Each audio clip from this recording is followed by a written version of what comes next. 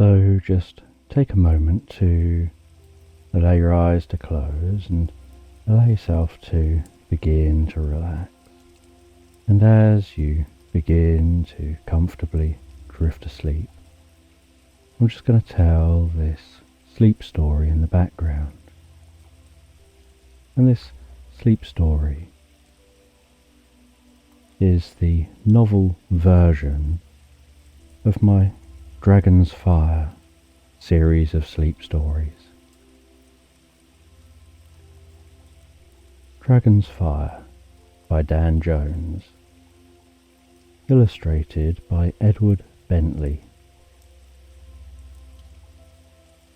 Prologue, Wizard and the Ice Dragon, Year 3, 4971. End of the Third Age. First Age, Formation. Second Age, Life. Third Age, Magic. Fourth Age, Harmony. In the dimly lit chamber of his abode, the wizard found himself suddenly and inexplicably roused from his slumber. A shiver ran down his spine. His body drenched in a cold sweat, as though a forbidding chill had crept in through the very marrow of his bones. As he lay there, his heart pounded against his chest, its rhythm a telltale echo of the unease that haunted him. In the depths of his being, he sensed a malevolent force. A sinister darkness had been unleashed upon the land, and it left him trembling with an anxious dread. The wizard, a seasoned sage, well versed in the intricacies of the arcane, had experienced many such premonitions in his long life. Yet this one was different. A sinister undercurrent, a palpable evil that seemed to fill the very air he breathed. He couldn't help but wonder what had brought forth such a ghastly disturbance. What malignant force had found its way into the world? What nefarious force has shaken me from my slumber? The wizard murmured, rubbing the sleep from his weary eyes. He couldn't shake the feeling of impending doom that clung to him like a shroud. Desperate for answers, he knew he had to act quickly. Rising from his bed, he cast aside his silken sheets and strode purposefully towards his sacred spell chamber. This chamber, a hallowed space within his dwelling, was where the wizard had crafted countless potions and elixirs throughout the centuries. Its walls lined with ancient tomes and scrolls bore witness to his vast knowledge of the magical arts. As he entered, a dim light flickered from the candles placed meticulously around the room, casting eerie shadows upon the stone walls. With steady hands, the wizard began to gather the ingredients necessary for a potent divination potion. He selected the finest herbs, roots, and powders from the dusty shelves, their labels faded with age. Carefully, he ground them into a fine powder, his fingers stained with the remnants of the colourful concoction. I must pierce the veil of darkness and reveal the truth of what plagues our realm, he whispered, his voice determined yet laced with unease. Mixing the powdered ingredients with a measured amount of sacred water, the wizard stirred the potion with a practiced hand, watching as the murky liquid transformed into a shimmering, iridescent mixture. Securing the potion within an enchanted glass container, the wizard placed it over a small crackling fire. The flames licked the bottom of the container, their vibrant dance reflecting within the liquid surface. He knew he needed to act swiftly to uncover the source of the darkness that had awakened him from his rest. The wizard's eyes remained fixed on the flickering flames that danced and weaved within the iridescent liquid in the container. He was utterly entranced by the hypnotic interplay of light and shadow, as the fire's glow melded with the potion's ethereal shimmer.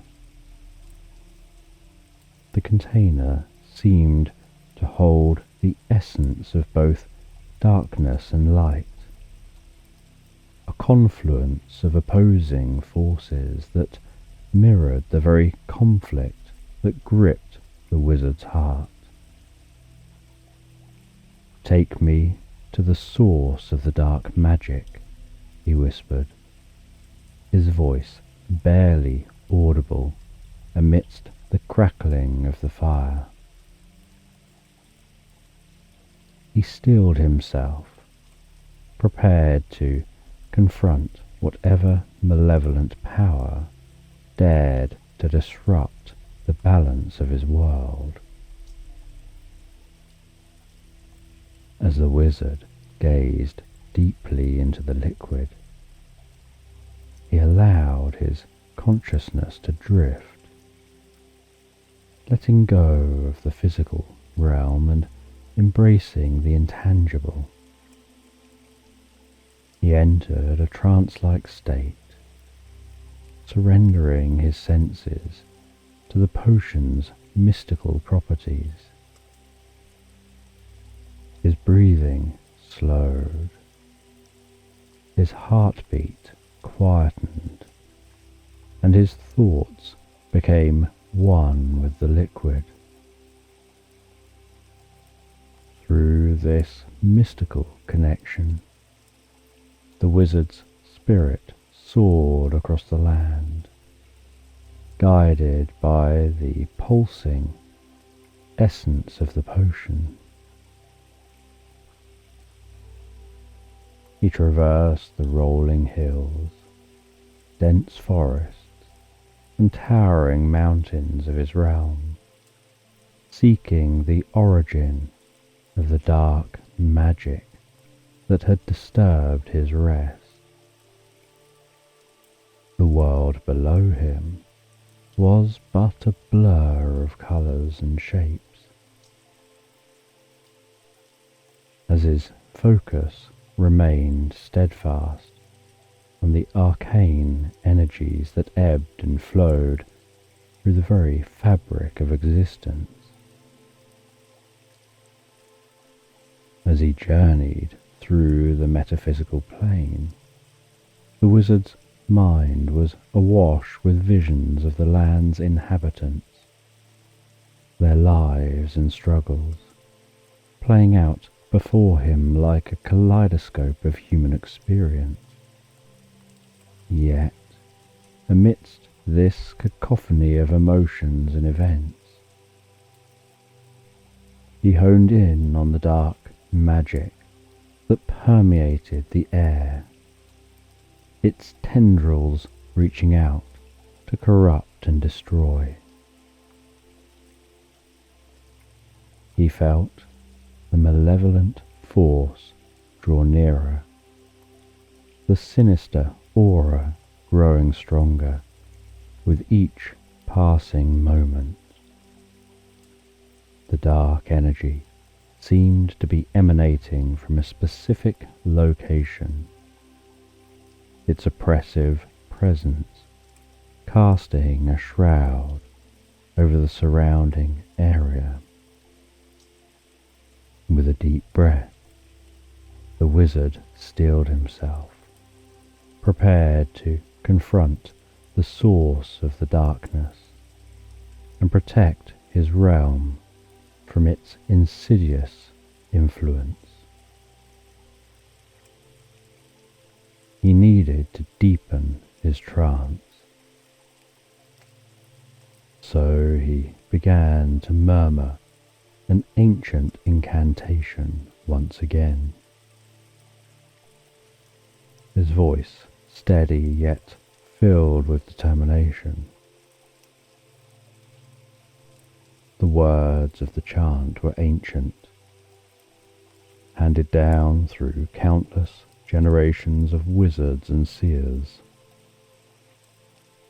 their power resonating within the very core of his being.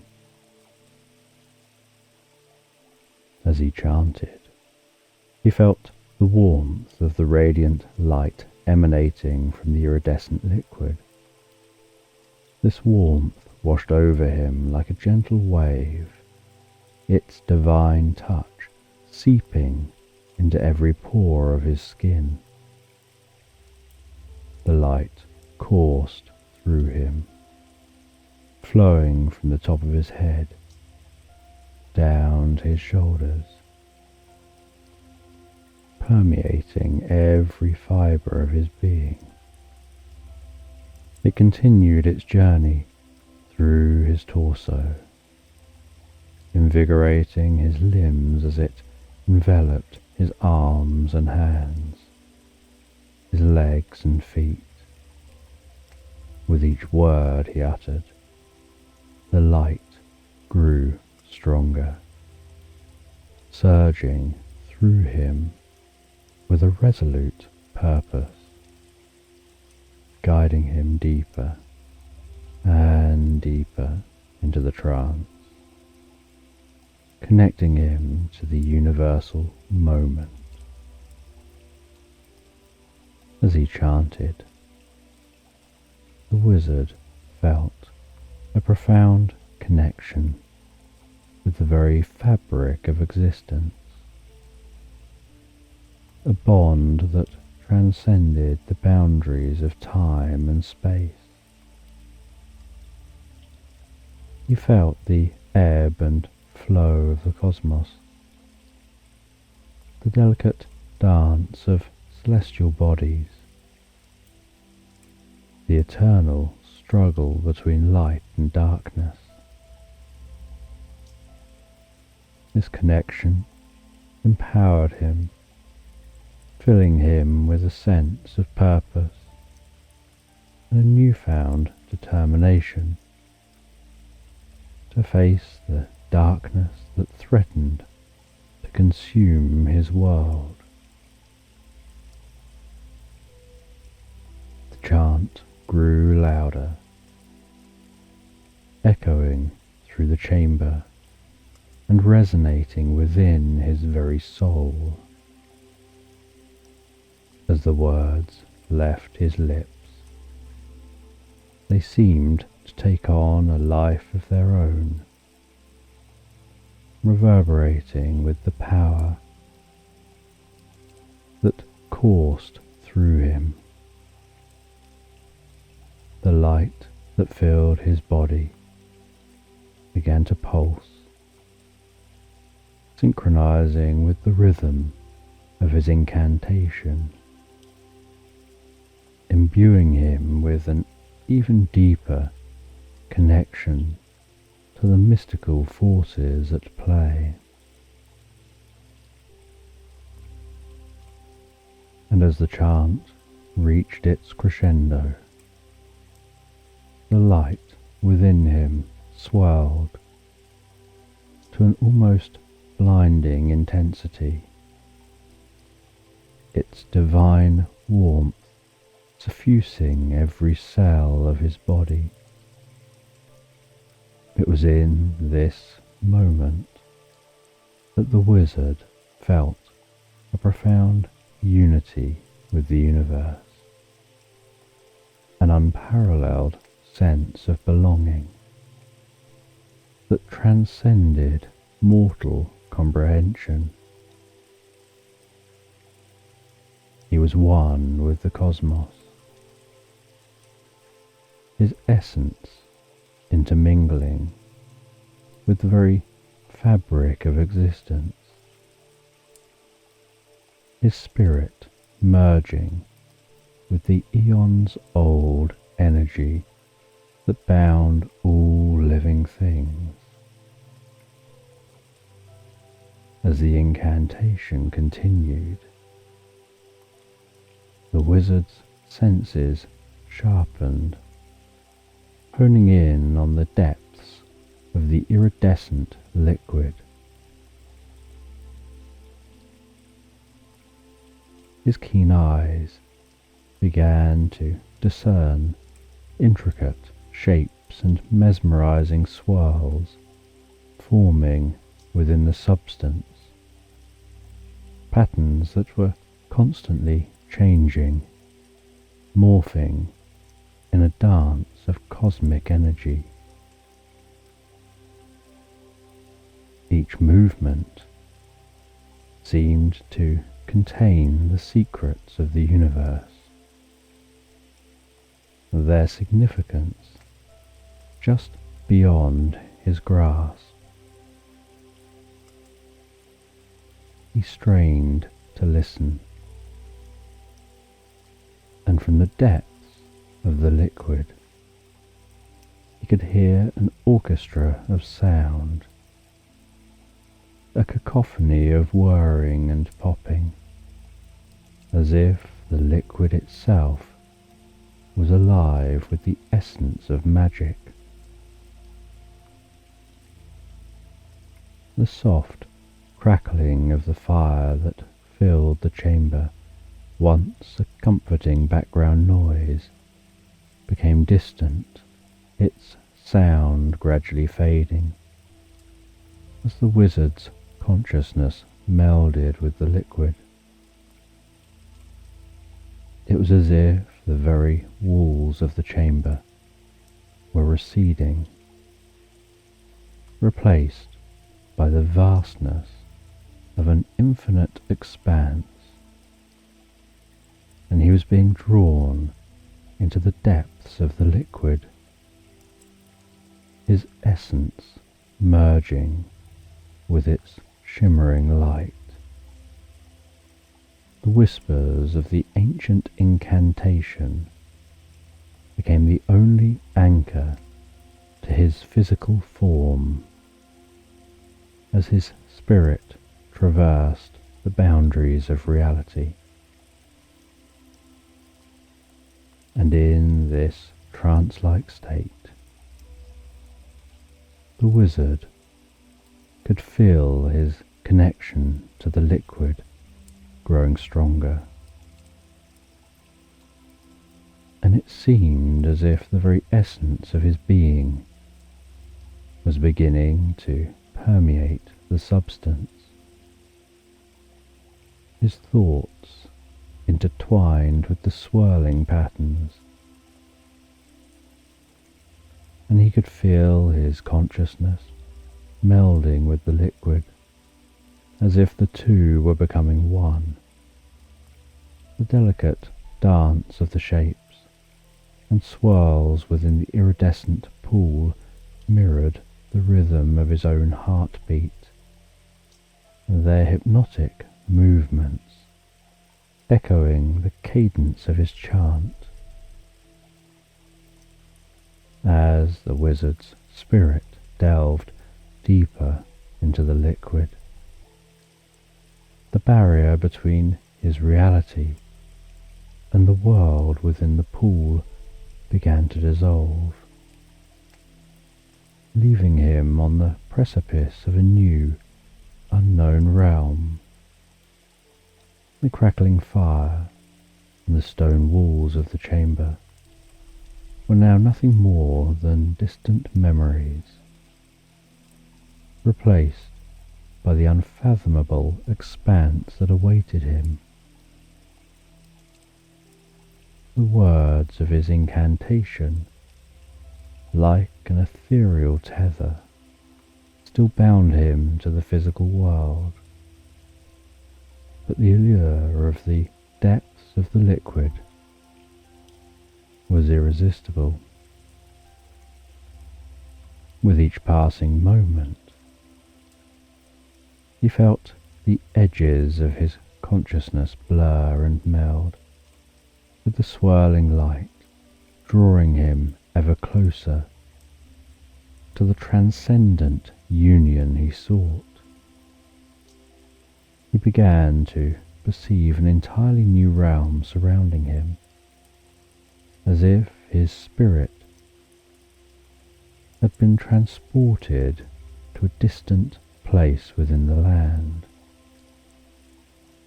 The familiar surroundings of his chamber vanished, replaced by the vivid details of this new location. With each breath, he felt an increasing affinity with this foreign landscape, as his thoughts honed in on the sinister, pulsating energy of the dark magic he sought to locate. The dark magic radiated an aura of malevolence, and he focused on this sensation, attempting to attune himself to its vile presence. The landscape around him unfolded in immense detail, as if he were truly present, his heightened senses now attuned to the faintest whispers of the wind, the rustles of the leaves in the distance, and the aroma of damp earth beneath him. He found himself floating above this world, his spirit form granting him an unbound perspective on the land. As he soared, his consciousness became increasingly attuned to the dark magic that he sought, following the tendrils of its energy that stretched across the land, like a hunter tracking his prey.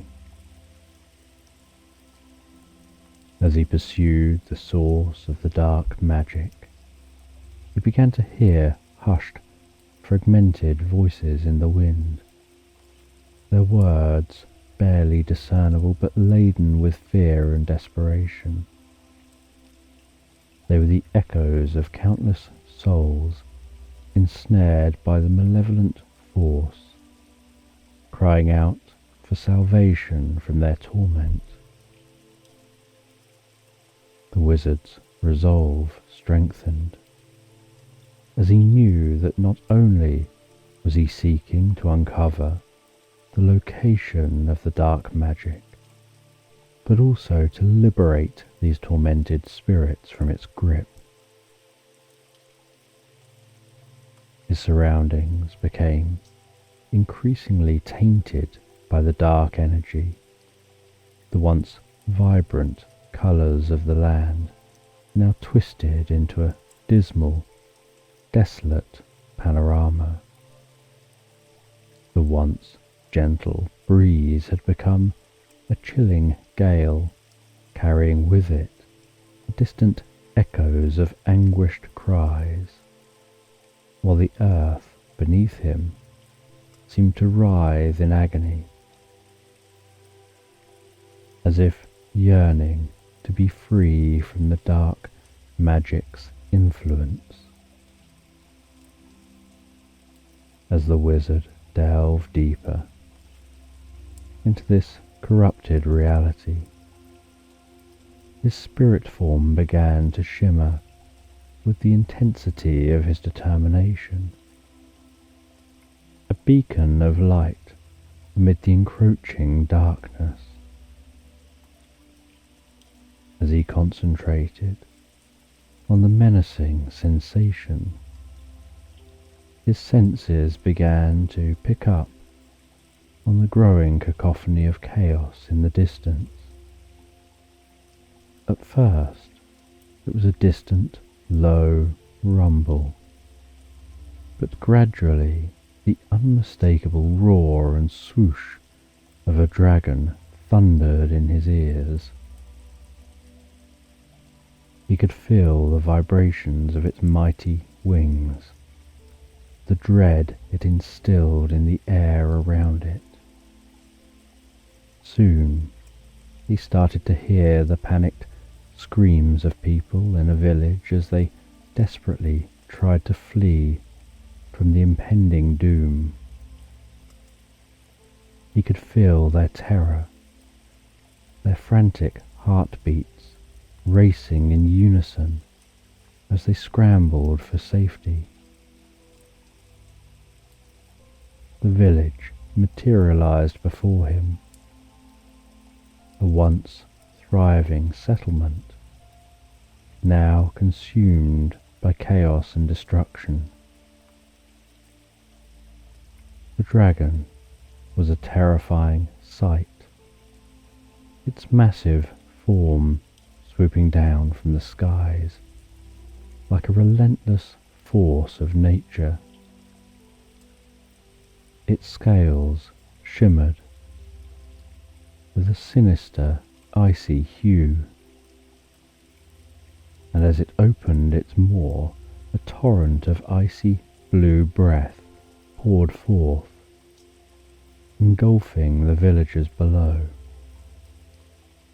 The screams of terror reached a crescendo as the draconic assault continued. The people below, petrified and helpless before the beast's relentless onslaught. A scene of devastation unfolded before the wizard's eyes as the dragon ascended back into the skies, circling the village like a monstrous winged predator. The villagers, once full of life, were now frozen in place, their expressions etched in eternal horror as they were encased in the dragon's frosty embrace. The once vibrant village was now a chilling graveyard, a monument to the dragon's merciless rampage. The wizard could hear the wails of the survivors, their sobs echoing through the air as they huddled together, trembling in shock and despair. Mothers clutched their children close, shielding their eyes from the devastation that surrounded them, while elderly villagers whispered prayers to the gods, begging for mercy and deliverance from the terrible beast.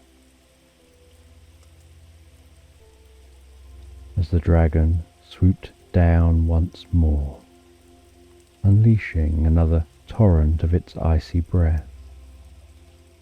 The wizard's heart ached for the villagers.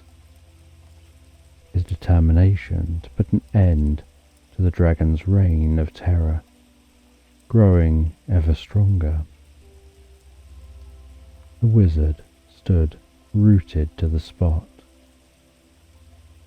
his heart heavy with despair, as he helplessly observed the dragon wreak havoc upon the once peaceful village.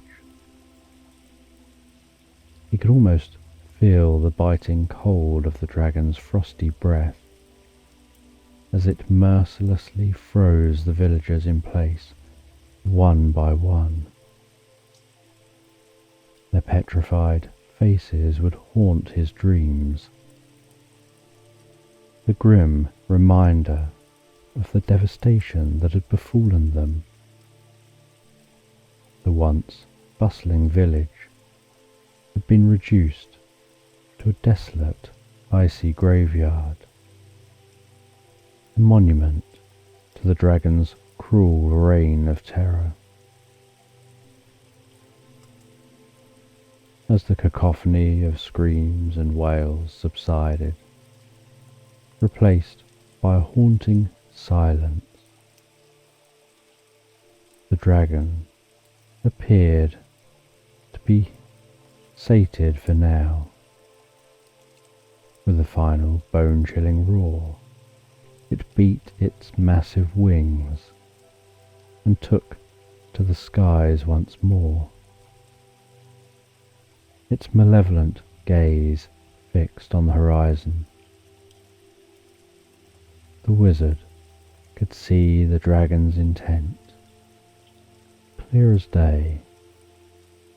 There were more villages lying in its path, vulnerable and defenseless against its icy onslaught.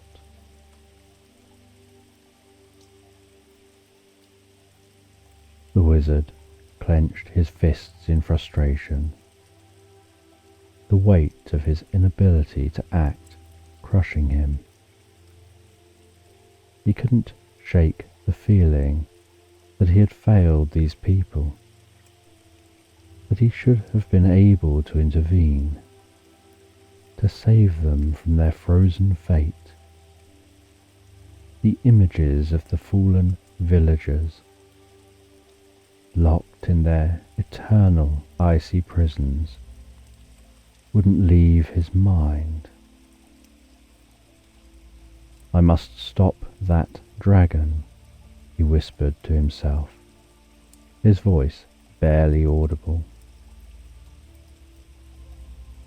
He knew he could not allow this monstrous beast to continue its rampage unchecked, to bring further destruction and despair to the lands that lay before it.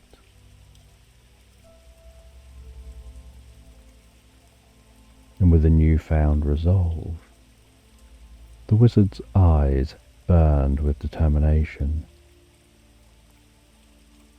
I'll put an end to this creature's reign of terror, he vowed.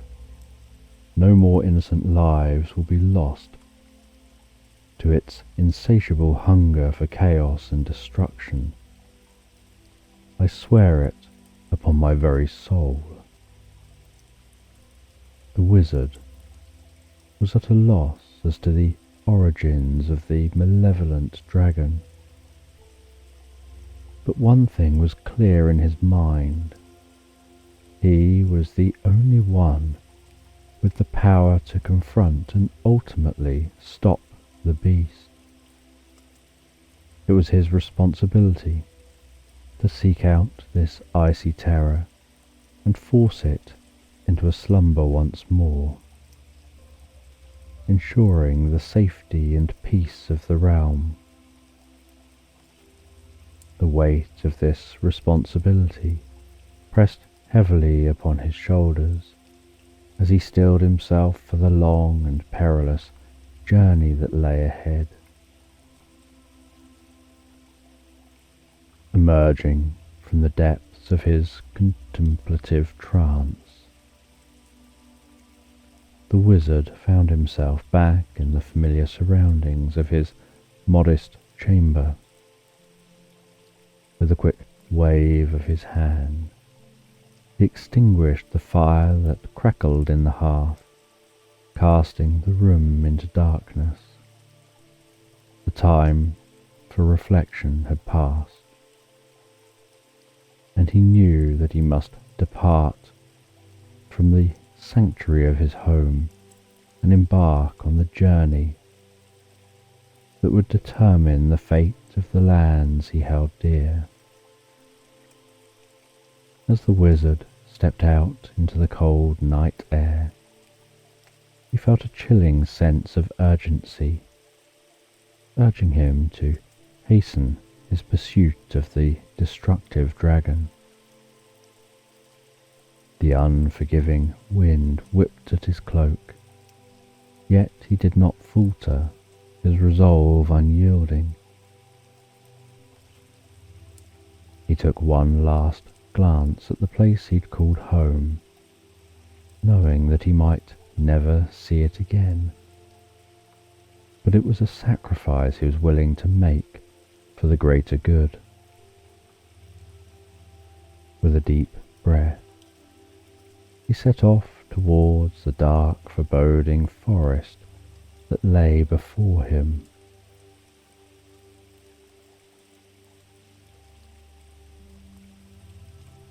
Because he'd seen the dragon in his mind's eye, the wizard found himself inexplicably bound to the creature, as though an invisible tether connected their very souls.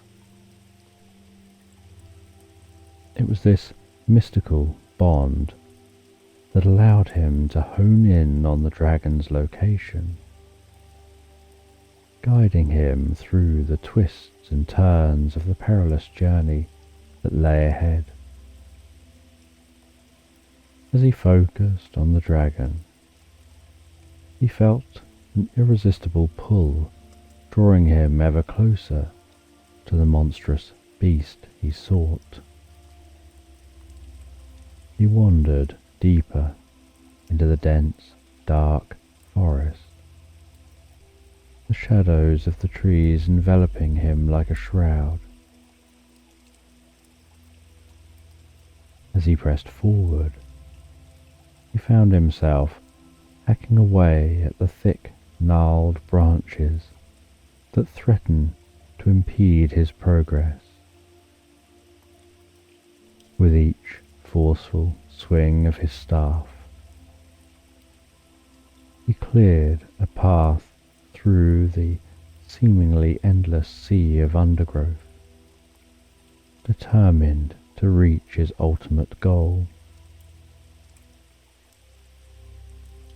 And as he ventured further into the heart of the forest, the wizard's senses were assaulted by the cacophony of sounds that filled the air, the eerie cries of nocturnal creatures that filled his ears, their haunting melodies providing a macabre soundtrack to his quest. Yet amidst the discord, he could also hear the gentle, soothing sound of a stream, its waters cascading down from the mountains above and winding their way through the forest towards the distant ocean. The wizard found solace in the stream's delicate melody, allowing it to guide him as he continued to follow his instincts, driven ever closer to the dragon that haunted his thoughts. The forest seemed to stretch on for an eternity, but the wizard's resolve never wavered. The connection he shared with the dragon became stronger with each passing moment, fueling his determination to confront the icy terror that threatened the realm. As he moved further into the dark, forbidding wilderness, he knew that he was growing closer to the moment when he would finally come face to face with the fearsome beast that had until now existed only in his mind's eye. When he finally arrived at the village that had been so vividly etched into his mind, the wizard was met with a sight that both astounded and horrified him. The entire village was encased in a layer of ice. The frosty grip of the dragon's magic, reaching out and encircling every living being within its confines. As he surveyed the scene before him, he quickly came to realize that the frozen villagers were not, in fact, dead. Their eyes, wide with terror and disbelief, stared out from their icy prisons, trapped but still very much alive. The wizard's heart ached for these unfortunate souls, and as he gazed upon their frost-bitten faces, he vowed to himself that he would free them from their enchanted slumber. "If I can put the ice dragon back to sleep," the wizard murmured to himself, his voice barely audible above the chilling wind that swept through the village, "then the magic will be broken, and the villagers will be free of the ice." As he continued to explore the frozen village, he came across the remnants of their desperate attempts to fight off the dragon's icy onslaught. Broken weapons lay scattered upon the ground, and the remnants of hastily erected barricades bore testament to the villagers' courage in the face of such an impossible foe. The wizard couldn't help but admire their bravery, even as his heart ached for the suffering they'd endured. He came upon a small group of villagers, their frozen bodies huddled together as if seeking warmth and comfort from one another. The wizard gently placed a hand upon the icy surface that encased them, feeling the cold seep through his fingertips. "I promise," he whispered, his breath forming a cloud of mist in the frosty air. "I'll free you from this curse and return you to the life that was so cruelly stolen from you." The wizard pressed onwards, his journey taking him along a winding path that led him to a grand, ancient stone bridge that arched gracefully over a deep gorge. The river below roared ferociously, its waters thundering as they cascaded over rocks and rapids, a testament to the raw power of nature.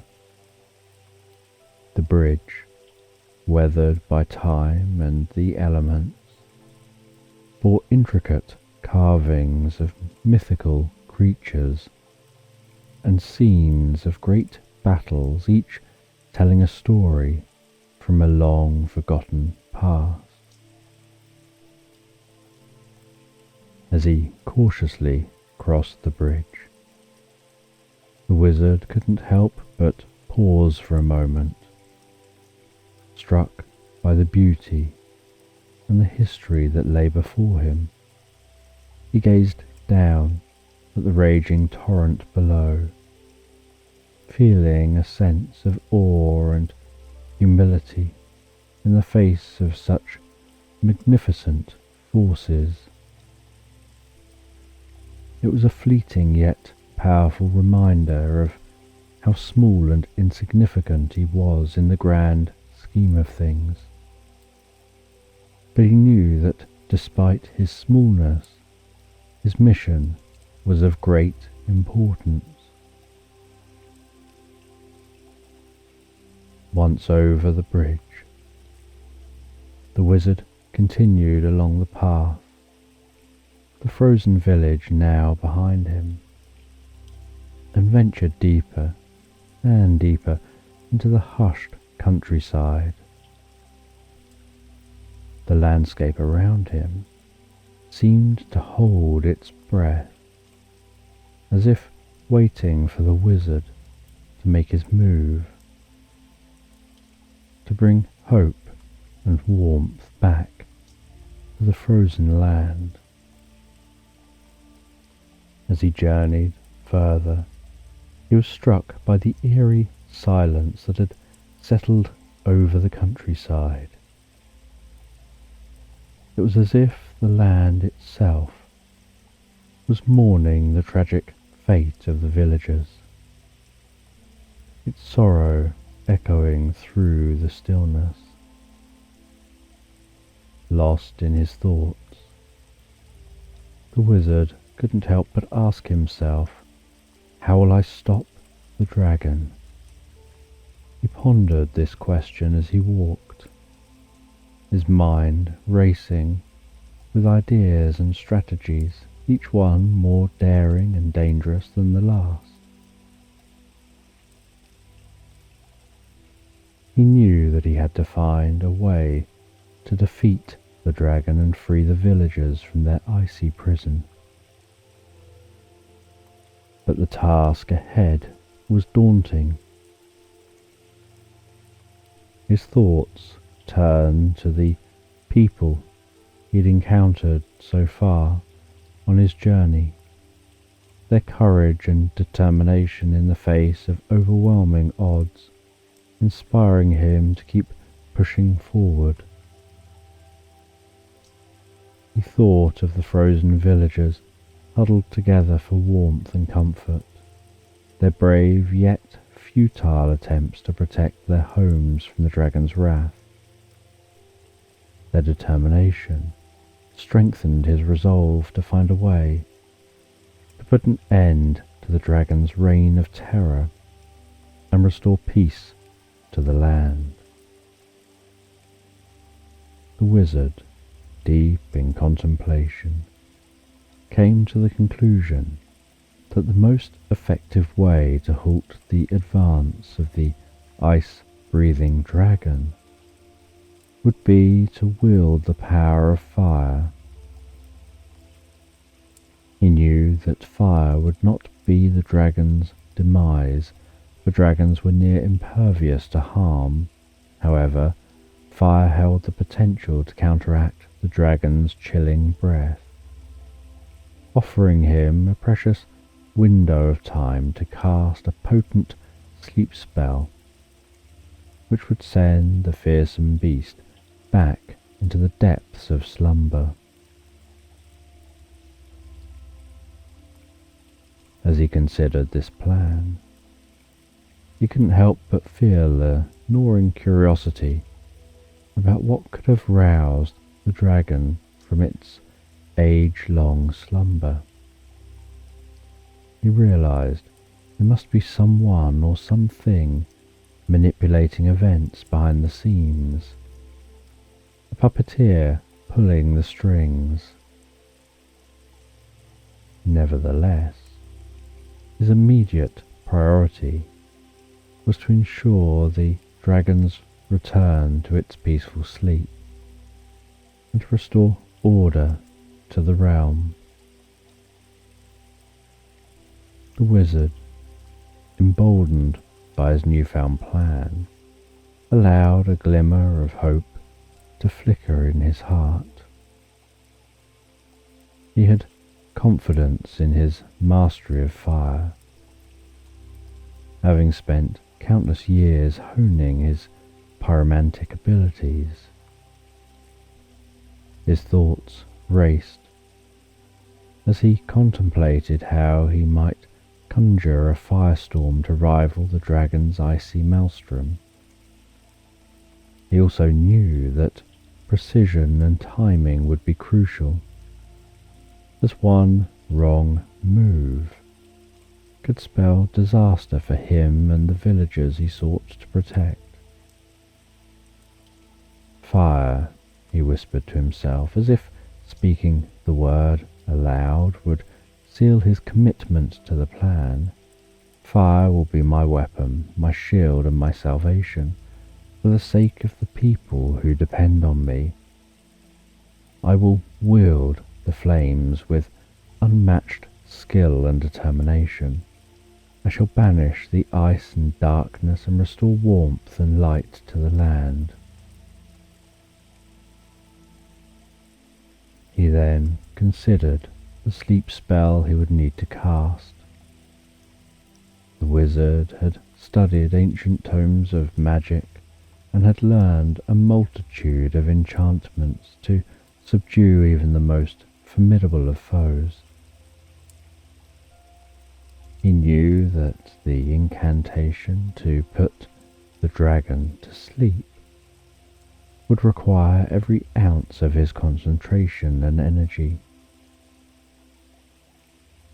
The wizard steeled himself for the task, his resolve unwavering, his heart filled with courage and conviction.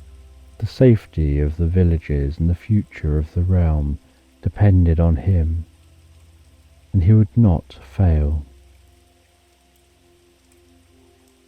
After a long and arduous journey through treacherous landscapes and uncharted territories, the wizard suddenly became aware of panicked screams echoing through the air.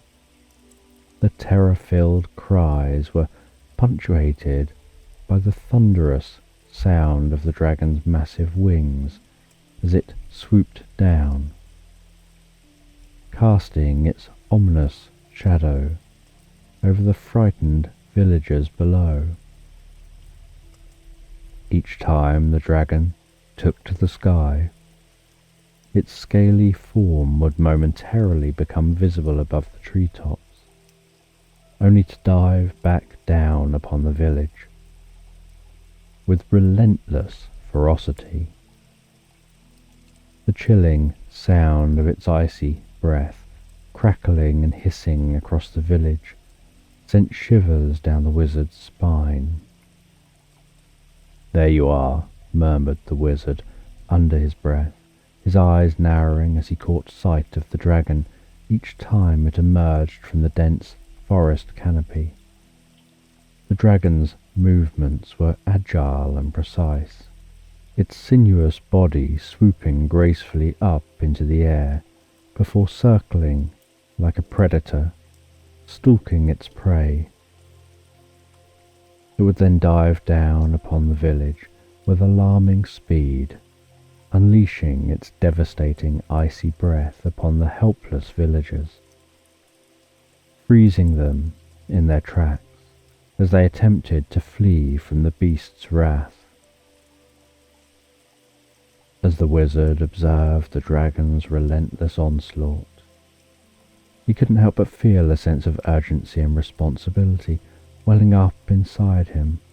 The people of this realm were depending on him to end this reign of terror, and he knew that every moment he hesitated, more innocent lives were being lost to the dragon's icy fury. He steeled himself, whispering words of encouragement and resolve, as he prepared to confront the monstrous creature that had cast its frigid shadow over the land. By the ancient fires that burn in the heart of the world, I shall put an end to your icy rampage, the wizard vowed, his voice steady and resolute. I shall face you, mighty dragon, and bring warmth and hope back to this land, banishing the cold and darkness that you've wrought. The wizard hastened his pace, striding urgently towards the village, his heart heavy with foreboding. As he approached, he saw a sight all too familiar from his previous encounters. Frozen statues of villagers, their faces contorted in expressions of terror, lining the once bustling streets. Each icy figure stood as a chilling testament to the dragon's merciless fury. The wizard felt the weight of responsibility settling upon his shoulders, knowing that he was the realm's last hope against this cold-hearted monster. As he walked through the desolate village, he noticed that the dragon's trail led further into the dense forest, a path of frozen destruction in its wake. He knew that he must follow the beast into the unknown depths of the woods. With each step, his determination grew stronger, and he vowed to put an end to the dragon's reign of terror, no matter the cost. The wizard journeyed deeper and deeper into the forest, the shadows growing darker and more oppressive with each passing moment. The air grew colder, the wind biting at his face as he pressed on, ever vigilant and alert to the sound of the dragon's approach. As he navigated the treacherous terrain, the wizard's ears suddenly caught the faint sound of laboured breathing echoing through the trees. The dragon, he realised, was not far away. Quickening his pace, the wizard moved silently through the undergrowth, his heart pounding in his chest as he closed in on the source of the ominous breathing. His hands tightened around his staff, his fingers tracing the intricate runes etched into the wood, as he prepared himself for the confrontation that lay ahead. As he neared the origin of the dragon's breath, the wizard felt a chill creep into his bones, an icy grip that threatened to sap his strength and resolve. He knew that the moment of truth was at hand, and he must face the beast, come what may. He followed the sound of the breathing to a vast clearing where the emerald-scaled dragon reclined amidst the remnants of its latest conquest. As he cautiously entered the clearing, he couldn't help but marvel at the sheer size and magnificence of the creature before him.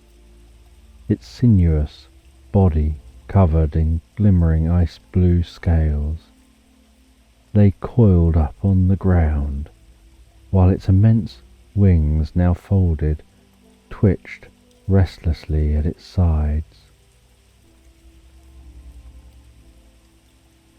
Breathing deeply, the dragon exhaled clouds of icy mist that shrouded the clearing in an ethereal fog.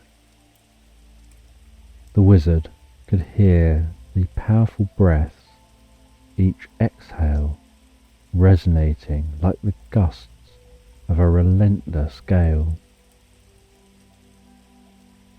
Despite its apparent serenity, the dragon radiated an aura of untold power, and the wizard knew he must tread carefully in this most dangerous encounter.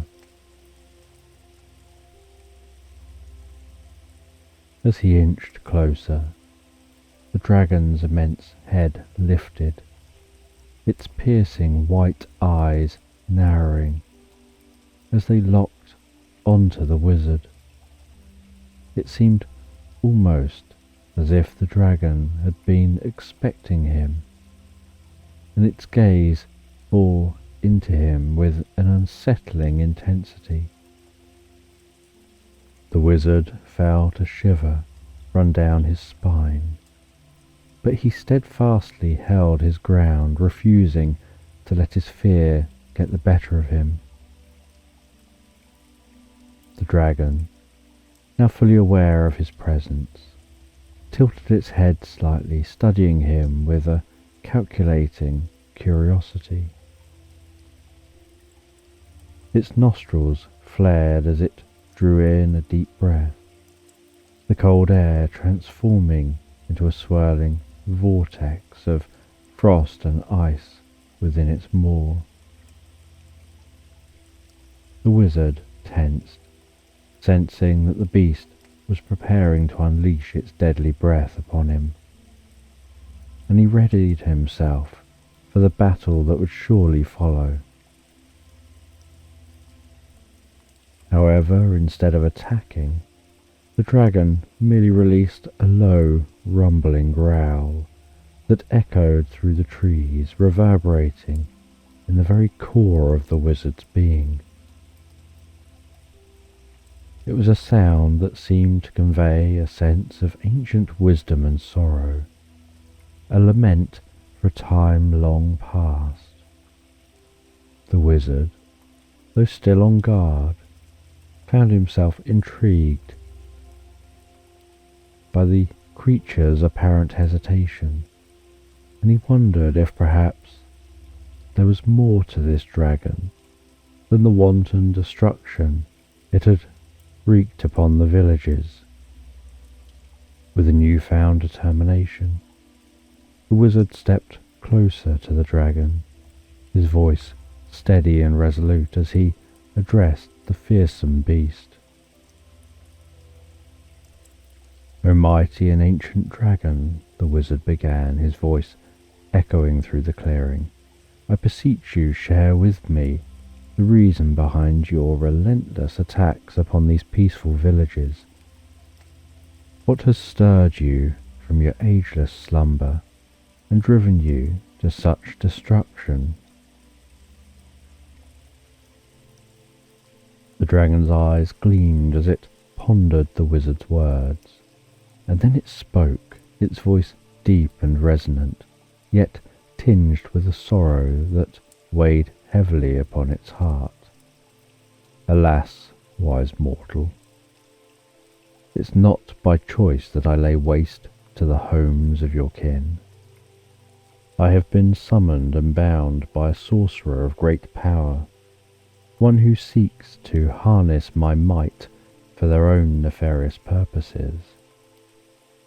I'm a slave to their will, unable to resist the iron grip of their enchantments." The wizard's eyes widened at the dragon's revelation, and he felt a sudden pang of sympathy for the once noble creature that now found itself enthralled to a darker force. "Such a fate is a cruel one indeed," he murmured, his heart heavy with sadness.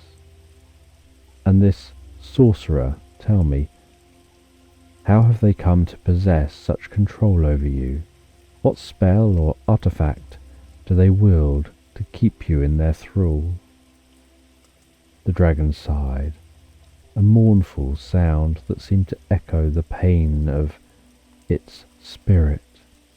"I know not the details of their wicked sorcery, only that it is a power born of darkness and malice. The sorcerer's command over me is absolute, and I am unable to break free of their sinister hold."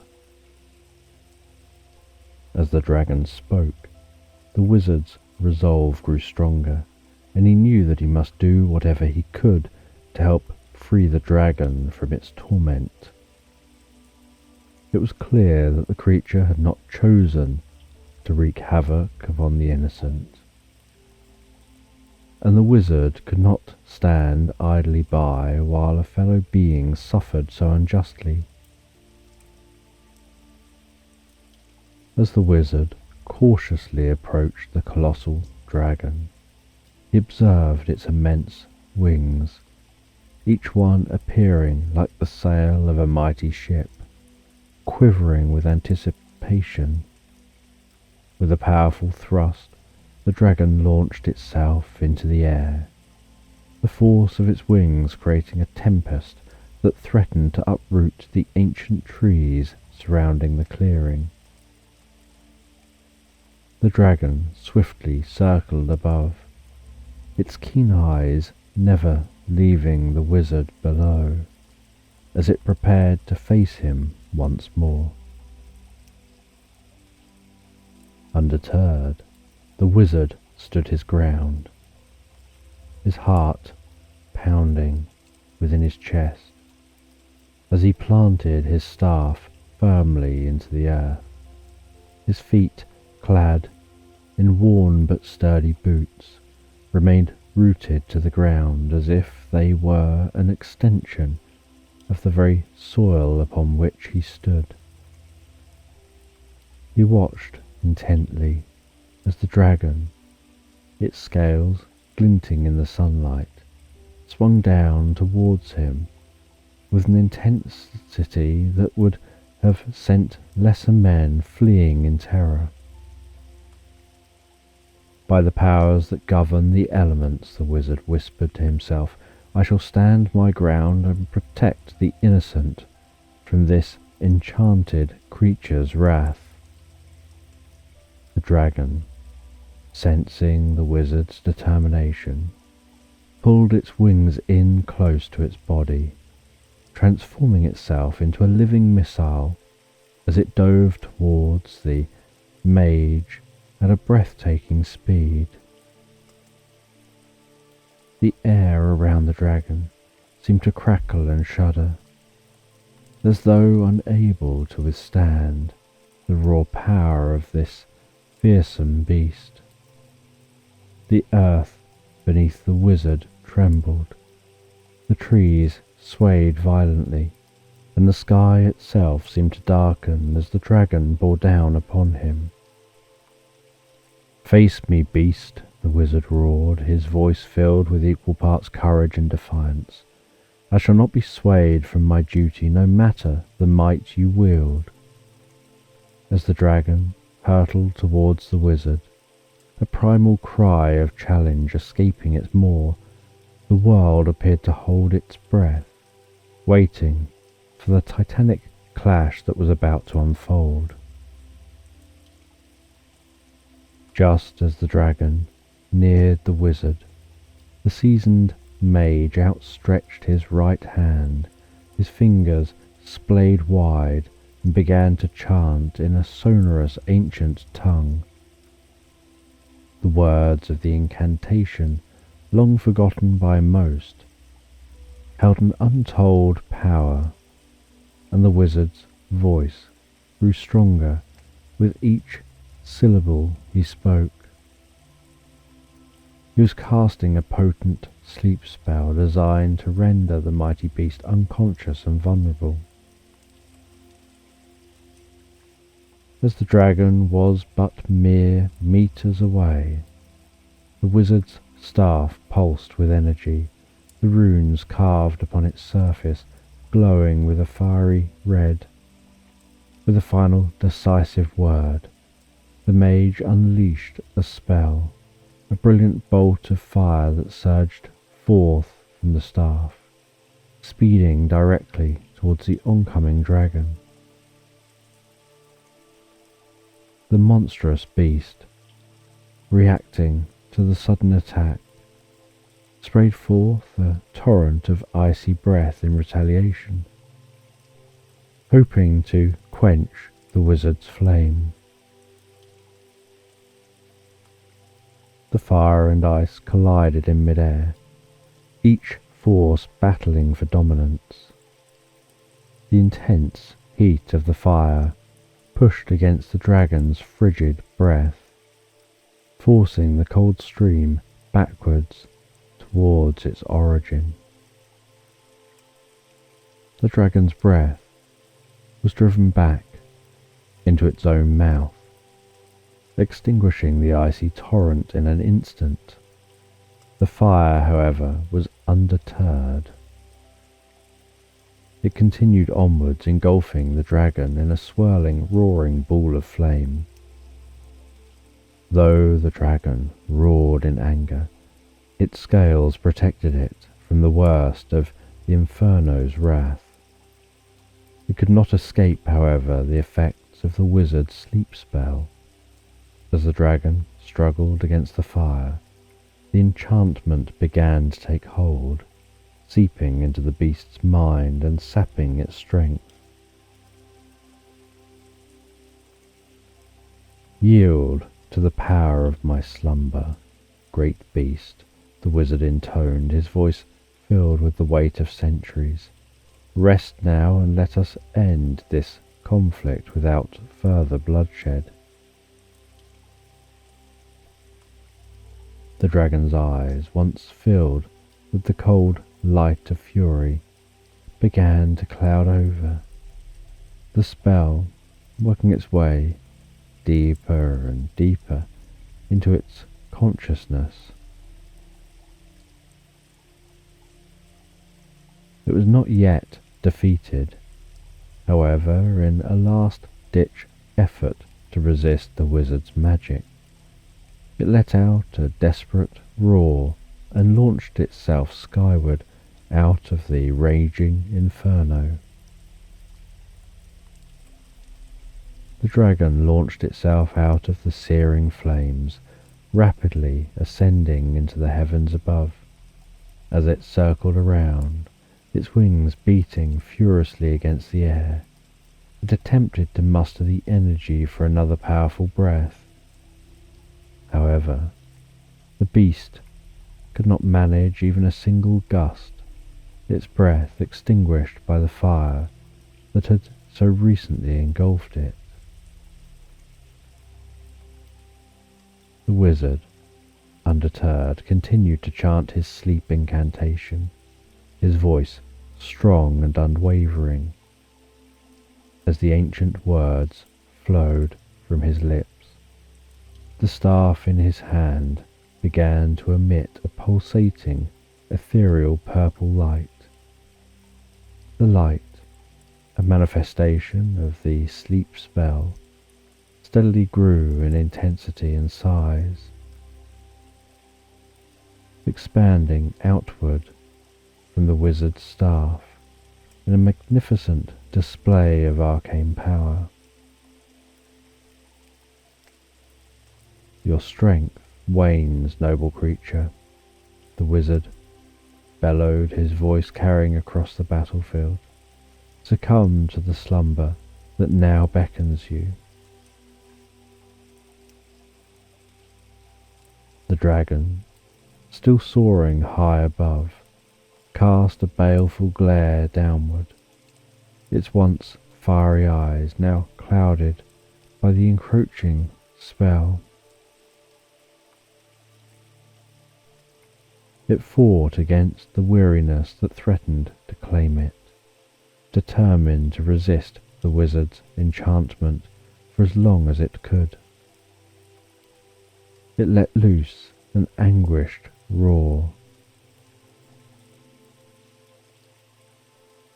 The sound, a mixture of pain and defiance, echoing throughout the land below. The wizard observed the dragon's struggle with a mixture of respect and determination.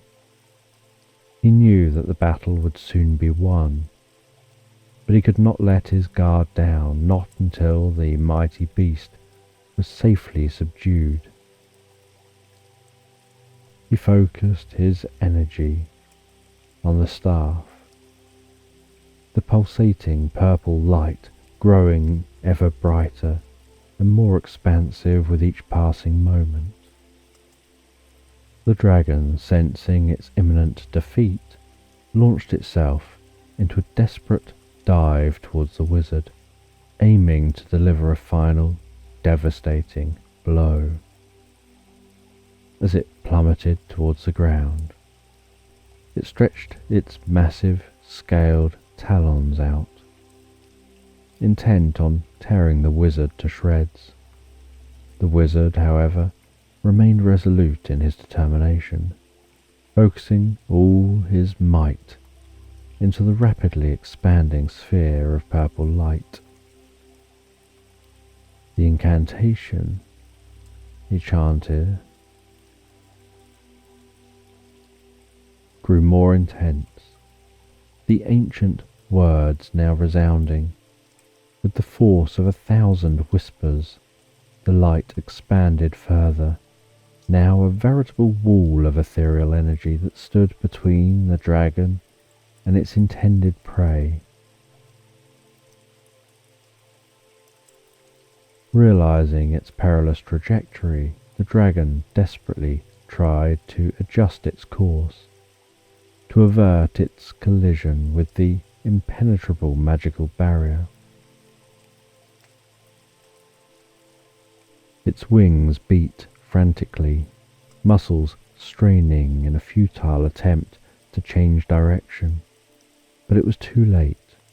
The dragon was ensnared within the purple light's irresistible pull, its once proud and powerful form now vulnerable and exposed. Almost instantaneously, as the dragon entered the sphere of light, it succumbed to the overpowering spell. Its once fearsome eyes, now clouded and dulled, closed as if weighted by an unseen force. Its wings, once symbols of strength and majesty, now hung limply by its side as it hurtled towards the earth, and as it descended it let out a final, defeated sigh, the sound of a once mighty creature surrendering to its fate. The dragon's colossal form thundered down to the ground like a rock falling from the sky, crashing and skidding along the earth with a force that shook the very foundations of the land. As it slid to a halt, it carved a long, deep crater in the ground, testament to the immense power of the wizard's spell and the dragon's own formidable presence. The wizard approached the fallen dragon, stepping cautiously yet decisively towards the once mighty beast.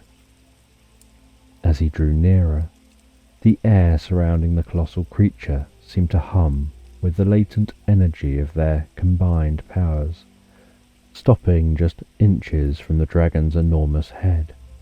The wizard stared deep into its eyes, as if peering into the very soul of the ancient creature.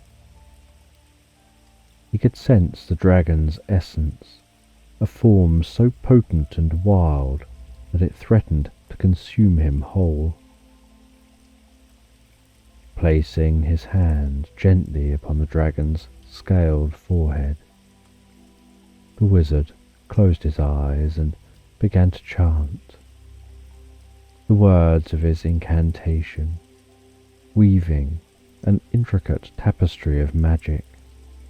His voice, calm and steady, belayed the intensity of the spell work at hand.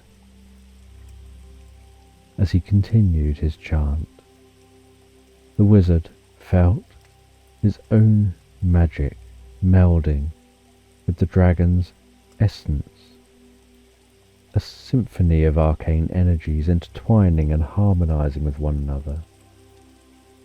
With each passing moment, the connection between the wizard and the dragon grew stronger, the bond between man and beast deepening into something transcendent. As the spell reached its crescendo, the wizard issued a solemn command to the dragon, speaking words imbued with power and purpose.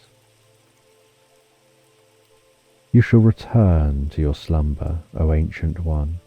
You'll depart from this realm, and your magic will be no more. The world shall be safe again. You'll vanish, and with your absence, peace, serenity, and tranquility will spread throughout the land. The wizard's voice echoed across the landscape, his words resonating with a finality that seemed to reverberate through the very fabric of existence. The dragon, its once fierce gaze now softened, seemed to understand the gravity of the wizard's decree, acknowledging its role in the restoration of balance and harmony to the world.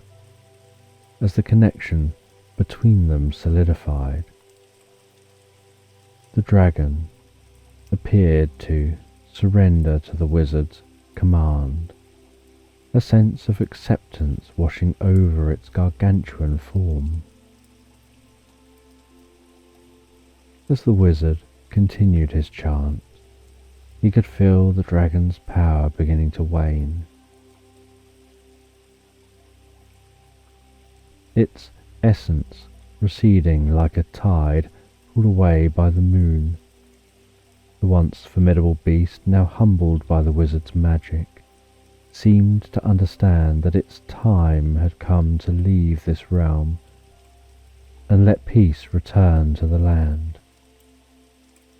Suddenly, amidst the delicate balance of energies, a thunderous explosion erupted, tearing through the air and shaking the very ground upon which they stood.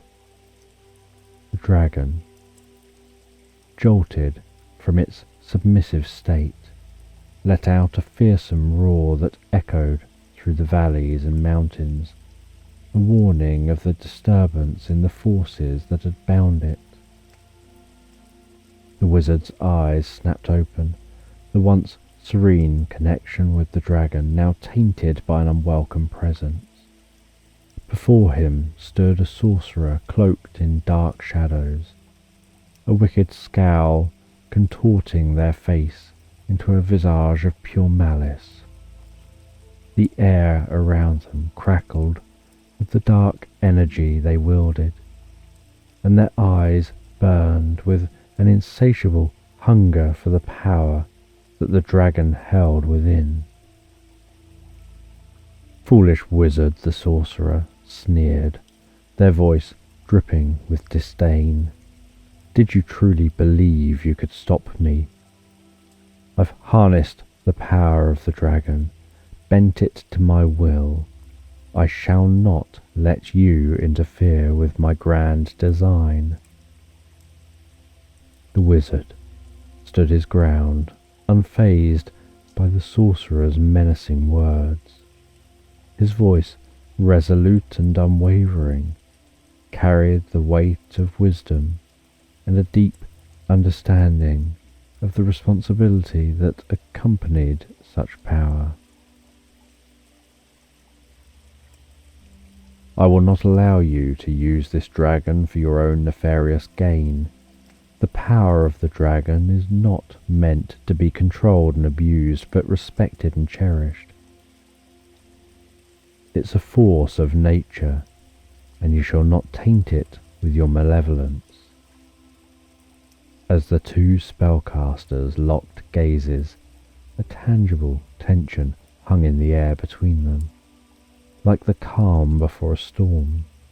The dragon, now caught between the wills of the wizard and the sorcerer, let out another agonized roar, its massive form quivering with the conflicting energies that sought to claim its allegiance. The sorcerer's twisted grin stretched across their face, their eyes glinting with cruel delight. "You are a fool, wizard, to stand against me, your efforts will be in vain, for the dragon is now bound to my command." The wizard's resolve only grew stronger, knowing that the fate of the dragon and the whole world hung in the balance. The sorcerer's laughter reverberated through the air, a wicked and taunting sound. "You are too late, wizard. The dragon is mine to command." However, the wizard's determination to complete his spell remained unbroken. He gripped his staff tightly, his unwavering gaze fixed upon the dark sorcerer. He knew that the moment of truth was at hand. With a swift, decisive motion, he directed his staff at the sorcerer, uttering a single powerful word.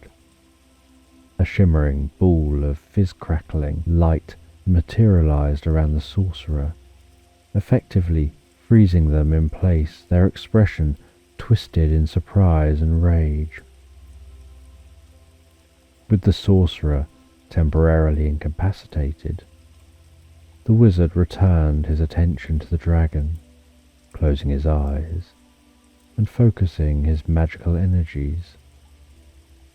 The words of his spell flowed from his lips louder and more assertively. The incantation, weaving an intricate web of magic that reached out to the dragon. He could feel the dragon's power beginning to wane and the sorcerer's influence slipping away. From within their luminescent prison, the sorcerer screamed in frustration, the sound filled with a raw primal fury that echoed across the landscape.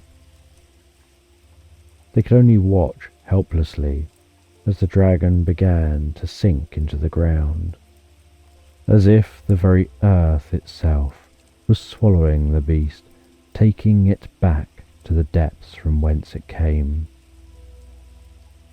The dragon's immense form gradually disappeared, its scales glinting in the sunlight one last time before being consumed by the earth. The magical energies that had bound the creature to the sorcerer's will dissipated, leaving the sorcerer seething with anger and desperation. They clawed at the confining light, their fingers leaving trails of dark energy in their wake, but the prison held firm. "You shall find respite beneath the earth," the wizard whispered with a compassionate tone. "In the depths you shall slumber, soothing the scars of the land with your dormant presence." His words were gentle but firm, a stark contrast to the fierce incantation that had just passed his lips. The dragon continued its descent, sinking deeper and deeper into the ground, as if it were being pulled into a loving embrace. As the wizard's voice carried on, the frozen villagers began to thaw, stirring from their icy prisons without any knowledge of the events that had transpired. The wizard's incantation continued to flow, its power and intent unwavering, until the dragon was swallowed entirely by the earth, drawn deep into its bowels, hidden from the world above. With a serene expression, the wizard turned his attention to the sorcerer, who still struggled against the luminous confines. "Your influence over the dragon has been severed," the wizard declared. "It shall no longer serve as an instrument of your wicked design." The sorcerer's face contorted into a venomous sneer. "This is but a temporary setback, wizard. I'll find another means to harness the dragon's might and you'll rue the day you crossed my path." Unperturbed, the wizard replied with an unwavering conviction, "I shall remain vigilant, prepared to stand against you. The power of the dragon will forever remain free, safeguarded from the likes of you." The sorcerer, unwilling to admit defeat, mustered every ounce of their remaining strength, their body trembling with the sheer effort. With a howling, guttural scream that echoed through the valley, they channeled that power into an act of desperate escape, a teleportation spell that would transport them far from the prison that held them captive, and away from the land they'd sought to conquer. As they vanished, the air crackled with the remnants of the dark energy, leaving a bitter taste lingering in the atmosphere. The wizard, ever vigilant, knew that their work was far from over. Turning their attention to the potential return of dragons, they began to weave an intricate spell. Their words swirled and danced on the wind, imbuing the very essence of the land with a protective charm. This enchantment, a testament to their wisdom and foresight, would ensure that if any dragons ever dared to resurface in this land, their breath would be rendered impotent, unable to cause harm or destruction as it once had. However, the wizard was not content with simply securing the land against the dragon's wrath. They knew that the sorcerer's malevolent presence still lingered, an ever-present shadow of darkness that threatened to return. To safeguard the land from this threat, the wizard cast a second spell, a powerful ward that would alert them to the presence of the sorcerer should they dare to set foot upon these hallowed grounds once more. As they wove the spells into the very fabric of the land, the wizard couldn't help but ponder on the identity of the sorcerer. They'd not recognized the dark figure, which only served to heighten their unease. The wizard, physically and mentally exhausted from their recent endeavors, knew it was time to retreat to the solace of their home. With each step, their weariness seemed to weigh heavier on their shoulders, but their resolve remained strong. They'd expended a great deal of energy vanquishing the dragon and thwarting the sorcerer, but their work was far from done. Although they'd managed to shield the land from immediate danger, they were all too aware that the sinister forces that had been unleashed could return. As the sun dipped below the horizon, the wizard trudged through the lush forests, allowing the tranquility of nature to soothe their troubled mind. The air was filled with the comforting sounds of rustling leaves and gentle birdsong, the very essence of the land they'd sworn to protect. Yet, even amidst this serene landscape, the wizard couldn't shake the gnawing feeling that the spectre of danger still loomed large. The villagers, nestled safely in their homes, remained blissfully unaware of the darkness that had brushed against their lives. They went about their daily routines, unaware of the sacrifices the wizard had made to keep them safe. Their innocence was both a blessing and a burden, for the wizard knew that they would need to remain vigilant, watching over the people and the land with unyielding dedication. It was not simply the knowledge of the sorcerer's existence that troubled the wizard, but the unanswered questions that plagued their thoughts. Who was this mysterious figure that had wielded such dark and malevolent magic? What had driven them to unleash the dragon upon the unsuspecting world?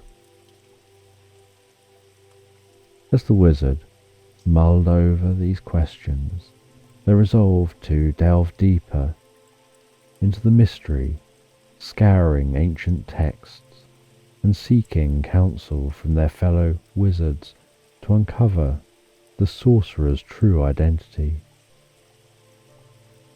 Upon reaching the humble abode they called home, nestled amongst the towering trees of the forest, the wizard allowed themselves a moment of respite. They knew that they would need to gather their strength before embarking on their quest for answers. For now, rest and sleep were necessary. A brief reprieve from the ever-present shadow of darkness that threatened to rise again. The wizard vowed to remain vigilant, watching over the land with unwavering determination as they prepared to face whatever challenges the future might hold. Chapter 1. The journey begins. Year 3, 6132. One fateful morning, Hyland, the diligent apprentice of a renowned wizard, was roused from his slumber by the harrowing screams echoing in the distance. He resided in a humble shack situated along a picturesque coastline, a fair distance from the nearby village. Jolted by the cacophony of distress, Hyland sprang from his bed, hastily threw on his clothes, and rushed out of his dwelling, his heart pounding with trepidation. As he emerged from the shack, his eyes widened in horror upon witnessing the village in the distance being ravaged by flames, while a monstrous dragon circled overhead, its menacing presence casting an ominous shadow on the land. The beast roared ferociously, baring its formidable teeth and unleashing torrents of fire upon the helpless village, sowing chaos and despair among its inhabitants. With steely determination, Hyland sprinted along the pristine white sands of the beach, his feet sinking into the soft, yielding sand with each hurried step. He traversed the coastline, passing by the breathtaking meadow that was now tainted with the acrid smell of smoke and destruction. The once tranquil scene was marred by the billowing plumes of black smoke rising from the village, starkly contrasting the crystal clear azure sky above. The idyllic landscape now played host to a calamity of epic proportions, a sight that would forever be etched in Hyland's memory. During his desperate run, Hyland muttered under his breath, "By the gods, I must reach the village and aid my master. We cannot let this foul beast continue to wreak havoc upon these innocent lives." The gravity of the situation weighed heavily upon him, yet his resolve remained unshaken, and so, The young apprentice forged on, determined to stand with the villagers in their hour of need and fulfill his duty as the protector of the realm. Hyland's gaze was fixed upon the terrifying scene before him as the dragon continued its relentless assault on the village. The gargantuan creature swooped down with terrifying precision, each descent accompanied by an explosive burst of fire that engulfed the village in an inferno. The deafening roar of the dragon's flames sounded like the bellowing engines of ancient machines, the searing heat causing the wooden structures to crackle and disintegrate under the intense pressure. As the dragon ascended once more, its colossal wings fanned the raging flames, exacerbating the devastation below. The fearsome red dragon had a sinuous serpentine form, and its powerful wings carried it gracefully through the air. It possessed an air of malevolence that could only be described as otherworldly, its piercing red eyes seemingly intent on sowing chaos and destruction. The villagers, struck by sheer terror, ran helter-skelter in a futile attempt to escape the beast's wrath. Desperate cries rang out as family members called out for their loved ones, while others screamed in agony as they were consumed by the unyielding flames.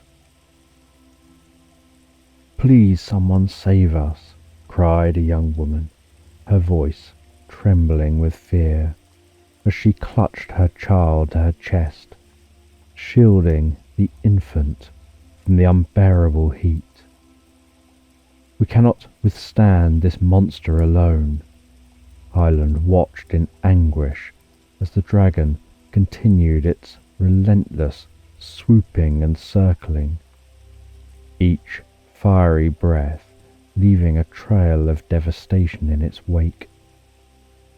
He could feel the searing heat from the flames, even at a distance, and the choking smell of burning wood and flesh filled the air.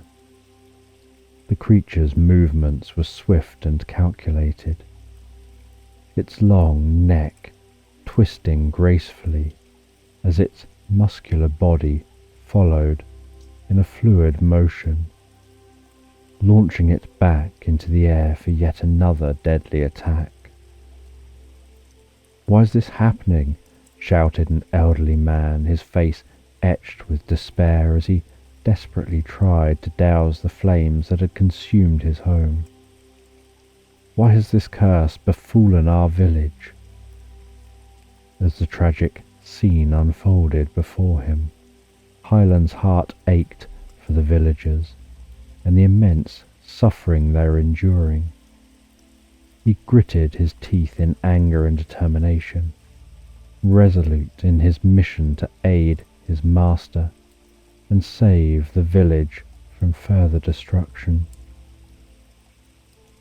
He knew that every second counted, and with each passing moment the likelihood of more lives being lost grew ever greater.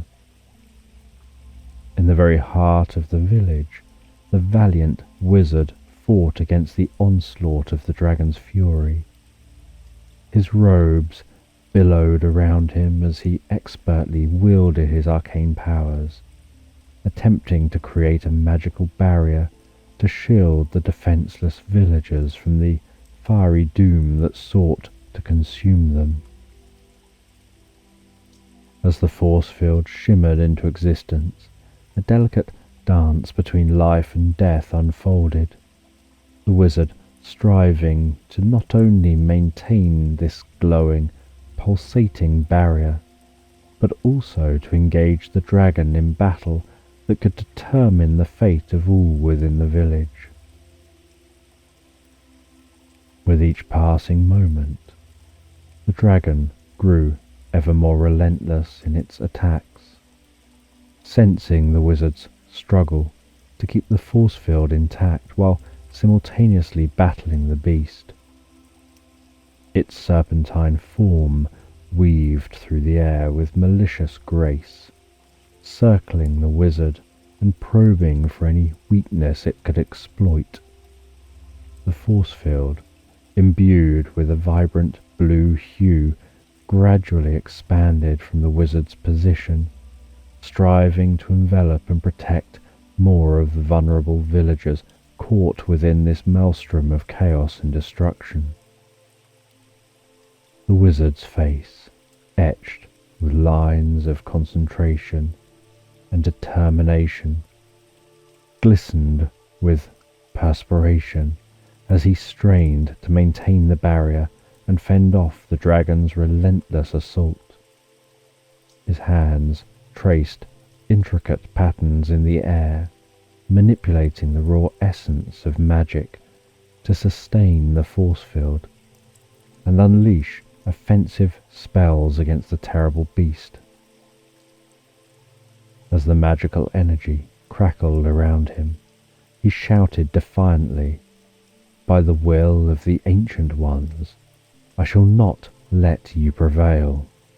Hyland, his heart pounding, observed the valiant wizard with a mixture of awe and concern.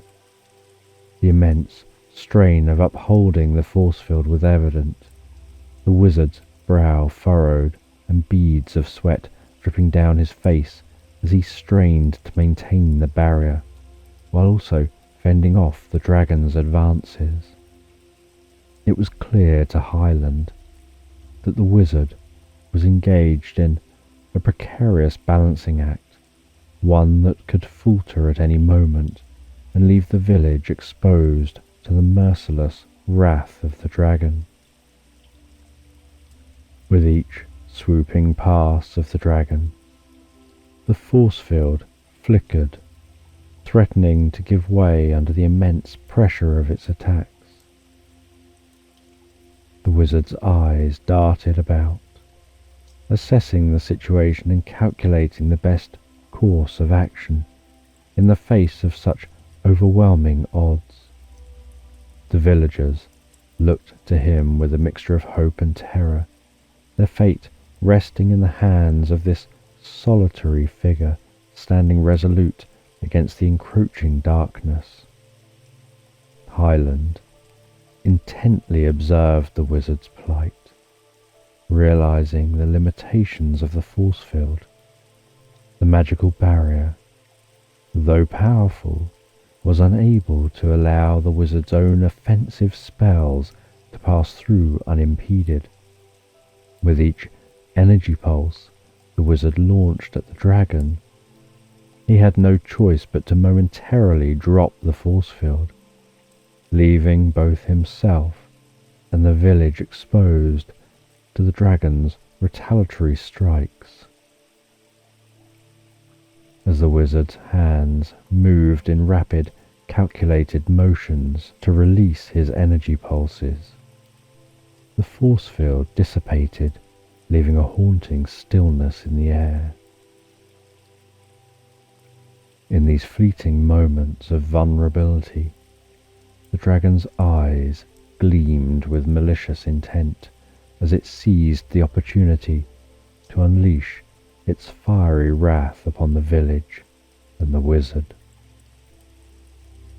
As soon as the energy pulse had traversed the area where the force field once stood, the wizard, with immense concentration and agility, restored the barrier.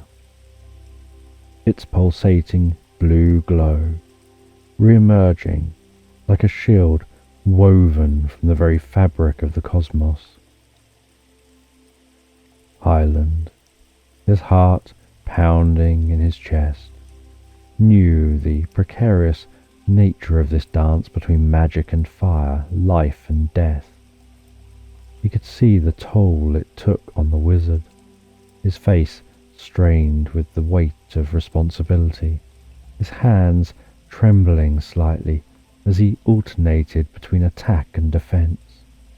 The villagers, witnessing this terrifying display of power, held their breaths with each drop of the force field, praying to the ancient ones that the wizard could restore it before the dragon's fire consumed them.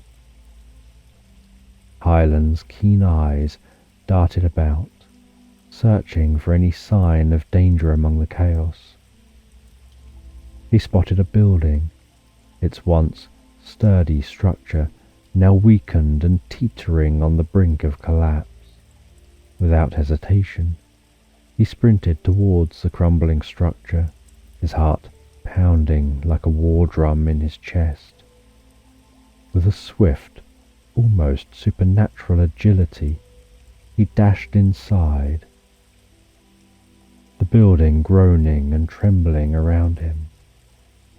As he navigated the dark and dust-choked corridors, his ears were met with the panicked cries of the trapped villagers.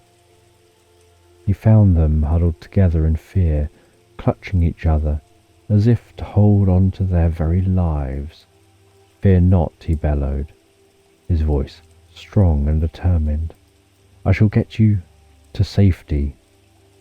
He gathered the terrified villagers in his arms, their eyes wide with fear and gratitude. Time seemed to slow to a crawl as Hyland charged towards the nearest window. The building groaned once more, its walls crumbling away like sand castles against the angry tide. With a powerful leap, he launched himself and the villagers through the window just as the building began to collapse. They fell to the ground in a cloud of dust, but Hyland expertly rolled to cushion their landing, ensuring their safety. As he helped the villagers back to their feet, his attention turned back to the town square. He sprinted onward, his magical senses alert and ready for the next impending disaster. As buildings teetered and fell, he used his burgeoning magical abilities to halt their descent, the structures hovering mere centimeters above the heads of the trapped citizens below. With expert precision, he granted them precious moments to escape their precarious positions before he was forced to release his hold and allow the buildings to crash down, moving on to the next emergency. Hyland's instincts drove him, compelling him to project magical shields in front of the villagers, shielding them from the searing heat of the dragon's fire. He was no expert wizard, still in training, yet he was determined to do whatever he could to protect those around him. His body trembled with effort as he concentrated on maintaining the protective barriers, sweat beading on his brow as he channeled his burgeoning power. As Hyland neared the town square, his pulse quickened. The dragon circled around and dove in low, a wicked gleam in its eyes.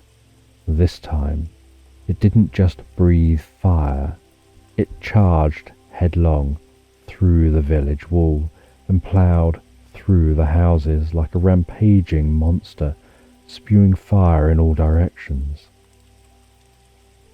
The flames consumed everything in their path, reducing homes to smouldering heaps of rubble in mere seconds. Hyland's heart raced as the dragon bore down upon them. He watched in horror as it hurtled towards the wizard's force field. The dragon crashed into the shimmering barrier with a deafening roar, sending a bright white flash of light and heat rippling through the air. The collision was akin to a clap of thunder echoing through the village and shaking the very ground beneath their feet. The dragon struck the force field with immense force, its scaly body careening vertically at breakneck speed into the sky. The impact was so powerful that the wizard, who had been steadfastly maintaining the barrier, was flung across the town square like a rag doll. His body collided with a nearby building, crumbling against the unforgiving stone before collapsing in an unmoving heap on the cold, hard ground. Hyland's heart thudded against his chest, a cacophony of fear and determination ringing in his ears as he sprinted towards the town square. His mentor lay defeated, and the burden of responsibility weighed heavily upon him. He knew he was no match for the dragon, not yet. But he was the village's last hope. Gritting his teeth and summoning every ounce of courage within him, Hyland continued his desperate race towards the heart of the battle. As he neared the epicenter of the destruction, Hyland caught a glimpse of the dragon's immense form, its wings casting vast shadows across the smouldering ruins. The creature's eyes gleamed with malevolent glee, its hunger for destruction insatiable. Hyland's resolve wavered for a moment, but then he thought of his people, of the terrified faces huddled in fear, of the lives he'd sworn to protect. He steeled himself, knowing that there was no other choice but to fight. Drawing upon the limited knowledge his mentor had imparted to him, Hyland weaved his hands through the air, attempting to mimic the intricate patterns the wizard had shown him during their lessons. Sweat beaded on his brow as he strained to focus, feeling the burgeoning power within him begin to awaken. Sparks of magic flickered at his fingertips, and he felt a surge of hope. Perhaps he could indeed continue the fight against the dragon and protect his village. However, the dragon's colossal size and raw power were overwhelming, and Hyland knew he was outmatched. But he refused to surrender, refused to let his people down. With a steely determination, he mustered every ounce of strength and magical energy he had left and prepared to face the monstrous beast. The dragon, its fury unabated, soared high into the air once more, its immense wings beating with a primal power that could only belong to such a fearsome beast. With an ear-splitting roar, it circled around for another deadly dive, its malevolent gaze fixed upon the vulnerable village below. Hyland, his heart pounding wildly in his chest, knew that he had but one option left. With a desperate cry, he called to the villagers, "Run! Run through the break in the village wall. Make haste to the beach and find shelter in the caves along the seafront." The terror-stricken villagers, their eyes wide with fear, didn't hesitate. Like a surging river, they flowed en masse through the gaping hole in the wall, desperate to escape the dragon's fiery wrath. As they fled, Hyland stood tall, his face etched with determination. He knew that while he couldn't create a force field large enough to encompass the entire village, he could at least defend against the dragon's relentless assault. Drawing upon his limited magical prowess, He concentrated fiercely, weaving his hands through the air in intricate patterns as he'd been taught by his mentor. A shimmering barrier sprang into existence between Hyland and the dragon, its iridescent surface pulsing with the energy required to withstand the beast's fiery onslaught. Sweat poured down Hyland's brow as he struggled to maintain the force field's alignment with the dragon, his muscles trembling with the effort it took to keep the barrier in place. The dragon, undeterred, swooping down in a terrifying dive, flames pouring from its gaping maw like a molten river. Its fierce eyes gleamed with sadistic pleasure, utterly confident in its ability to crush the pitiful human who dared to stand against it. As the torrent of fire bore down upon him, Hyland gritted his teeth and braced himself, his heart aching with the knowledge that he was the last line of defense for his people. Hyland's force field held strong against the dragon's fiery onslaught, its shimmering surface absorbing the blistering heat and sending it hurtling skyward. But Hyland knew he could not hold out for much longer. His body ached, and his strength was waning. The dragon, sensing its prey weakening, let loose another furious roar before abruptly wheeling around and soaring back into the air, its vast wings carrying it effortlessly away from the village. With all the villagers safely away from the village, the monstrous beast retreated. With this, Hyland slumped to his knees, exhaustion coursing through his veins. He'd held the dragon at bay for now, but at a great cost. His body ached, and his magical reserves were nearly depleted. But the battle was far from over, and he knew that he must find a way to save his village, and the entire land, from the deadly threat posed by the dragons. Hyland hurriedly ran over to the wizard, his heart heavy with concern. The old man lay on the ground, his once vibrant robes now tattered and blood-stained. The depth of his injuries was evident, and his breath came in ragged, laboured gasps. "Master," Hyland cried out, falling to his knees beside the frail figure of his mentor, "what must I do?" The wizard, summoning what little strength he had left, managed to sit up and speak. His voice was weak and trembling, barely audible above the crackle of the flames that still ravaged the village.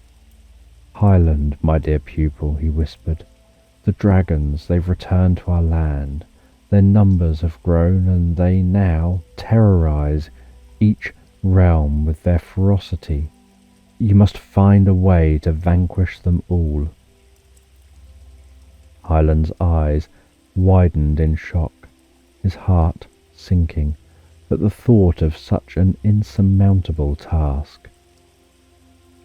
"But master, how can I possibly defeat them all? I'm not strong enough. I barely held off one dragon today." His mentor's eyes, clouded with pain, held a flicker of determination. "You must become stronger, Hyland.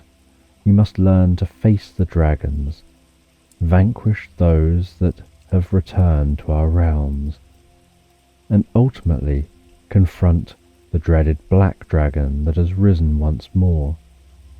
If you do not, darkness will fall upon the land, and death will claim all who reside within.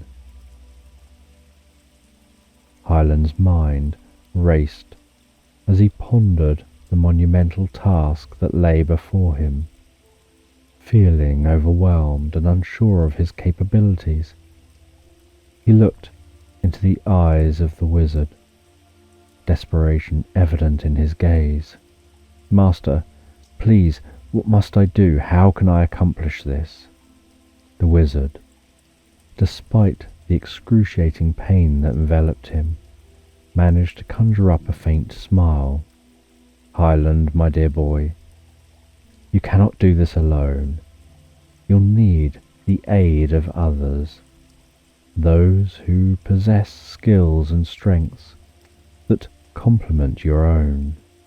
You must assemble a fellowship, one that is united in their desire to restore peace and vanquish the dragons."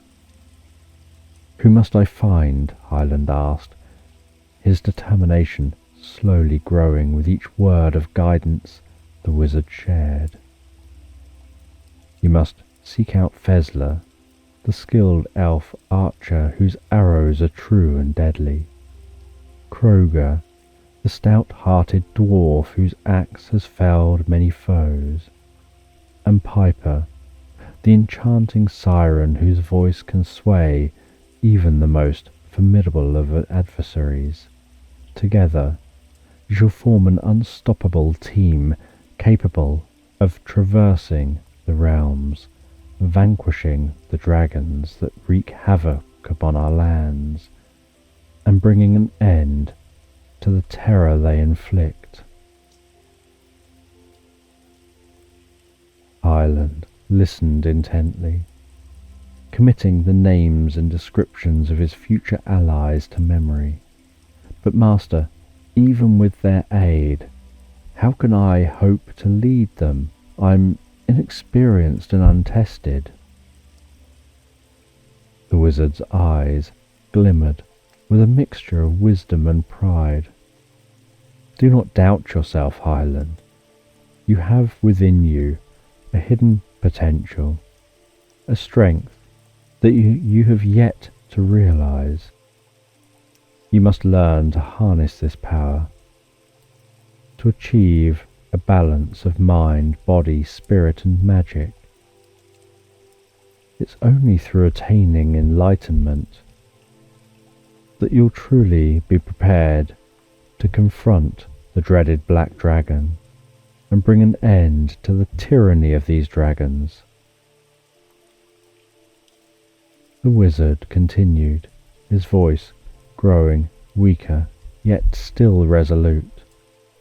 "Hyland, to achieve enlightenment, you must first embark on a perilous journey to seek out the fabled Book of Enlightenment, an ancient tome that holds the knowledge and wisdom you require to unlock your hidden potential.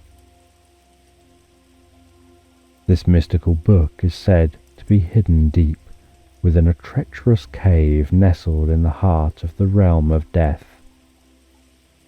Hyland's eyes widened with apprehension as the wizard described the daunting task ahead. "But how will I locate this cave, master? I've heard that the realm of death is vast and teeming with danger at every turn." The wizard nodded solemnly, understanding the gravity of the situation.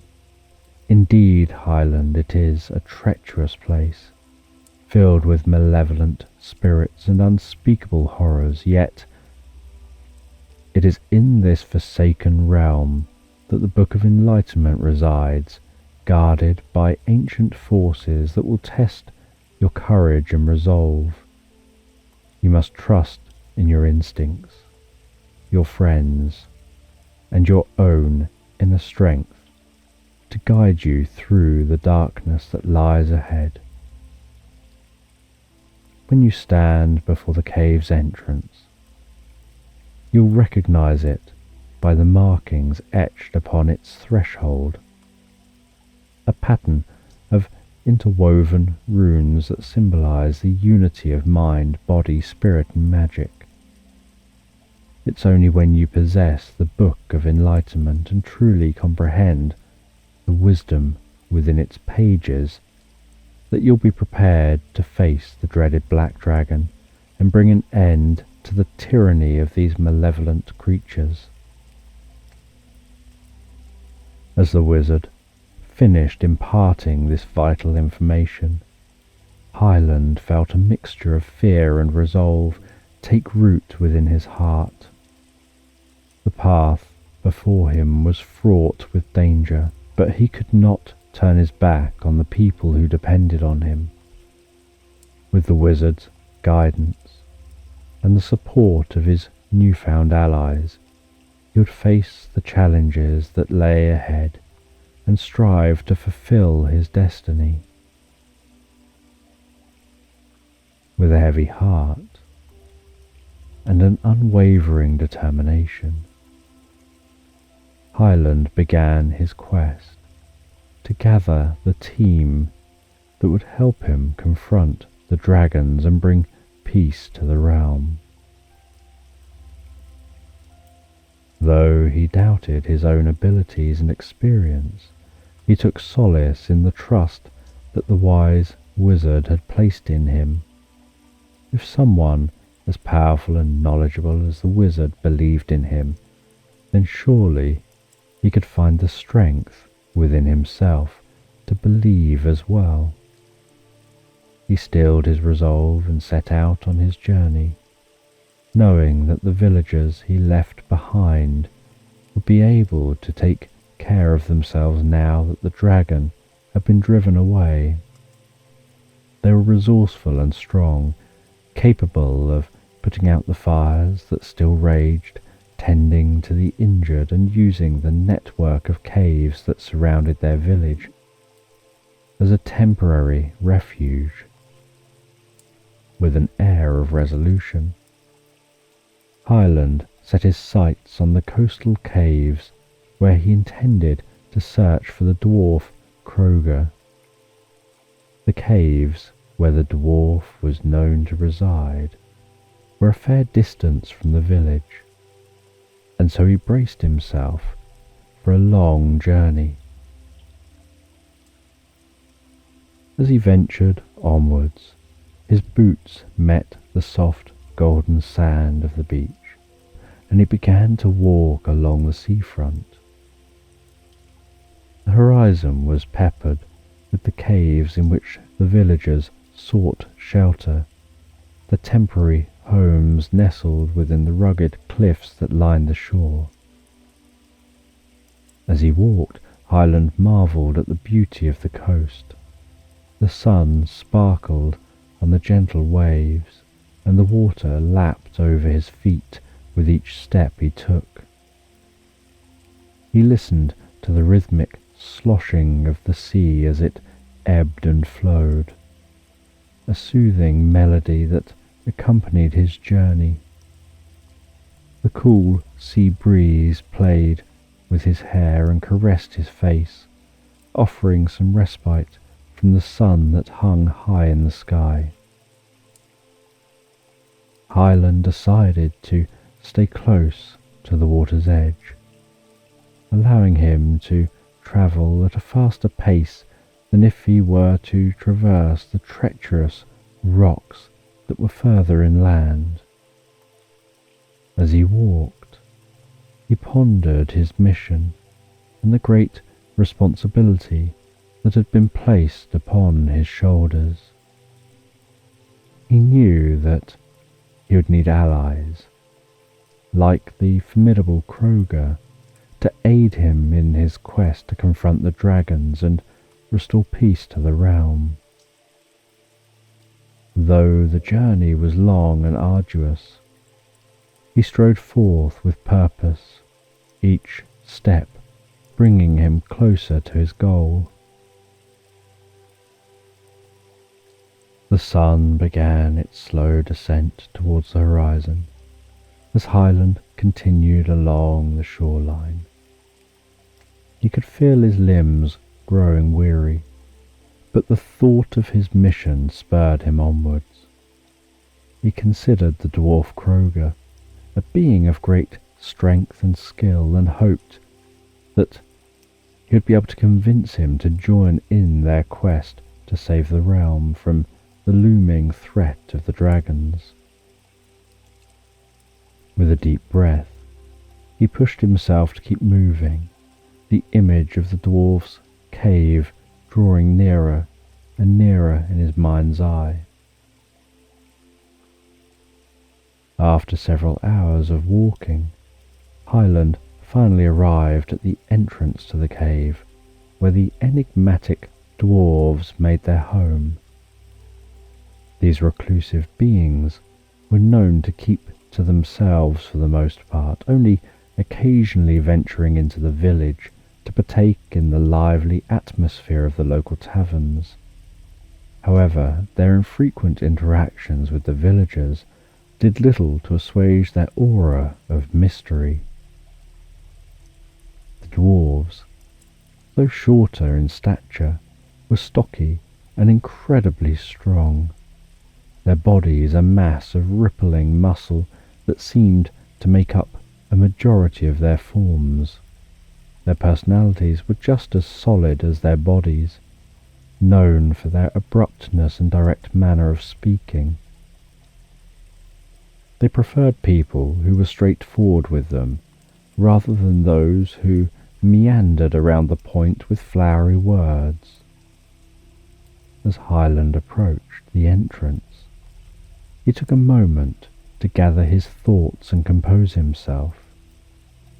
He knew that the only way to win the respect of these hardy beings was to be as forthright and honest as possible. The air around the cave was cool, and the scent of earth and stone mixed with the salty tang of the sea.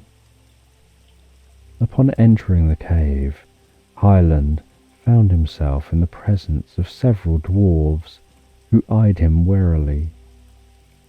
Their dark eyes were sharp and scrutinizing, as if they could pierce through his very soul. Unfazed, Hyland held his ground and addressed them with respect. "Greetings, noble dwarves," he began.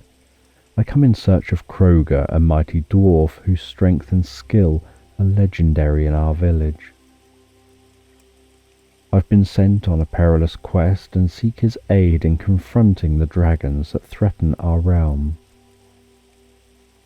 The dwarves exchanged glances, their stern expressions softening slightly at the mention of their fellow dwarf's renowned prowess.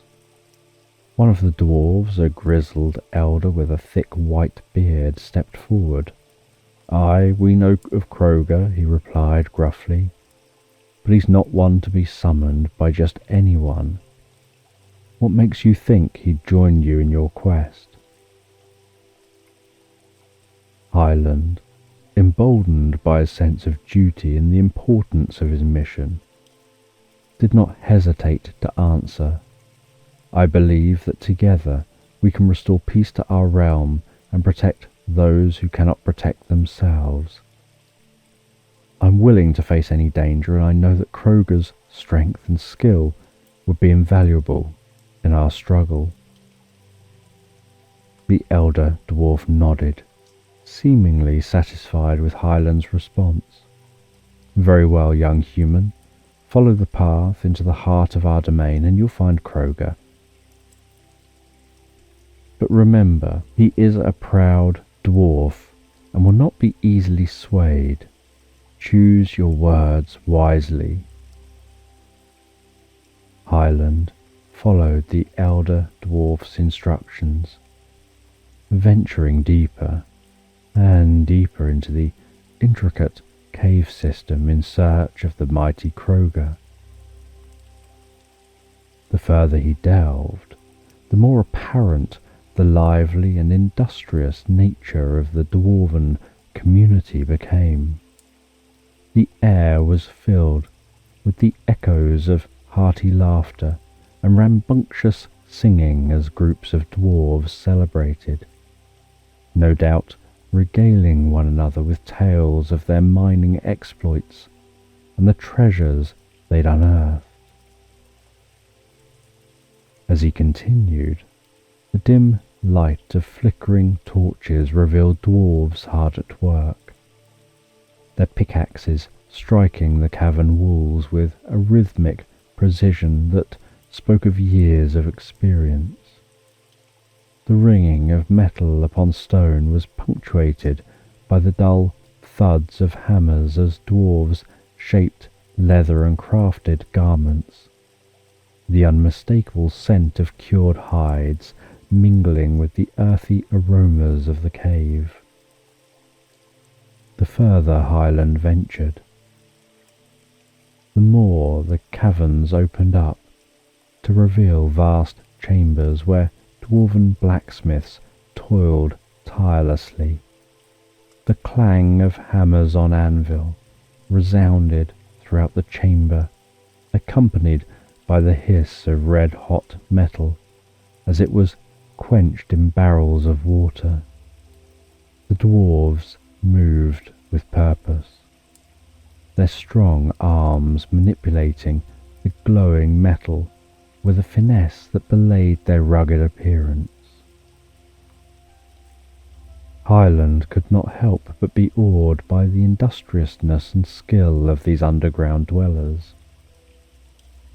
Though he'd come to seek the help of one dwarf, he found himself gaining a newfound respect and appreciation for the entire dwarfen race.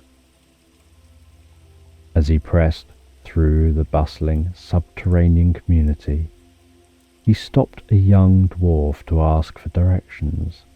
"Excuse me, I'm searching for Kroger, the legendary warrior. Can you point me in the right direction?" The young dwarf, wiping the sweat from his brow, looked at Hyland curiously. You must be the human seeking Kroger's aid. Word travels fast around here," he said with a grin. "Head towards the great forge, and you'll find his dwelling just beyond. But be warned, Kroger is not one to be easily persuaded. Good luck, human." With a nod of gratitude, Hyland continued on his way. Hyland finally arrived at the dwelling of the legendary Kroger. As he approached, he could feel the heavy atmosphere of the place, the air filled with the weight of countless battles and victories. Upon entering, he found Kroger deep in concentration, sharpening his axe with a steady hand. The dwarf's eyes held a fiery intensity, and his muscular frame bore the scars of 1,000 skirmishes. Gathering his courage, Hyland stepped forward and began to recount the events that had transpired back in the village. He painted a vivid picture of the devastation wrought by the dragons and the terror that gripped the hearts of the villagers. He described how the wizard had sent him on this quest to seek Kroger's aid, imploring him to join their cause.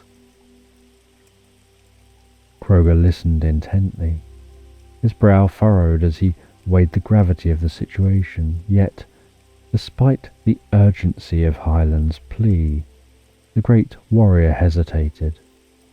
"Why should I risk my life for the sake of a human village?" he questioned, the gruffness in his voice betraying his doubt. Desperate to sway Kroger's heart, Hyland appealed to his sense of honour and pride. "The village will reward you handsomely for your help," he promised, hoping to stir the warrior's interest. "And think of the glory, the chance to once again display your unmatched skill, strength, and fearlessness in the face of such powerful foes." Kroger remained silent for a moment, his gaze fixed on the gleaming edge of his axe. As he considered Hyland's words, a slow grin spread across his face. The prospect of a grand adventure, a chance to prove himself against the might of dragons, proved too alluring for the veteran dwarf to resist. "Very well, human," he said finally, his voice full of determination. "I shall join you in this quest. Together we shall face those dragons and emerge victorious." Hyland and Kroger, now united in purpose, retraced their steps through the winding caverns, the shadows cast by their flickering torches dancing upon the ancient walls. The echoes of their footfalls reverberated through the darkness, a testament to the great task that lay before them. Upon reaching the mouth of the cave, they were greeted by the sight of a rugged, windswept beach. The sun hung low in the sky, casting a warm, golden light upon the sand and the frothy waves that lapped at the shore. They made their way to a small, weather-beaten boat tethered by a wooden post, its hull scarred by the ravages of countless voyages. As they pushed the vessel into the water, the scent of salt and seaweed filled their nostrils, and they could feel the excitement of adventure coursing through their veins. With Kroger at the helm and Hyland manning the oars, they navigated the treacherous shoreline, avoiding the jagged rocks that loomed just beneath the surface. The waves crashed against the boat, sending sprays of cold, salty water into their faces. Yet their resolve did not waver. They held a steady course, keeping the ever-receding shoreline to their left and the vast expanse of the ocean to their right. As the sun dipped below the horizon, the twilight sky became a canvas of deep purples and blues, punctuated by the first glimmers of the stars above. As they sailed, the gentle sound of the wind whispered in their ears, its breath caressing their face like a lover's touch. The rhythmic lapping of the waters against the boat's hull, providing a calming soundtrack to their journey. As the distant rocks slowly emerged on the horizon, the sirens, mythical creatures of unfathomable beauty and treachery, were known to dwell among these craggy outcrops. Some of these enchantresses took delight in luring sailors to their deaths with their entrancing melodies, while others sought to warn the unwary of the perilous waters that surrounded their rocky abodes. As the boat drew nearer to the rocks, the ethereal voices of the sirens began to drift across the waves, their haunting melodies threatening to ensnare the minds of any who heard them.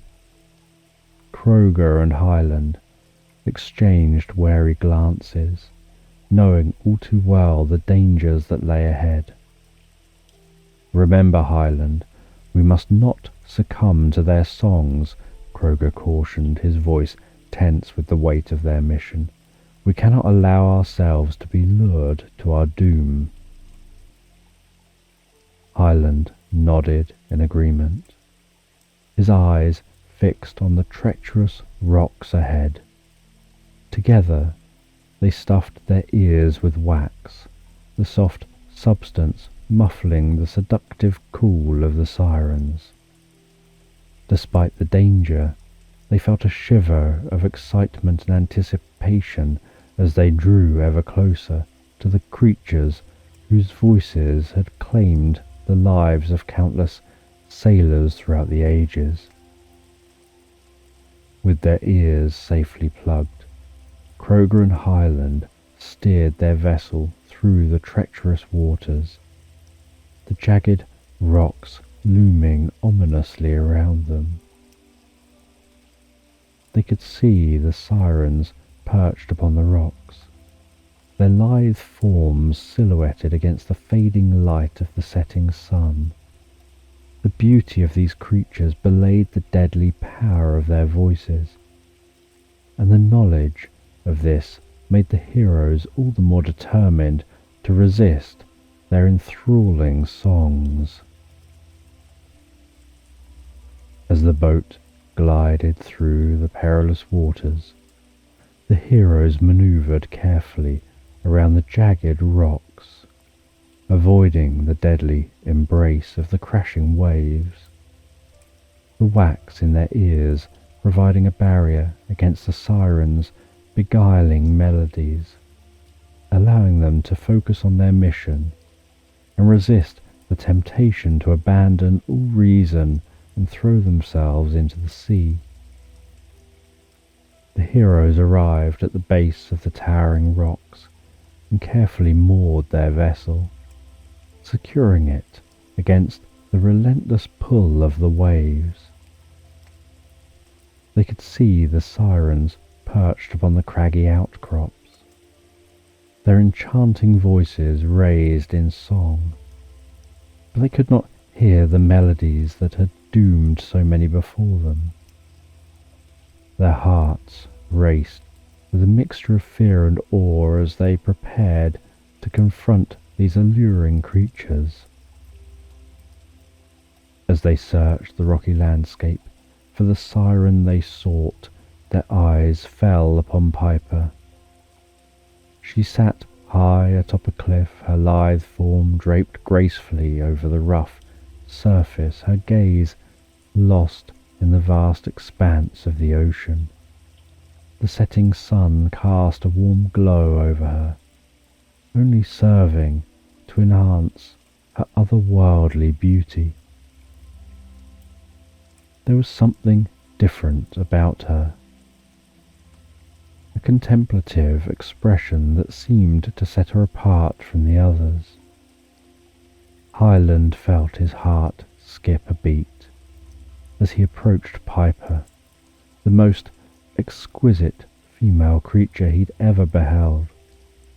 He hesitated for a moment, then removed the wax from his ears, exposing himself to the siren's potential song. Taking a deep breath, he began to speak. "Piper, we've come to ask for your help," he said, his voice trembling slightly. "We have a quest, one that is of great importance to us and to the people of our village.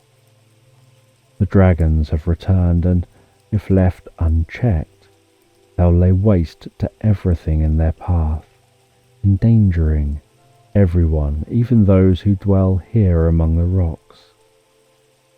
He paused, searching Piper's eyes for any sign of understanding or compassion. "We believe that you can be of great help to us. Will you join us on our quest and lend your voice and your strength to our cause?"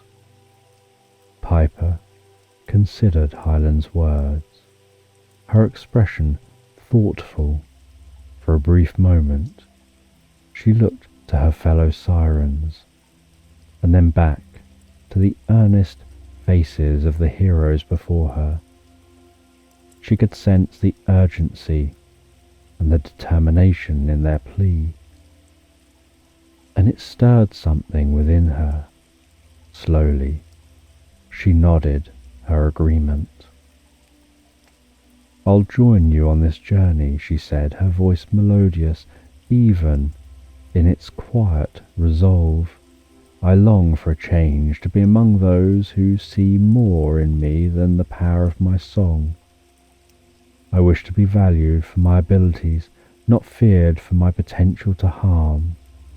I'll lend you my strength, my voice, and my skills, and together we shall face the dragons that threaten our world." Hyland breathed a sigh of relief, his heart swelling with gratitude. He moved to replace the wax in his ears, not wanting to risk succumbing to her song in a moment of vulnerability. Piper, aware of the danger she posed to her newfound allies, chose to remain silent as they began their journey together. The trio made their way back to the boat, each lost in their own thoughts, as they contemplated the challenges that lay ahead. Piper found herself both exhilarated and apprehensive about leaving the rocky cliffs she'd called home for so long, but the prospect of adventure and purpose filled her with determination. Kroger, usually gruff and stoic, couldn't help but steal glances at the enigmatic siren, his eyes filled with wonder and curiosity. Hyland, for his part, was focused on the task at hand, his mind already racing ahead to plan their next steps. Together, they boarded the boat, carefully navigating the treacherous water as they made their way back to shore. Kroger took the helm, his experienced hands guiding the vessel through the churning waves, while Hyland and Piper secured their belongings and prepared for the next leg of their journey. As the shoreline drew nearer, they could see the sun beginning to finally dip below the horizon, casting the world in a warm, golden light that seemed to promise hope and new beginnings. Once back on the shore, the trio wasted no time in setting off in search of the enigmatic elf Fezler. Rumours spoke of his dwelling perched high atop a plateau, granting him an unparalleled vantage point over the verdant valley below. Their journey proved arduous, as the ascent towards the plateau involved a steep, treacherous climb that tested the limits of their endurance. Working together, they scaled the craggy face of the cliff, offering one another support and encouragement as they ascended.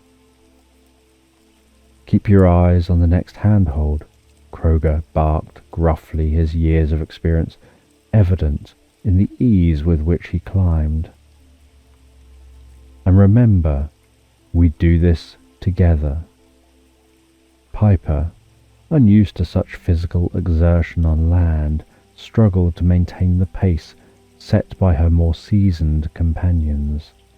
Nevertheless, she persevered, her spirit buoyed by the camaraderie and shared purpose that drove them all forward.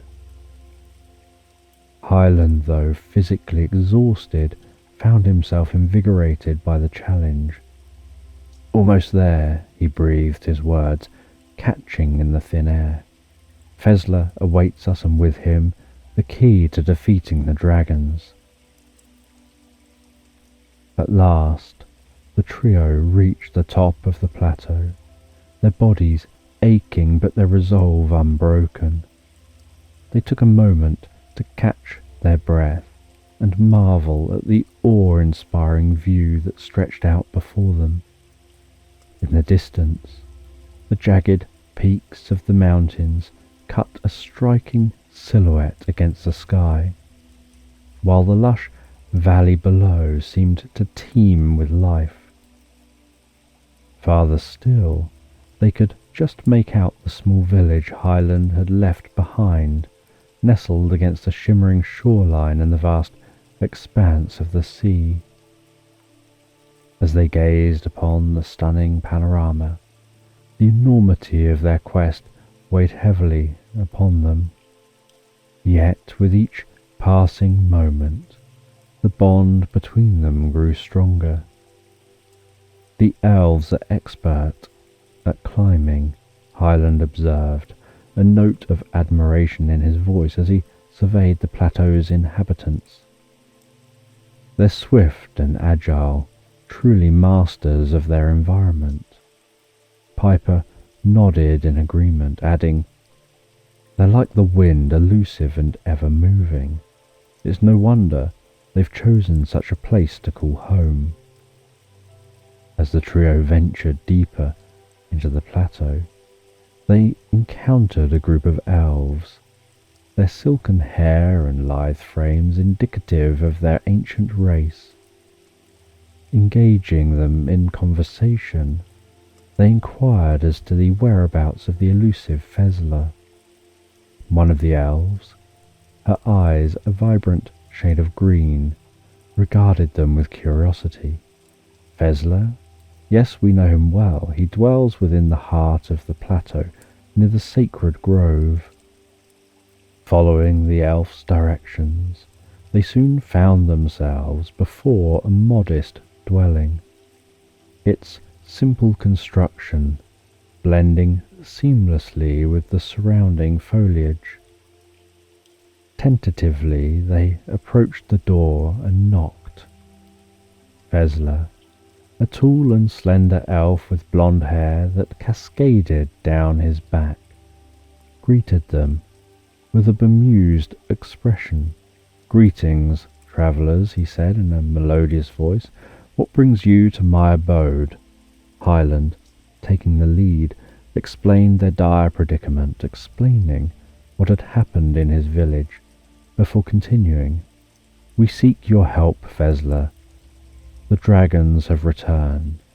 We must unite our strengths to defeat them and protect our people." Fezler regarded them thoughtfully, his eyes reflecting the weight of their words. "I've heard whispers of the dragon's return," he admitted, "and I know the terror that the black dragon represents. I'll join you on your journey for the sake of our world." With their team now complete, they made their way to the edge of the plateau, gazing out over the valley and off towards the mountains. They knew that their first task would be to descend into the valley and confront the red dragon that had attacked the village. As they prepared for their descent, Hyland understood the importance of honing his mind alongside his physical prowess to stand a chance against the red dragon. He would need to cultivate his mental resilience and forge an unbreakable bond with his newfound allies. Together, they stared into the distance, determination etched on their faces as they steeled themselves for the challenges that lay ahead. The valley stretched before them, a daunting test of their mettle, and they knew that their journey through it would be instrumental in preparing them for the ultimate confrontation with the dragons. Chapter 2. The Red Dragon. Hyland, Piper, Kroger and Fezler began their descent into the valley.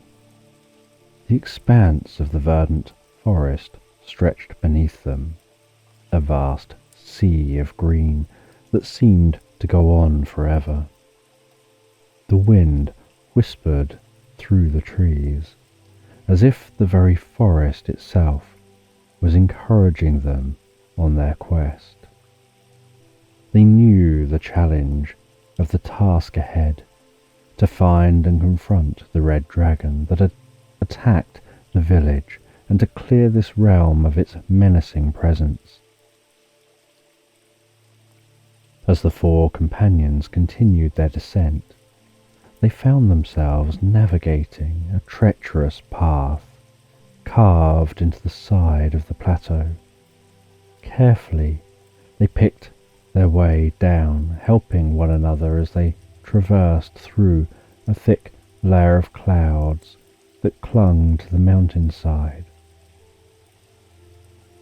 As they dropped below the clouds, They were greeted by the breathtaking sight of the forest canopy, the vibrant green leaves creating an almost ethereal sight against the backdrop of the sky. Continuing their descent, they finally reached the forest floor, the earth beneath their feet damp and soft from the moisture of the clouds above. The air was cool and the scent of earth and foliage filled their nostrils as they began their trek through the valley. The dense undergrowth hindered their progress, but they pressed on, their resolve unwavering in their search for the red dragon. As they journeyed deeper and deeper into the heart of the forest, the sunlight grew dimmer, the thick canopy of leaves overhead casting long shadows that danced and flickered on the ground below.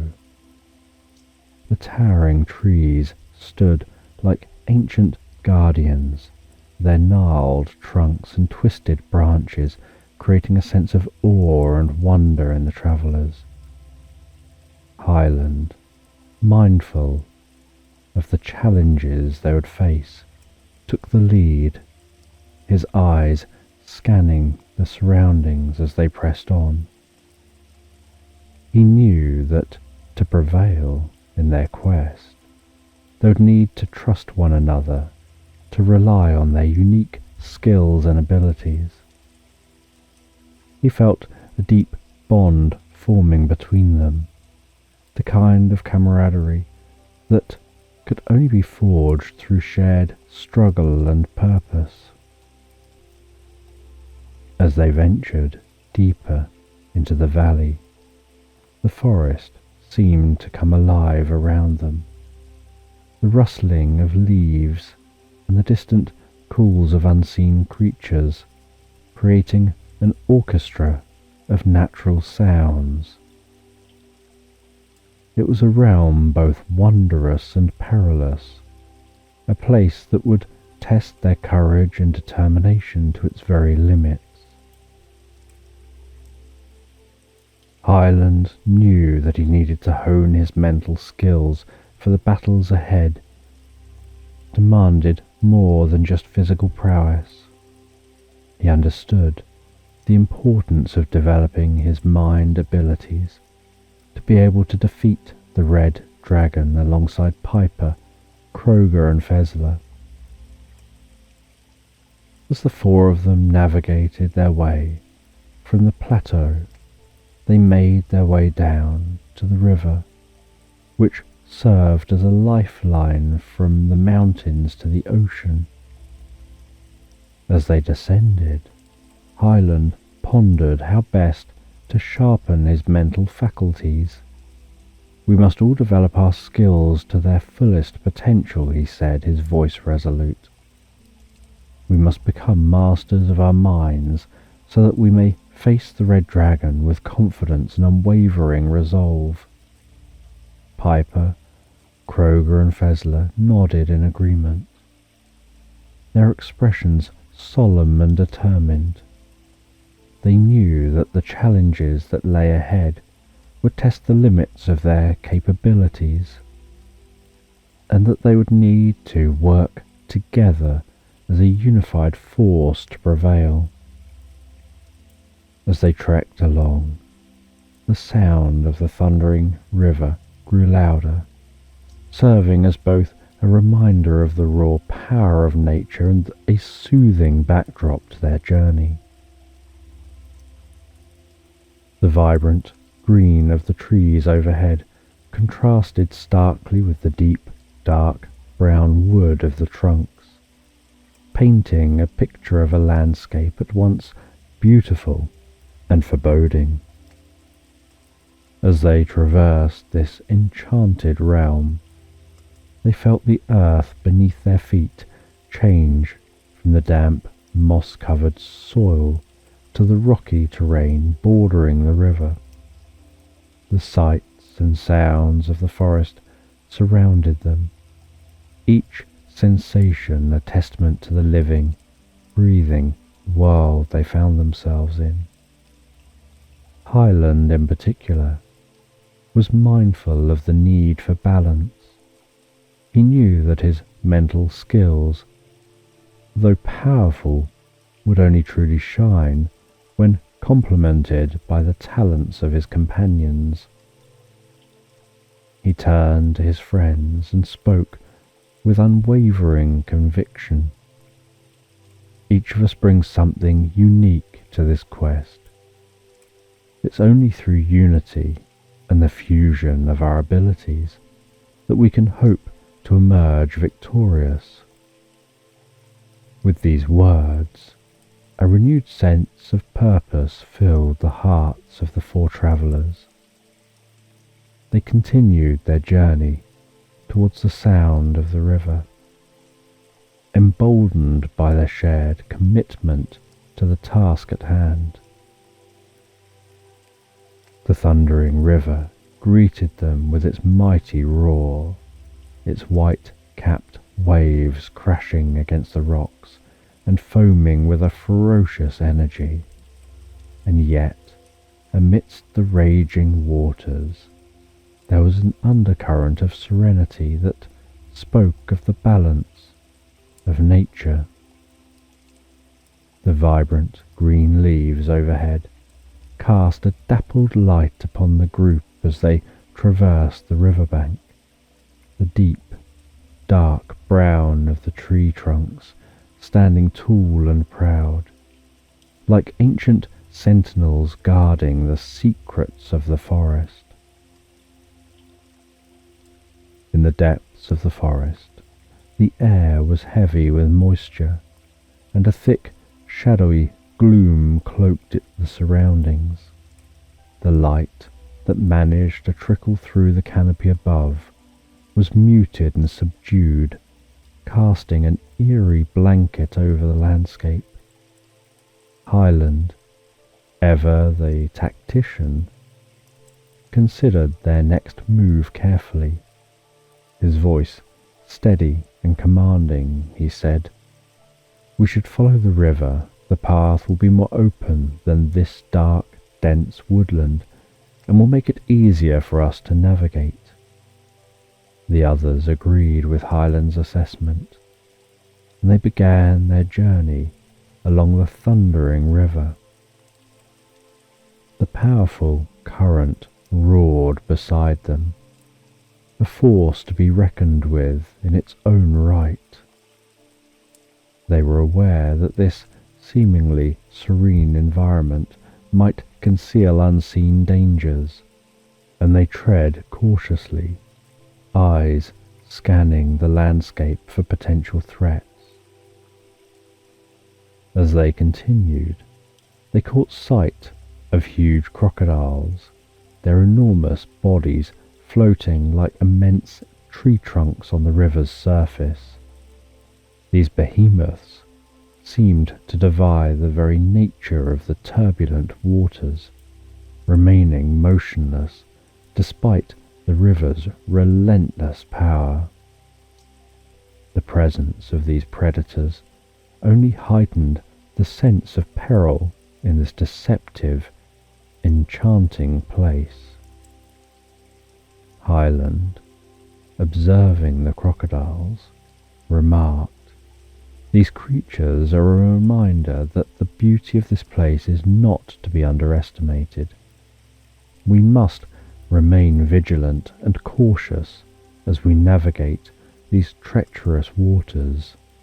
Piper, Kroger, and Fezler nodded, their eyes never straying far from the giant reptiles.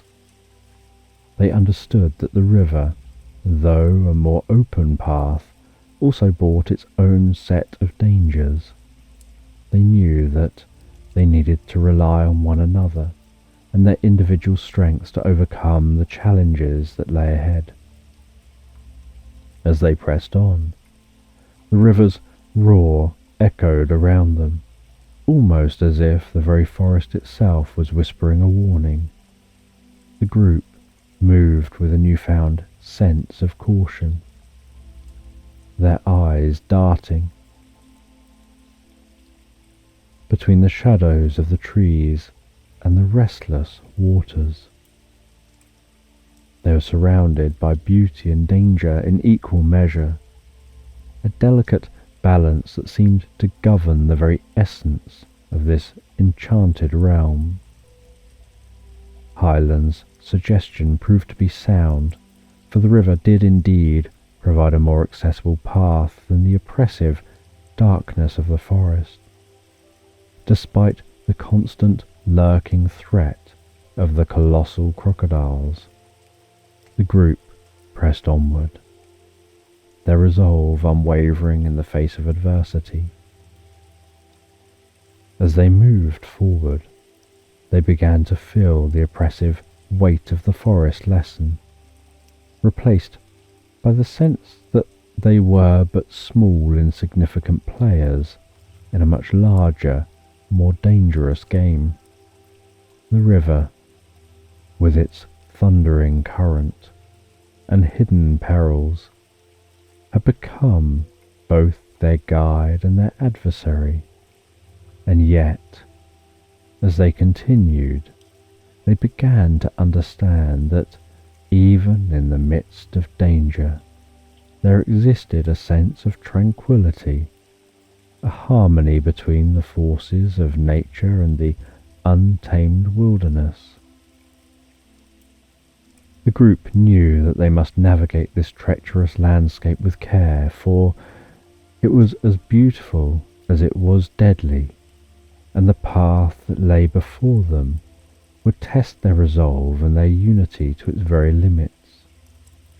In this valley, the forest flourished in every direction, stretching as far as the eye could see and reaching towards the heavens, painting the hillsides with a beautiful green hue that kissed the very edge of the clouds.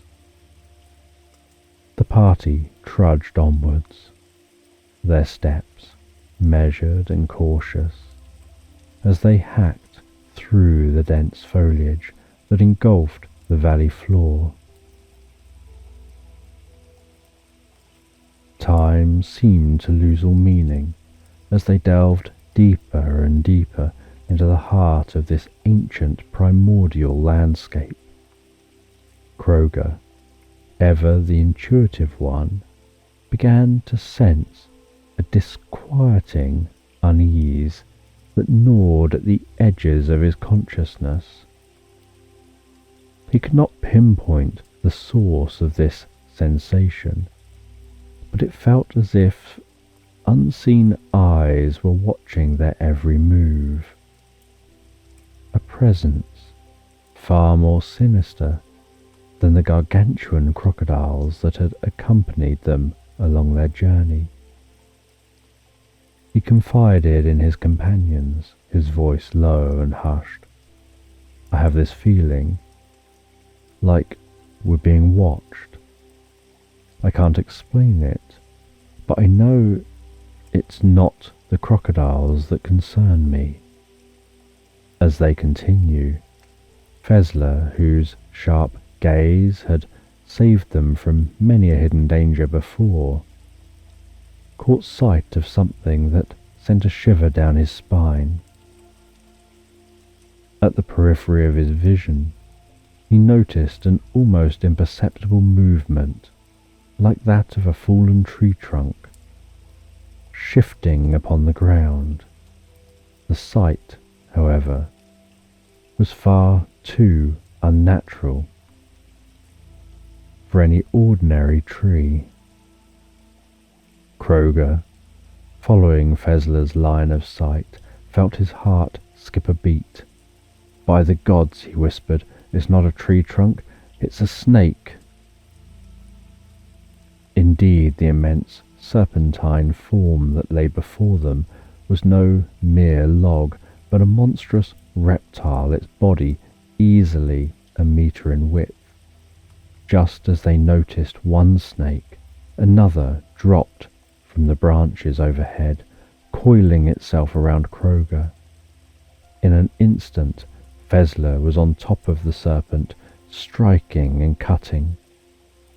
Without notice, this snake suddenly retreated, not because of the actions of Kroger or Fezler, but because the moving tree trunk had now arrived to take its prey. The colossal snake's head shot up, its cold, unblinking eyes fixing on the party with malevolent intent. With lightning speed it lunged towards them, encircling their group in its massive coils. The party braced themselves as the serpent began to tighten its grip, a deadly noose that threatened to crush them all. Hyland, Piper and Fezler jumped out of the way of the snake, but still recovering from his duel with the smaller snake, it managed to close tightly around Kroger. Kroger tensed his muscles and strained against the crushing snake. The strain was clearly visible across his face as the snake continued to flex and tighten around him. Fezler chopped at the snake with his elvish sword. His first chop was like metal on metal, as if the snake's skin was made of metal. Fezler's second chop was more successful as he chopped between the scales, but the chop was still just like a paper cut to such a large snake. It was painful and irritating to the snake, but not really any threat. Fezler flexed his muscles. Spikes protruded from his armor. He scrambled into the snake's mouth. From outside the snake could be heard slicing and dicing of flesh. As Fezler cut and hacked his way deeper and deeper into the core of the snake released Kroger as it was busy trying to dislodge and spit out Fezler, but Fezler wedged himself into the snake's stomach, continuing to cut, slice and dice with his armor and his sword deeper and deeper into the snake before erupting out of the snake as the serpent's head collapsed and the snake lay motionless on the ground, with the blood-stained elf stood on top of the body, puffing and panting. Kroger, still shaken by the close encounter with the snake, expressed his gratitude towards the elf. "Fezler, I owe you my life, thank you," he said, his voice wavering. Hyland observed the scene, marvelling at Fezler's calm demeanour and quick thinking under such perilous circumstances. He knew that the elf's abilities would prove invaluable in the challenges ahead. The group pressed onwards, their spirits emboldened by their recent brush with danger. Soon they reached a sharp bend in the river that meandered through the landscape. The long route around the river seemed arduous and time-consuming, so they were determined to find a way across. Gazing at the rushing waters, they quickly dismissed the idea of swimming, for the current was strong and treacherous. Moreover, the presence of crocodiles lurking beneath the surface posed an even greater threat to their lives. As they stood on the riverbank, assessing the situation, the group members exchanged ideas and voiced their concerns. "Swimming is far too dangerous," said Kroger, shaking his head. "And we haven't the time to go round." Fezler's eyes narrowed as he contemplated the problem. "I agree, Kroger. We must find a way to cross here." Hyland studied the riverbank, mulling over possible solutions for crossing the treacherous waters. An idea began to take shape in his mind, and he shared it with his companions. "What if we constructed a makeshift bridge out of tree trunks?"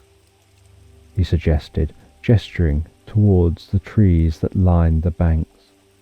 We can fell a few of them, lay them across the river, and secure them in place. Kroger and Fezler exchanged glances before nodding in agreement. Piper, her soft voice resonating with determination, added, "Together, we can make it happen." Working in unison, the group felled several sturdy trees, using their combined strength and tools. Each member played a vital role in the process.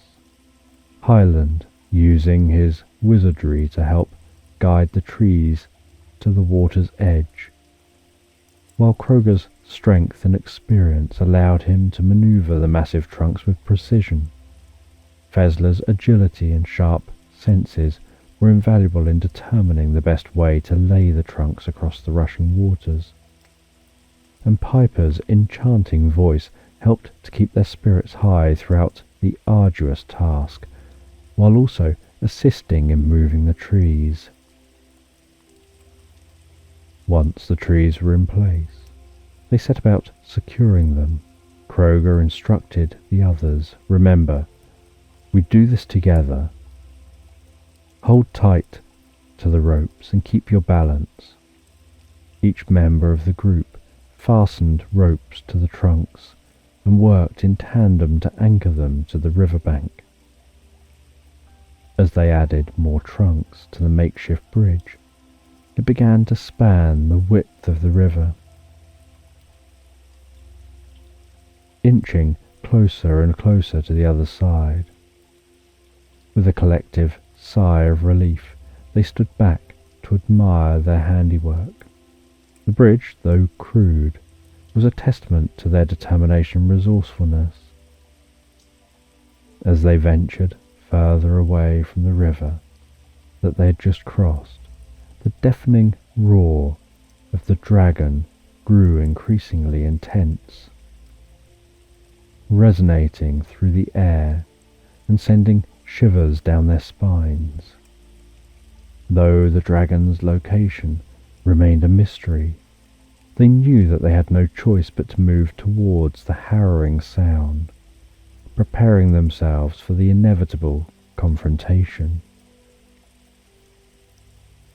Travelling deeper and deeper into the forest, the group came upon a towering ancient tree with a large crack running down between its gnarled roots.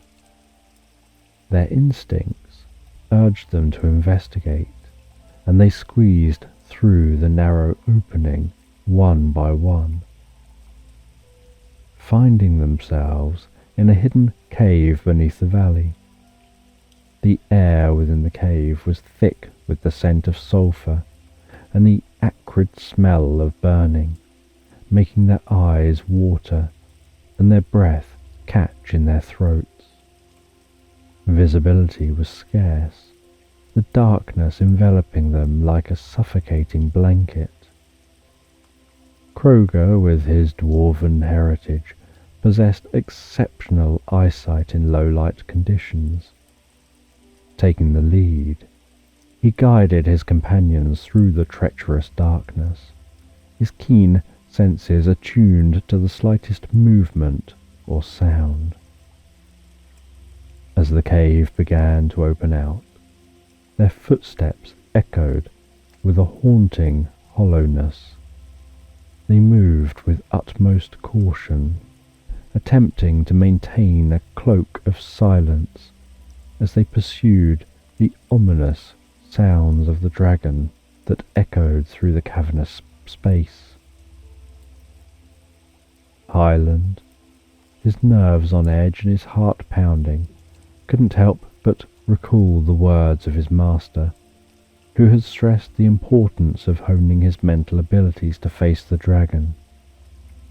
"Trust in your mind, my apprentice," his mentor's voice rang in his ears. "Only then can you truly conquer the beast." They continued deeper into the cave, all too aware of the potential dangers lurking in the shadows. They tread lightly, their movements stealthy and deliberate, each of them poised for action, their senses heightened. They could almost taste the anticipation in the air. After what felt like an eternity, the cave expanded into a colossal chamber, its vastness dwarfing the group as they entered the immense space. The ceiling soared high above, its edges lost to the darkness, while the walls stretched far and wide, encrusted with crystalline formations that shimmered faintly in the dim light. The air was heavy with the scent of sulphur and the oppressive heat of a slumbering inferno. In the heart of the chamber, the red dragon lay, a magnificent and terrifying sight to behold. His immense, scaled body glistened in hues of crimson and gold, while the rise and fall of its chest accompanied deep, guttural breaths that echoed throughout the cavern. The group felt both awe and fear, yet they knew that they must proceed with utmost caution.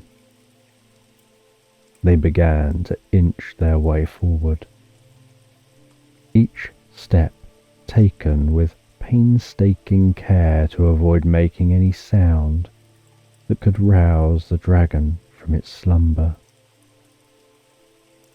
Hyland calmed and composed himself for the challenges that lay ahead, preparing for the inevitable moment when the simplicity of their current plan would be shattered. No sooner had he anticipated it than the dragon, seemingly aware of their presence, stirred from its rest. In an instant, the beast's eyes snapped open, their fiery gaze fixing on the intruders. With a mighty heave, it leapt into the air, its wings beating with tremendous force, and unleashed a thunderous roar that shook the very foundations of the chamber. Flames erupted from its mouth, the searing heat bearing down on the group with ferocious intensity. Hyland, his mind focused and his resolve unwavering, called upon his arcane powers to summon a force field that encircled them, shielding his companions from the dragon's fiery onslaught.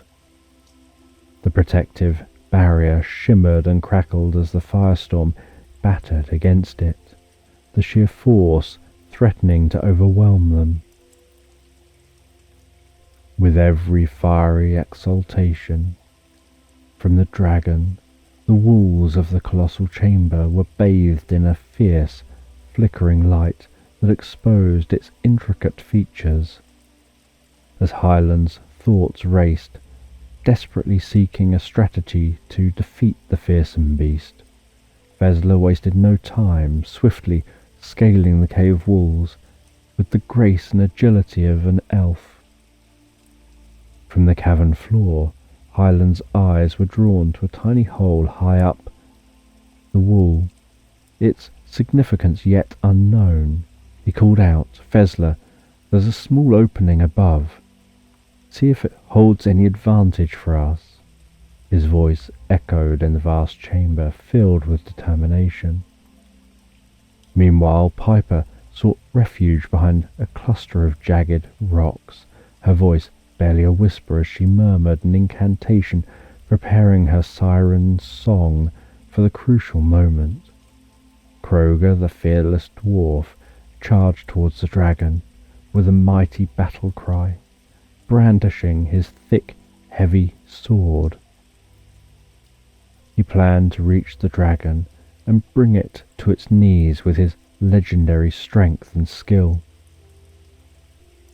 Hyland's heart raced as he watched his companions engage the dragon. He knew that success hinged on their ability to work together, combining their unique talents and abilities. As the battle raged, the tension in the chamber grew palpable, and the group could feel the weight of the task before them. But they remained resolute in their shared purpose. The dragon's immense form cast a dark, imposing shadow across the chamber, its wings beating with a deafening force that threatened to extinguish the courage within them.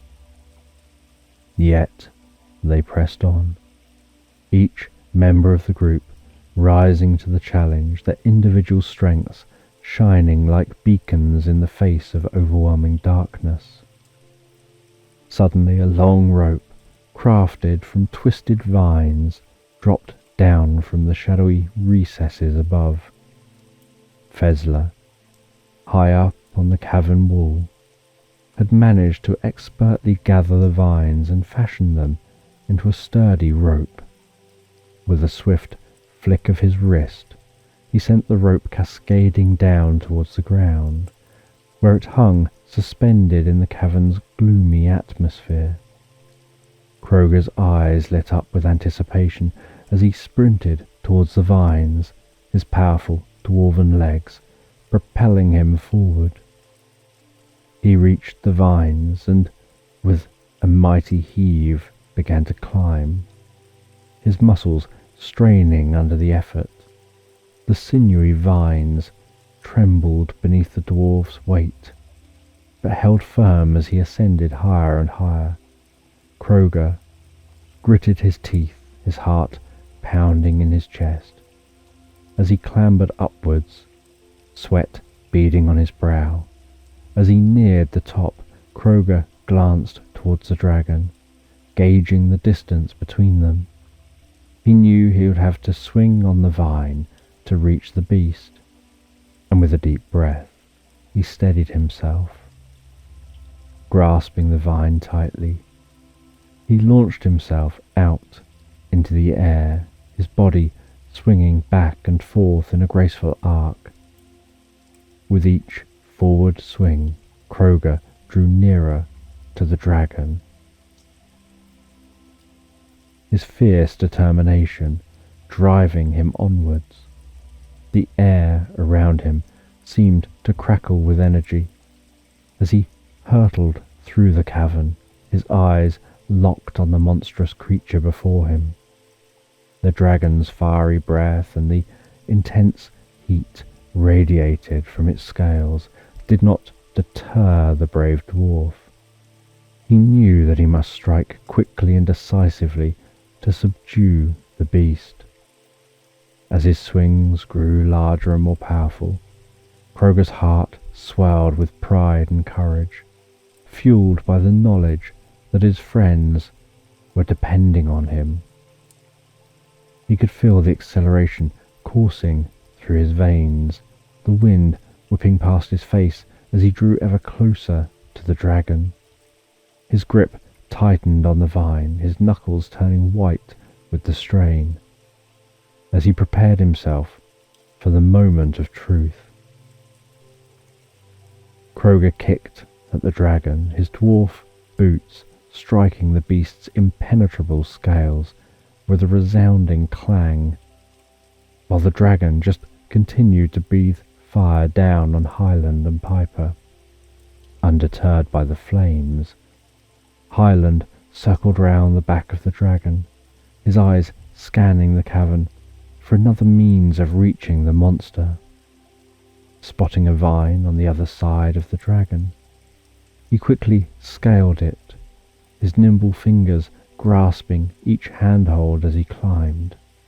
Meanwhile, Piper felt her heart constrict with frustration and worry, her voice silenced by her perceived inability to contribute. She longed to help her friends, to prove her worth in their quest, but she felt powerless, restrained by the sheer force of the dragon's wrath. As the battle raged on, Kroger leapt off the vine, his body arcing gracefully through the air before he landed on the dragon's back. With a ferocious battle cry, he began hacking away at the dragon with his sword, each blow sending sparks flying into the cavern's gloom, yet the dragon's skin remained unscathed. Its scales as hard as steel and seemingly impervious to the dwarf's relentless onslaught. The only soft part of this dragon was its throat, but Kroger couldn't reach that vulnerable spot from his precarious position. Kroger's face twisted with fury and determination, sweat dripping from his brow as he continued to stab at the back of the dragon.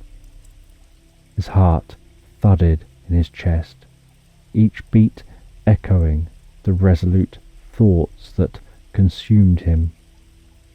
He would not give up. He would not fail his friends. He would fight until his dying breath to protect them and the world they all held dear. Below, Hyland reached the top of the vine and glanced across the cavern. His gaze met Piper's. In her eyes, he saw her desperation to contribute, to aid them in their battle. With a fierce nod, he silently urged her to believe in herself, to trust in her power. "Remember who you are, Piper," Hyland shouted, his voice ringing clear over the din of battle. "We need you. Believe in your strength, and we shall prevail." Heartened by Hyland's words, Piper drew a deep breath, a melodious voice rising in a powerful and ethereal song. The dragon paused, its fiery breath faltering as the notes washed over it, sowing the seeds of confusion and doubt. Taking advantage of the dragon's momentary distraction, Kroger continued to strike, his sword gleaming as it sliced through the air. His friend's courage and determination fueled his own. Hyland swung backwards and forwards, his momentum gradually increasing. As he traversed the cavernous expanse above the dragon's writhing body, each swing brought him closer to the cave wall. His fingers gripping the vine with unwavering determination. As he neared the wall, he began pushing against it with each swing, harnessing the extra power to propel himself even closer to the dragon's neck. "Almost there," Hyland muttered to himself, his voice barely audible over the roar of the dragon and the cacophony of the battle below. He could see the vulnerable spot on the dragon's neck, the only area where its impenetrable scales gave way to soft flesh. It was the one chance they had to defeat the beast, and Hyland knew he had to seize it. With a final push, Hyland swung towards the dragon's neck, the vine wrapping around it like a lifeline. He hung precariously next to the dragon's soft spot, his heart pounding in his chest as he clung to the vine with one hand, the other reaching for his sword. "Hyland, now!" Kroger yelled from atop the dragon's back, his gruff voice tinged with urgency as he continued his relentless assault on the creature's scales. In the same instant, the dragon shifted its massive body, snapping the vine that held Hyland aloft. But the young apprentice didn't falter. He grabbed his sword, its blade gleaming in the flickering light of the cavern, and plunged it upwards through the soft part of the dragon's neck. The decisive blow was timed perfectly, for he could see the dragon's throat beginning to glow, a sure sign that it was about to unleash a torrent of flame in Piper's direction. as Hyland's sword pierced the dragon's flesh. A surge of energy coursed through him, filling him with the determination and fortitude needed to vanquish the formidable foe. His heart swelled with pride, knowing that he was not only protecting his friends, but also fulfilling his destiny as a wizard's apprentice.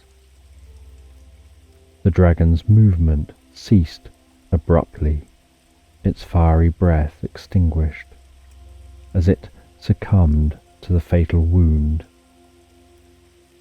With a deafening crash, the beast fell to the cavern floor, its lifeless body a sign of the courage and skill of the unlikely band of heroes that had brought it down. The team stood around the dragon, a mixture of awe, relief, and exhaustion etched upon their faces as they took in the enormity of their victory.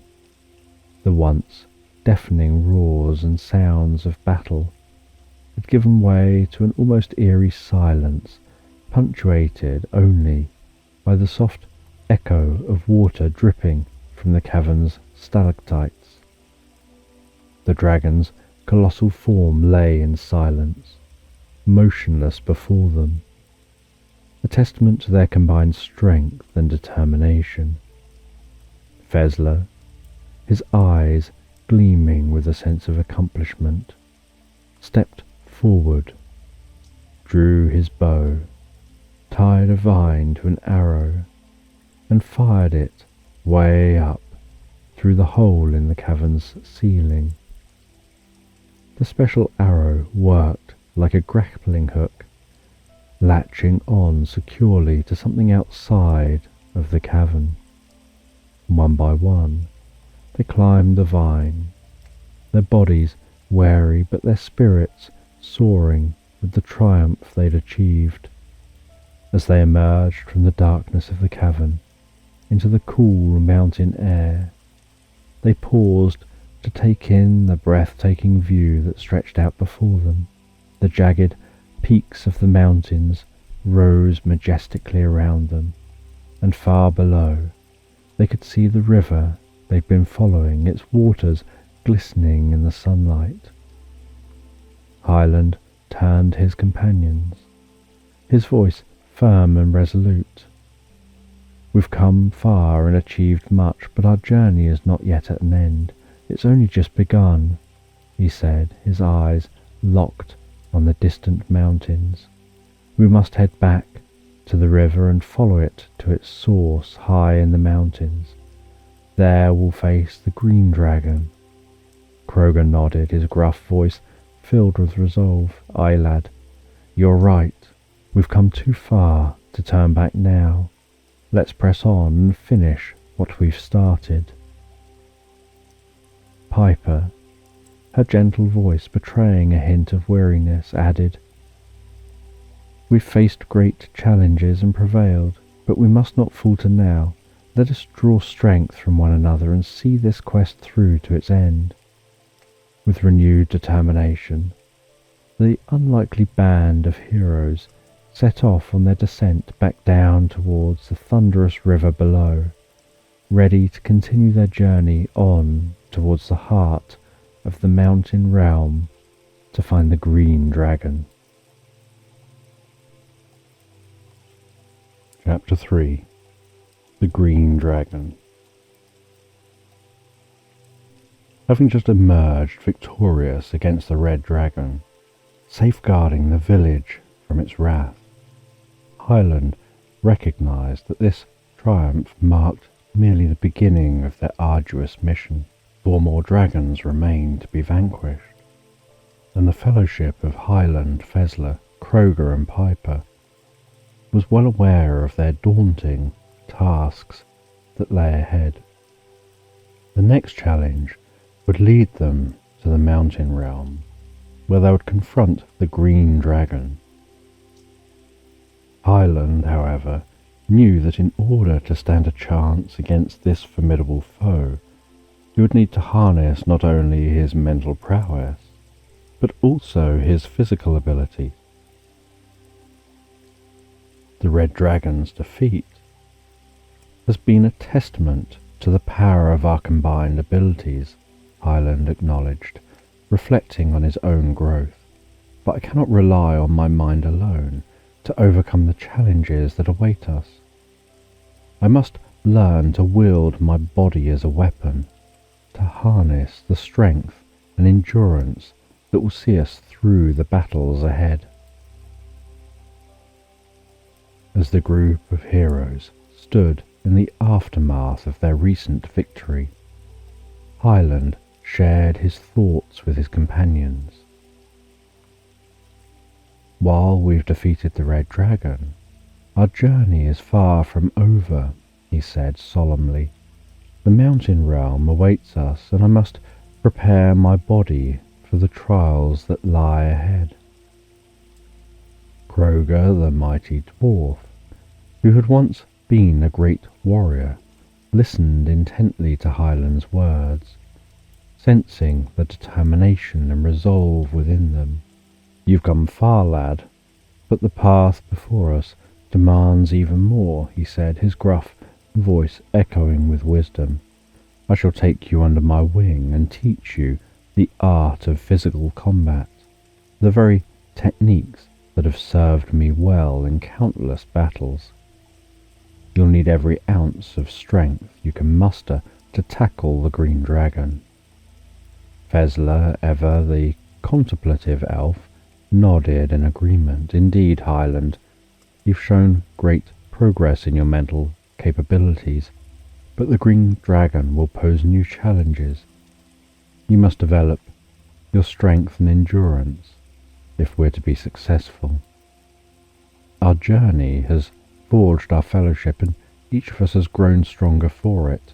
Now, as we face the Green Dragon, we must ensure that your physical abilities match your mental prowess.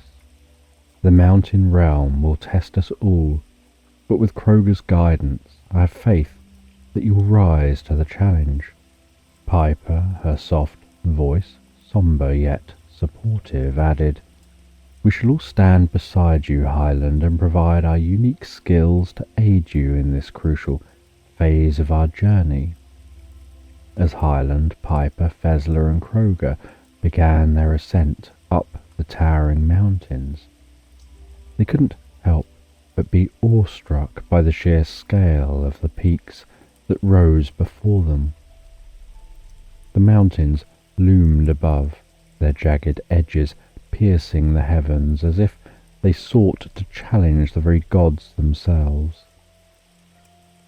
The vast mountain range seemed to stretch on for eternity, leaving the group with no choice but to traverse the perilous slopes in order to reach the other side.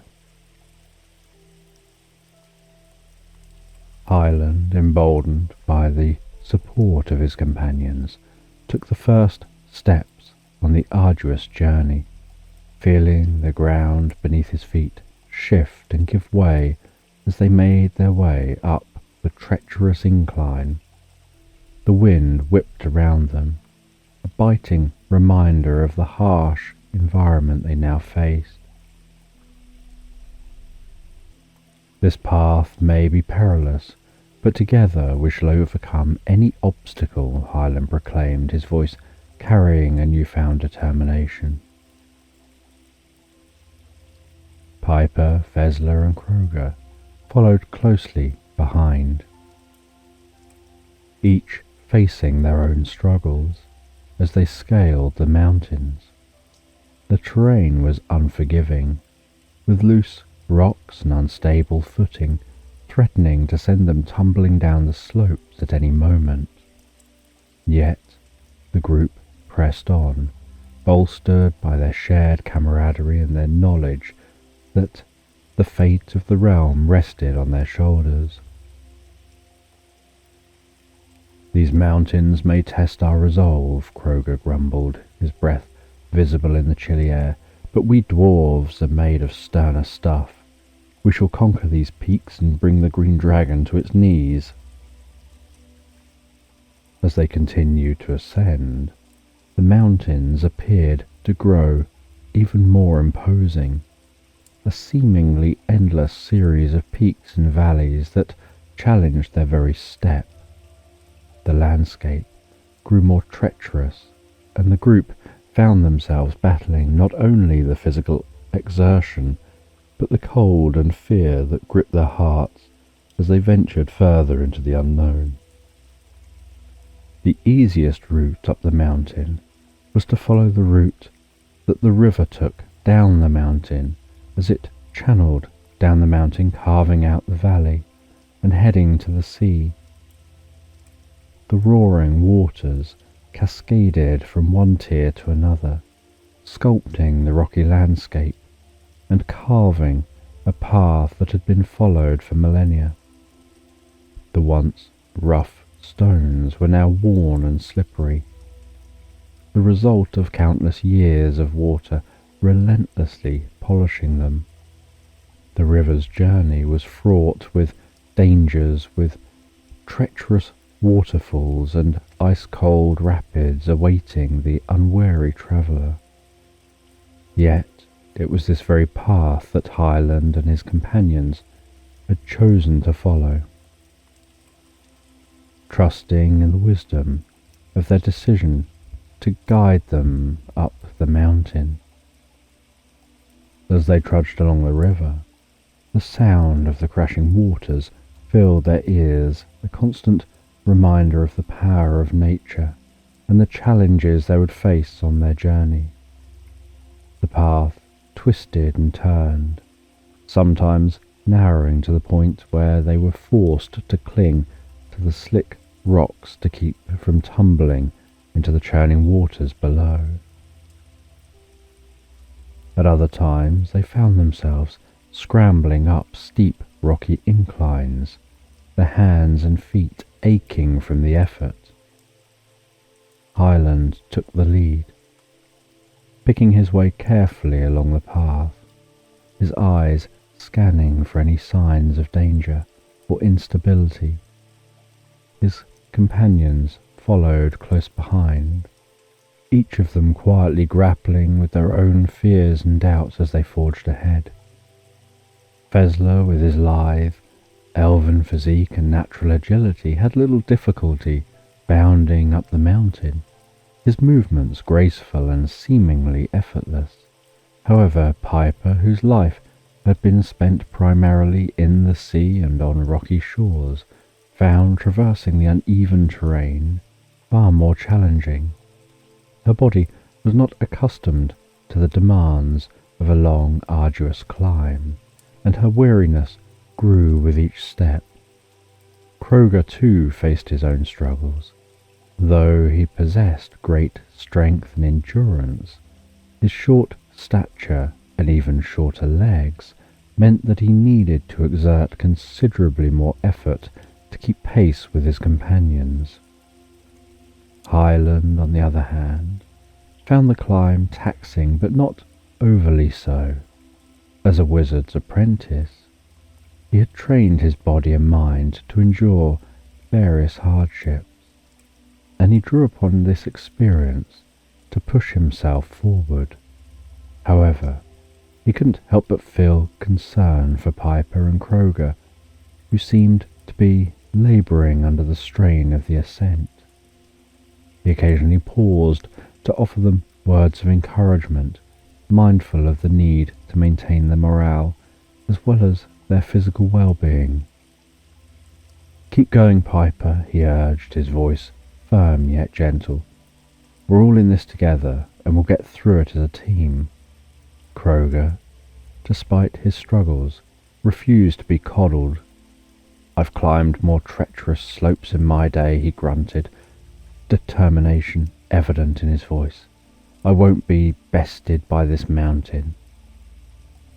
The rocks they were climbing on were often cold, slippery, and wet from the water of the descending river splashing onto them. Their hands and feet grappled for purchase on the slick surfaces, their breaths coming in puffs of vapour in the chill air. "Watch your step," Hyland cautioned, his voice echoing off the rocks. "These stones can be treacherous." As they continued to climb, the weather grew colder and colder, the wind biting into their exposed skin like icy knives. The lush green of the valley below slowly receded, replaced by a stark landscape of brown with the occasional shrub, dried grass, and hardy vegetation clinging to the rocks. Their fingers and toes began to grow numb, their movements becoming more deliberate as they fought against the cold. "Keep your wits about you," Kroger advised gruffly, his breath steaming in the frigid air. "The higher we go, the more treacherous the path." As they continued to ascend, the hardy vegetation gradually gave way to snow and ice, the landscape transforming into a barren, frozen wasteland. The wind howled around them, a constant companion as they trudged onward, their bodies protesting the relentless cold. Even the ever-resilient Piper began to shiver, her melodious voice barely audible as she murmured her own encouragement. "We must press on," she whispered, her breath crystallizing in the icy air. "We cannot let this cold defeat us."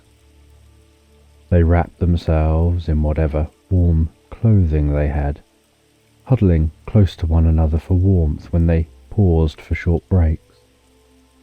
During these moments, they shared stories and laughter, drawing strength from the friendship that had grown between them.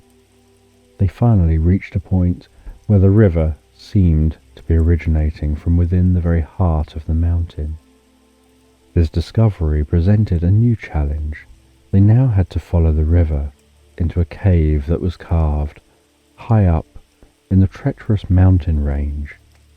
The climb tested their bodies to the extreme, as their weary muscles strained with each heave and pull, and their mental fortitude was pushed to its limits as they fought to maintain focus and determination in the face of such a daunting task.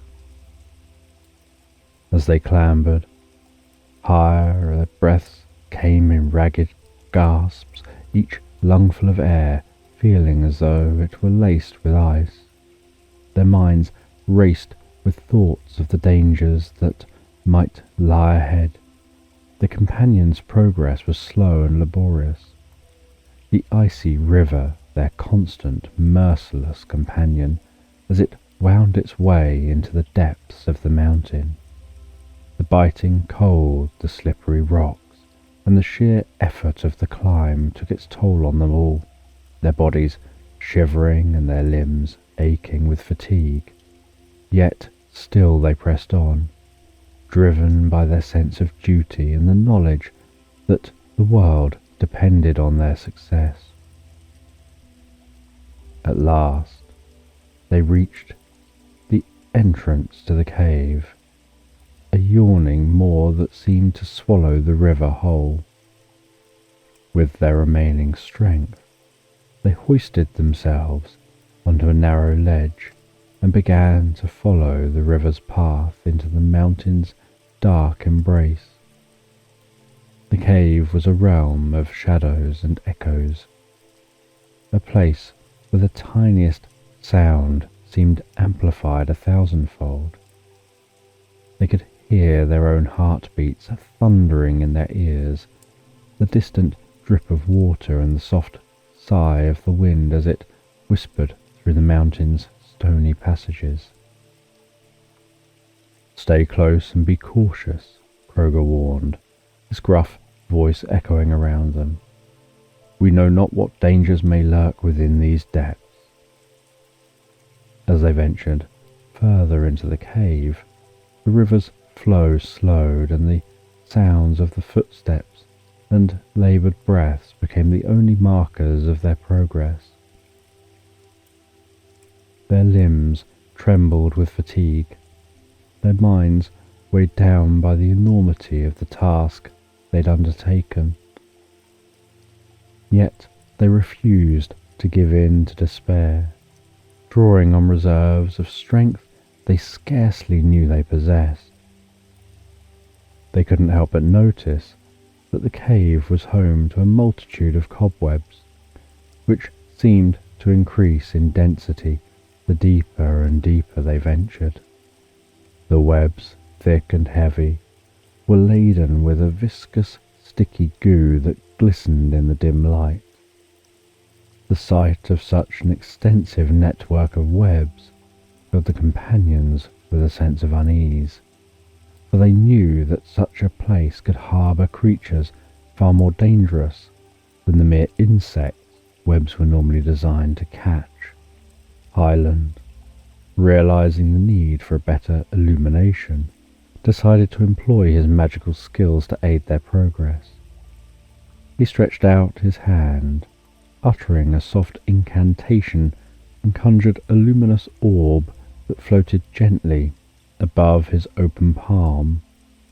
The orb bathed the cave in a warm golden light that danced upon the walls, making the dense cobwebs shimmer and twinkle like a tapestry of frosted stars.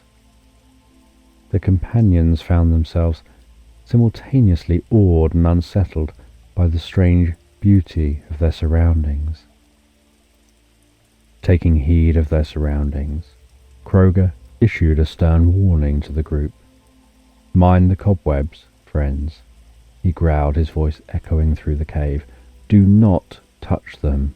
As a dwarf, I've spent most of my life dwelling in caves, and I recognize the potential peril of such an environment." He paused for a moment, surveying the area before continuing.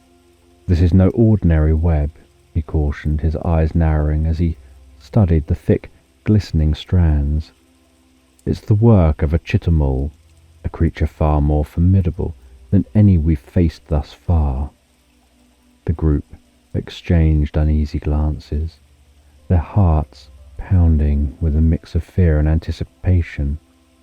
Kroger's words served as a stark reminder that they were venturing into unknown territory, where the dangers lurking within could far surpass their wildest nightmares. Hyland, Kroger, Piper, and Fezler proceeded cautiously, each step carefully measured as they navigated the treacherous terrain. They maintained a respectful distance from the webs as best they could, their senses heightened as they listened for any signs of movement in the darkness beyond. After hours of walking, despite trying to be careful walking through the cave, eventually Hyland accidentally stepped on a strand of cobweb. It was almost like a tripwire across the cave floor. As soon as the silken thread snapped beneath his foot, a shiver ran down Hyland's spine, and he felt a sudden cold dread. He looked around, realizing his mistake, and fearing what it might bring. "The cobweb," he whispered hesitantly. "I accidentally stepped on it." Kroger's eyes widened with concern, and he quickly scanned their surroundings, his keen dwarven senses heightened. "Stay alert," he warned, his gruff voice now barely above a whisper. "We've likely alerted the chittermule to our presence." Piper, her soft voice tinged with apprehension, asked, "What do we do now?" Fezler, ever the voice of reason, responded, "We proceed with even greater caution. Keep an eye on the shadows, and be prepared for anything." The group tightened their formation, weapons at the ready, as they continued deeper into the cave. The air grew colder and heavier with each step, as if the very atmosphere was warning them of the danger that now lurked nearby. Hyland's heart pounded in his chest, his hands trembling ever so slightly, as he clutched his staff tightly. the eerie silence that followed was broken only by the occasional drip of water from the cave ceiling, creating a haunting symphony of echoes that served to heighten their sense of foreboding. With the twang of the strand of cobweb, the Chittamul became aware of their presence.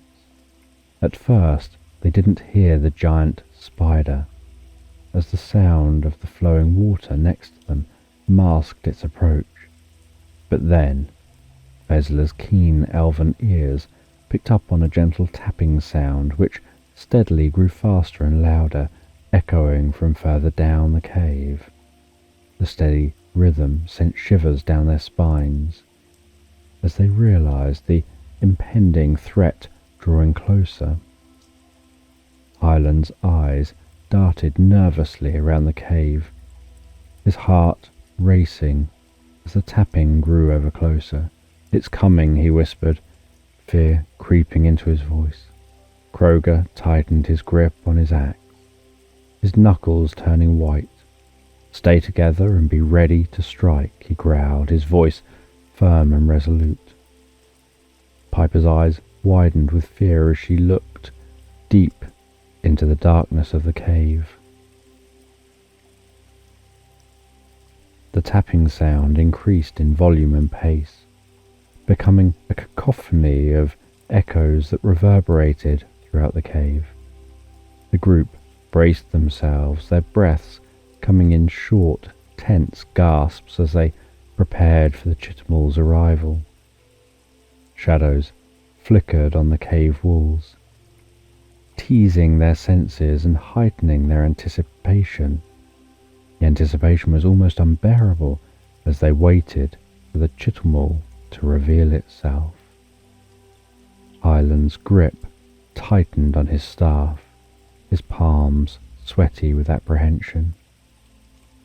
He cast a glance towards his companions, their faces a mixture of fear and determination. They were as ready as they could be for the Chittamul's inevitable assault. Then, in a heart-stopping moment, the colossal Chittamul emerged from the darkness, its grotesque form a nightmarish sight to behold, towering over Hyland. The monstrous spider was thrice his size, its body covered in coarse, bristling hairs that seemed to ripple as it moved. Its multiple eyes gleamed menacingly, reflecting the fear in Hyland's eyes as it fixed its gaze upon him. With a guttural, bone-chilling hiss, the Chittamul exposed its enormous, venom-dripping fangs, each one as long and sharp as a dagger. The monster's breath was a nauseating mix of decay and rancid meat, the stench wafting through the cave as it lunged towards Hyland, its fangs aimed straight to his outstretched hand. "Hyland, look out!" cried Piper, her melodious voice strained with terror. Hyland's heart raced as he barely managed to sidestep the Chittamul's attack, its fangs narrowly missing his hand. The sound of its fangs scraping against the cave floor echoed through the chamber, sending shivers down the spines of the companions. "The beast is upon us," bellowed Kroger, his gruff voice filled with determination. "Hold your ground and fight." Hyland mustered all the courage he could. He hurled the orb of light at the monstrous spider. As the orb of light landed at the giant spider's feet, distracting the Chittamul and casting its sharp silhouette dancing across the cave walls, he cried out to his companions, "Quickly take cover!" Without hesitation, they all leapt off the path, expertly rolling on the ground to break their falls. Hyland, Piper and Fezler sought refuge around a large, jagged corner of the cave, their breaths heavy and hearts pounding as they braced themselves for the ensuing battle. Kroger, the grizzled warrior, found himself a strategic position behind a cluster of massive rocks, peering out from his hiding spot to keep a watchful eye on the Chittamul. Hyland took a deep breath, focusing his energy and channeling the raw elemental power coursing through him. The air around him crackled and hummed with the intensity of his concentration. He raised his left hand, aiming carefully at the monstrous spider.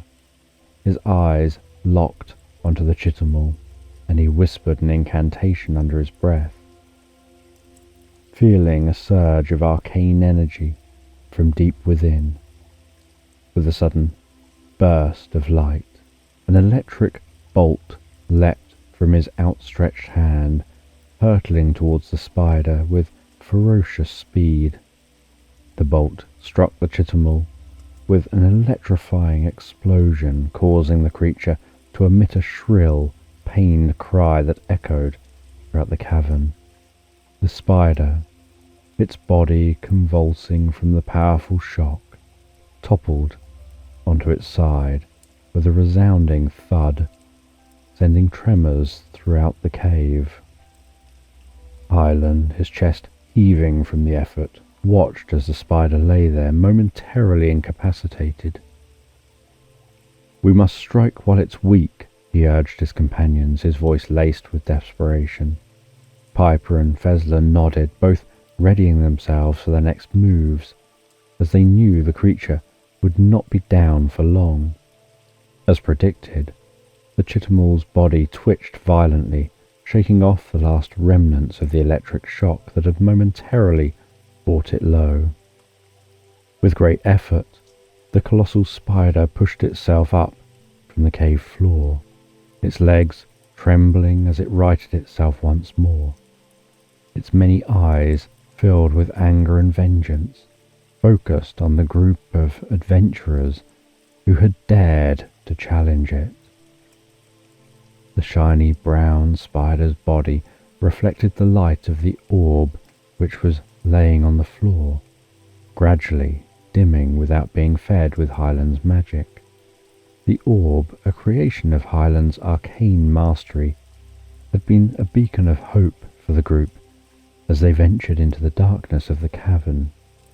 Now, as its radiance waned, the glossy carapace of the monstrous Chittamul seemed to absorb the dying light, casting an eerie sheen on its exoskeleton that sent shivers down their spines. Hyland glanced at the fading orb, his brow furrowed with concern. "The light won't last much longer," he warned, his voice tense and urgent. "We must finish this quickly, or we'll be fighting in darkness." Piper's nervous yet musical voice echoed his sentiment. "We cannot allow that to happen, for in darkness the creature will have the advantage." Fezler, his eyes focused on the spider and already moving deftly to a better vantage point, responded firmly. "Indeed, we must bring an end to this battle swiftly." As the orb's glow continued to diminish, the Chittamul's multifaceted eyes caught the light, reflecting it in a prismatic dance that was as mesmerizing as it was terrifying. The sight served to remind the party of the imminent danger, galvanizing their resolve to overcome this fearsome foe before the darkness consumed them all. Kroger, sensing the urgency of the situation, crouched low, his stocky dwarf frame coiled like a spring. His keen eyes scanned the cavern for any advantage, finally settling on a cluster of rocks behind the group. With a determined grunt, he charged, his short legs carrying him rapidly around his companions and the monstrous Chittamul. As Kroger reached the rocks, he swiftly scaled them, his battle-hardened hands finding purchase with ease. The other adventurers watched in awe as the once great warrior leapt from the rocky outcrop arms outstretched towards the spider's terrifying jaws. In a feat of incredible strength and precision, Kroger seized one of the spider's venomous teeth in each hand, his fingers gripping the serrated edges with a white-knuckled intensity. The chittermule, sensing the intrusion, reared back in surprise, shaking its head violently in an attempt to dislodge the stubborn dwarf. Its front legs pounded the cavern floor in a frenzied dance, the vibrations echoing through the chamber like the drum of war. But Kroger held on, his face a mask of determination, as he strained against the powerful jaws. "I shall not be defeated by the likes of you, foul beast," he roared, his voice echoing through the cavern. The other adventurers, inspired by Kroger's courage, readied themselves for a renewed assault on the monstrous arachnid. With a mighty heave, Kroger wrenched the spider's teeth in opposite directions, veins bulging in his muscular arms as he pushed himself to his limits. The chittermule's chitinous exoskeleton creaked and groaned under the immense pressure, and with a sickening, tearing sound, both venomous teeth were ripped free from the spider's gaping maw. Kroger landed heavily on the cavern floor, clutching the two venomous teeth he torn from the chittermule's maw. Gasping for breath, he inspected the deadly weapons in his hands, their serrated edges glinting in the dim light of the cave. With a grunt of contempt, he held one of the teeth aside, its clattering against the stone a defiant testament to his victory. As the tooth skittered across the ground, the spider's rage and terror reached a fever pitch.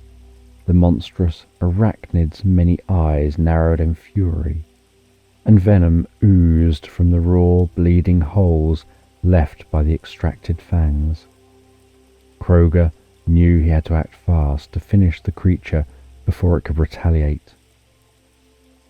Wasting no time, he sprang back onto the spider's massive body, his strong dwarf legs propelling him through the air with an agility that belayed his stocky frame.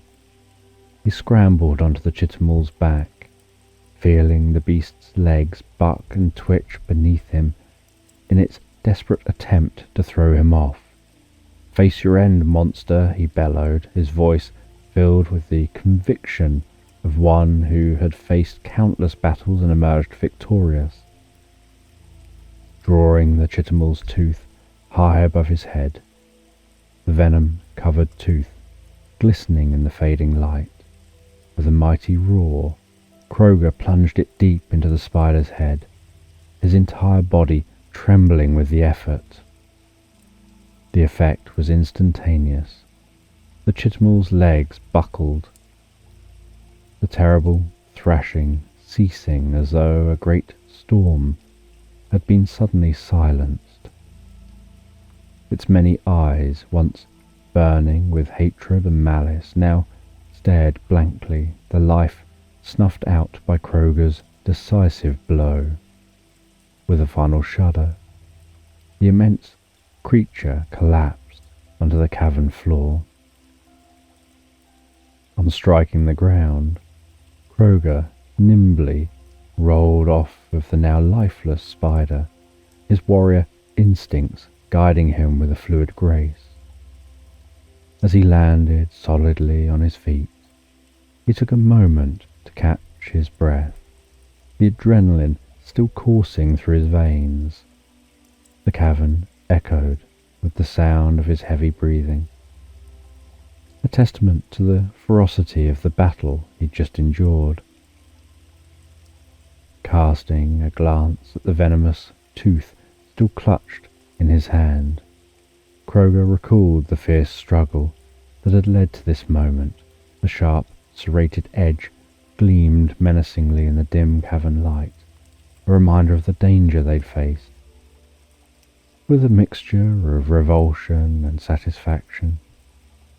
He flung the tooth away, the clattering sound it made against the cave floor, a symbol of his hard-won triumph. The others emerged from the shadows to witness the aftermath of Kroger's battle with the monstrous spider. As they gathered around Hyland, conjured a new glowing orb, illuminating the scene before them. The eerie light revealed the spider's crumpled body, its many limbs twisted and broken, a sign of the dwarf's strength and skill. A mixture of awe and relief washed over them as they gazed upon the fallen foe. "Kroger, that was incredible," Hyland exclaimed. Kroger, humbled by the praise, simply nodded. "We must press on," he urged. "There's no telling what other dangers lurk in these depths." With Hyland's glowing orb leading the way, the group ventured deeper into the cave, navigating the treacherous terrain with caution. They searched high and low, their eyes scanning the dark corners and hidden crevices for any sign of an exit. The weight of their mission pressed on them, and each step they took echoed through the cavern with a solemn determination. As they traversed the winding passages, the party engaged in hushed conversation, sharing tales of past adventures and discussing the challenges that lay ahead. Kroger, ever the stoic warrior, offered words of encouragement, while Piper and Fezler provided wisdom and insight gleaned from their own experiences. The group, driven by their determination and guided by the sound of rushing water, eventually discovered the source of the river that flowed through the cave. A magnificent waterfall cascaded down from an unseen height, its thunderous roar echoing throughout the cavern. The water gushed into the cave, feeding the river that wound its way through the subterranean passages, before tumbling down to the mountainside and meandering through the valley below.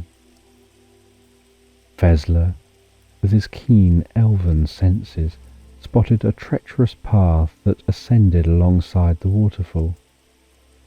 "Look there, my friends," he said, pointing to the rugged ascent. "We must climb this waterfall if we wish to find the source of the river and make our way to the surface." The group steeled themselves, preparing for the arduous climb. Fezler, ever the seasoned mountaineer, led the way, expertly navigating the slippery rocks and treacherous footing. "Keep your eyes on the next handhold," he shared helpfully, his years of experience evident in the ease with which he scaled the treacherous ascent. Hyland followed closely behind, using his magic to secure their footing and provide support where needed. Piper, a soft voice offering encouragement and reassurance, proved surprisingly agile, scaling the rocks with grace and determination. The group, bound by their shared purpose, climbed higher and higher, the deafening roar of the waterfall ringing in their ears.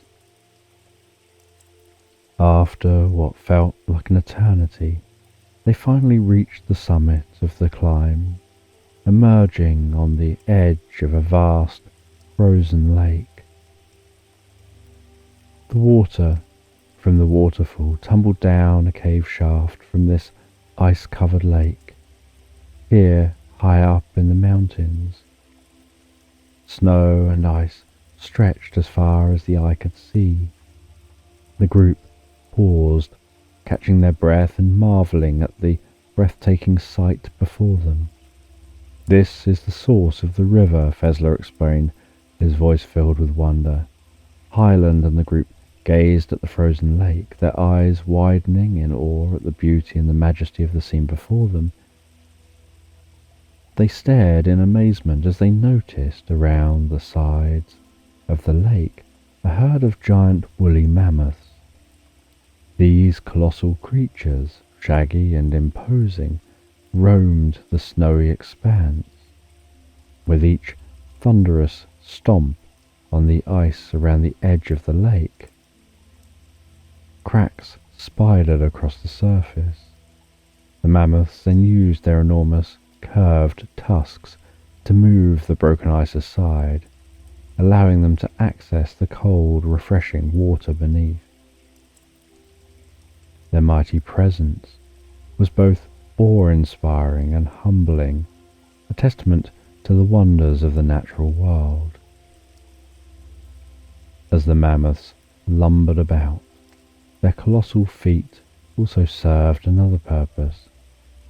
They displaced the snow, keeping it shallow and manageable, thereby allowing the sparse vegetation to grow and providing sustenance for the creatures that inhabited these inhospitable heights.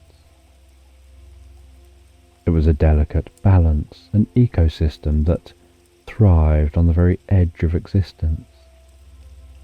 Hyland marvelled at the sight of the mammoths, their thick fur protecting them from the biting cold.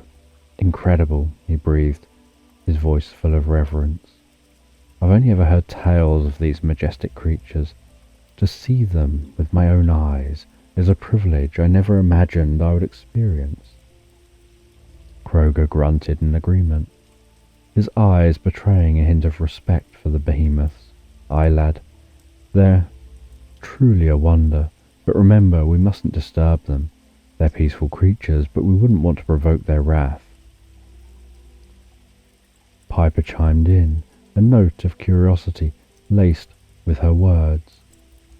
They are magnificent, but we must remain focused on our quest. The dragons are still a threat, and time is of the essence. Fezler nodded in agreement, his keen eyes scanning the mammoths and their surroundings. You're right, Piper. We must continue onwards, taking care not to disturb the delicate balance of this place. Let us tread carefully and maintain our respect for these majestic creatures. The landscape before them was a breathtaking, almost otherworldly vision of pristine beauty, yet it was also a harsh, unforgiving environment. The relentless, blindingly bright white light of the sun reflected off the snow-covered slopes, while a freezing, bitterly cold wind howled across the surface of the mountain.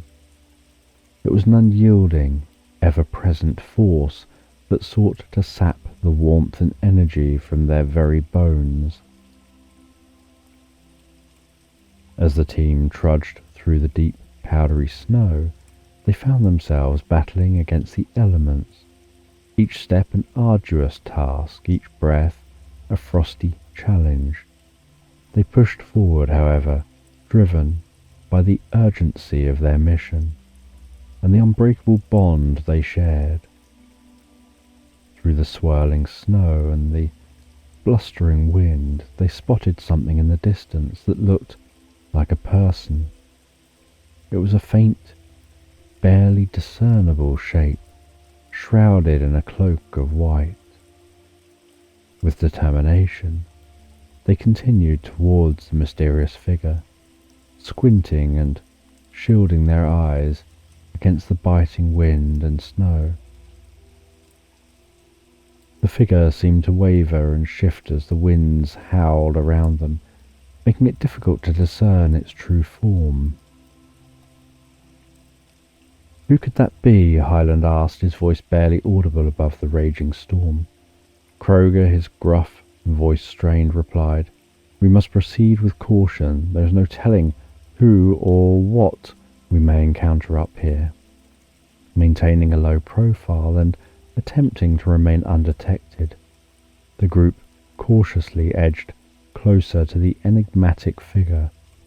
The unknown nature of the stranger and the potential danger they may pose kept them on high alert, each of them casting furtive glances as they progressed. The The piercing wind and relentless snowfall only served to heighten their sense of unease. "Stay low and keep quiet," whispered Piper, her voice almost lost in the swirling gusts. "We mustn't reveal ourselves until we know their intent."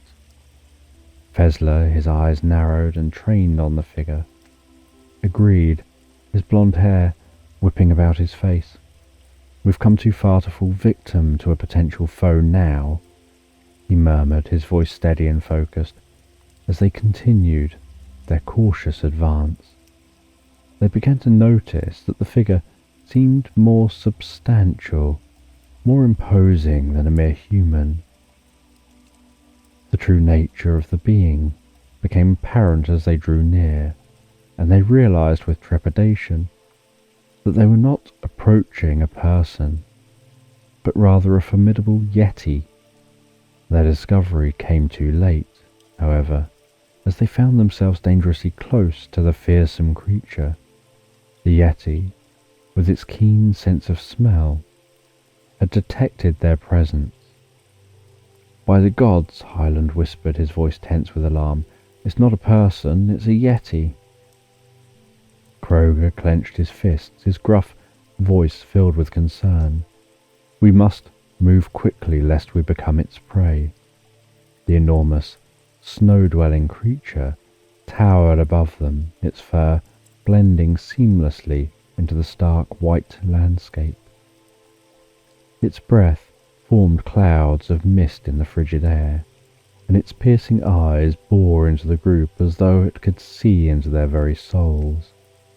Despite their best efforts, the yeti had detected them, and it was clear that their intentions had been misunderstood. The creature, driven by hunger and the instinct to protect its territory, prepared to attack. With so little food up here on top of the mountain, the yeti had grown desperate and would try to eat anything it could catch.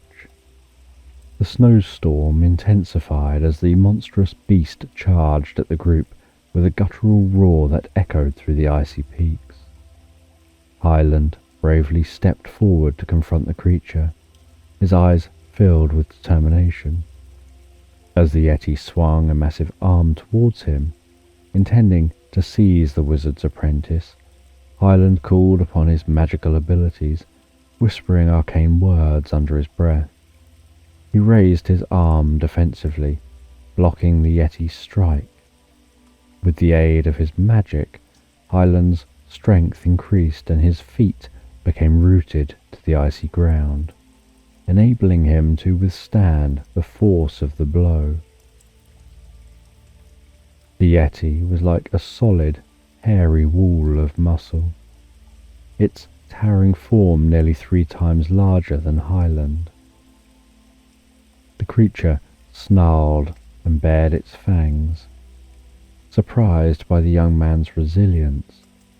It was accustomed to hunting in the unforgiving mountain terrain, and its victims, like the mammoths, usually succumbed without significant resistance.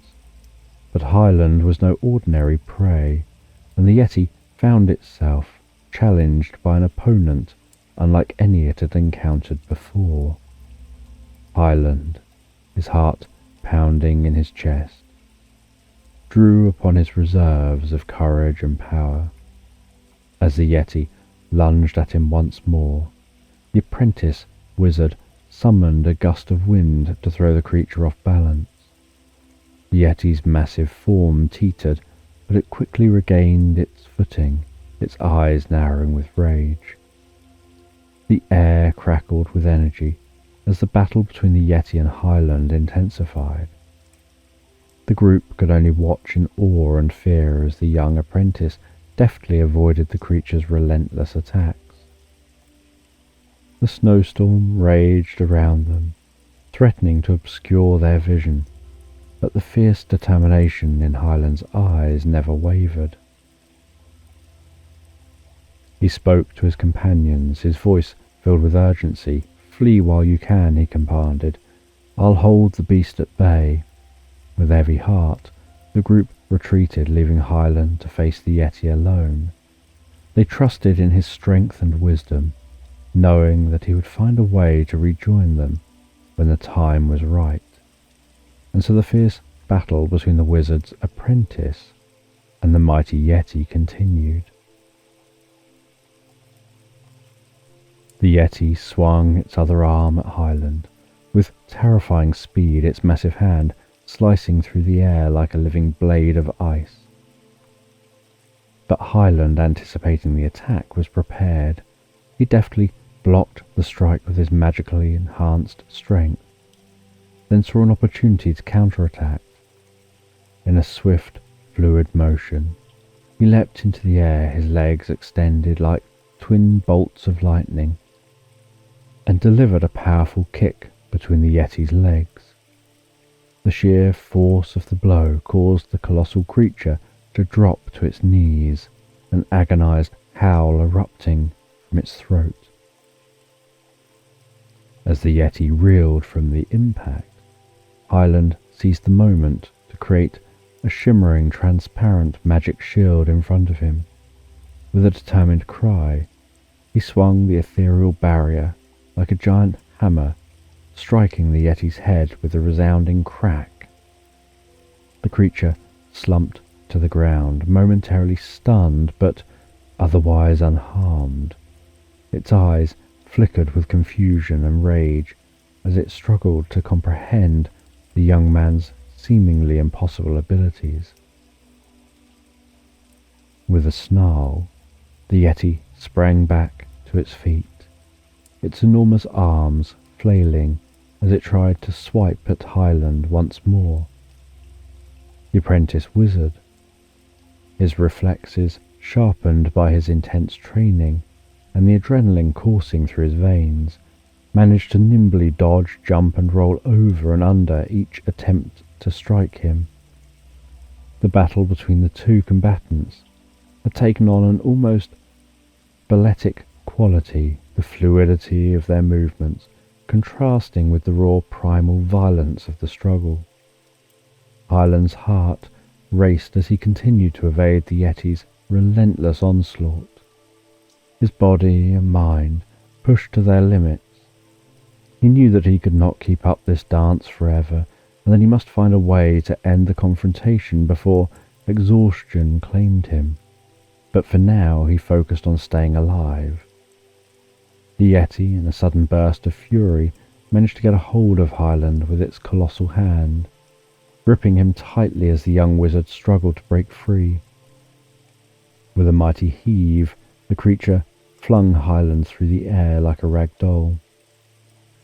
As he soared helplessly through the sky, Hyland's heart pounded in his chest, his mind racing to find a solution to his predicament. He braced himself for impact, fearing the worst, but instead found himself landing face down in a thick bed of snow.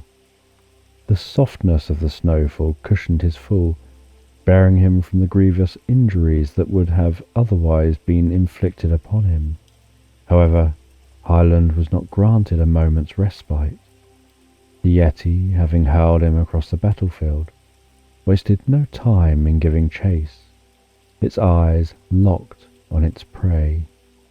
The distance between them provided a small window of opportunity for Hyland to gather his wits and formulate a plan.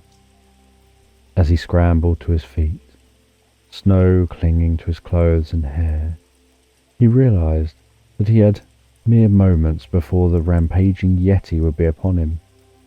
Summoning all his strength and focus, Hyland quickly incanted a spell, feeling the familiar surge of magical energy coursing through his veins, just as the Yeti was about to descend upon him, its massive fists raised like a gorilla preparing to pound its chest.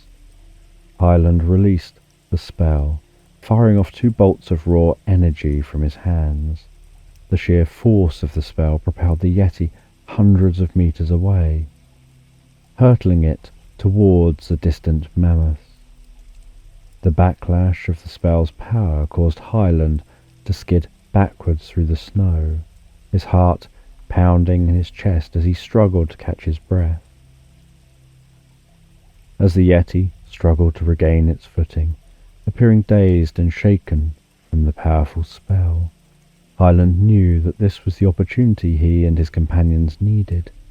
The distance between Hyland and the beast granted him a precious few moments to make his escape, allowing him to regroup with the others and continue their quest without further hindrance from the fearsome creature. They journeyed onwards, traversing the treacherous mountain terrain, their path lined with jagged rocks and concealed by thick blankets of snow. As they climbed higher, the air became thinner and colder, each breath a testament to their resolve. They pressed on, the bonds of camaraderie and shared purpose guiding them through the unforgiving landscape. At last they stumbled upon the ruins of an ancient temple, nestled precariously upon the mountain's peak. This once majestic structure bore the weight of centuries, its stone walls etched with the passage of time. Its positioning seemed almost deliberate, offering a vantage point that allowed for unobstructed views in all directions. To one side lay the treacherous path they had conquered, while on the other side the vast expanse of the desert stretched out before them like a sea of sand. The temple's highest point was adorned with a stone structure, its purpose shrouded in mystery. It seemed as though it had been constructed to pay homage to some long-forgotten deity, or perhaps to guard a secret buried deep within its walls. The air around the temple was charged with an almost palpable energy, lending an air of reverence and foreboding to the atmosphere. As they cautiously approached, a guttural roar echoed through the temple's chambers, a chilling harbinger of the menace that lay within. Their intrusion had clearly disturbed something ancient and powerful, a force that until recently had been slumbering for eons. And as the roar subsided, it became clear that their presence had awoken the dragon they were seeking. Without warning, a gargantuan green dragon erupted from beneath the snow-covered stone surface, its colossal form shattering the temple's floor as if it were made of glass. Massive boulders were sent hurtling into the air, each a deadly projectile that threatened to crush the adventurers where they stood. The group deftly maneuvered out of harm's way, their hearts pounding as they narrowly avoided the hailstorm of debris. The dragon's emerald green scales shimmered in the sunlight. The sight of this magnificent beast was at once awe-inspiring and terrifying. The dragon's form was not only impressive in size, but also adorned in a layer of intricate, impenetrable armor. It was as if some skilled craftsman had meticulously fitted the beast with this protective covering. The adventurers knew that they could not simply leap onto the dragon's neck and strike it at its vulnerable point. In this moment, Hyland understood that both he and Kroger would need to mount the dragon and somehow dismantle the armor encasing it. They clambered up the ancient ruins, precarious structure, seeking a vantage point from which they could confront the armored behemoth. The dragon, sensing their intentions, dove towards them, its breath a torrent of flames, as it closed in on the pair. With hearts pounding and adrenaline surging, Hyland and Kroger leapt from the temple wall, narrowly avoiding the dragon's fiery breath, and landed on its vast armoured back.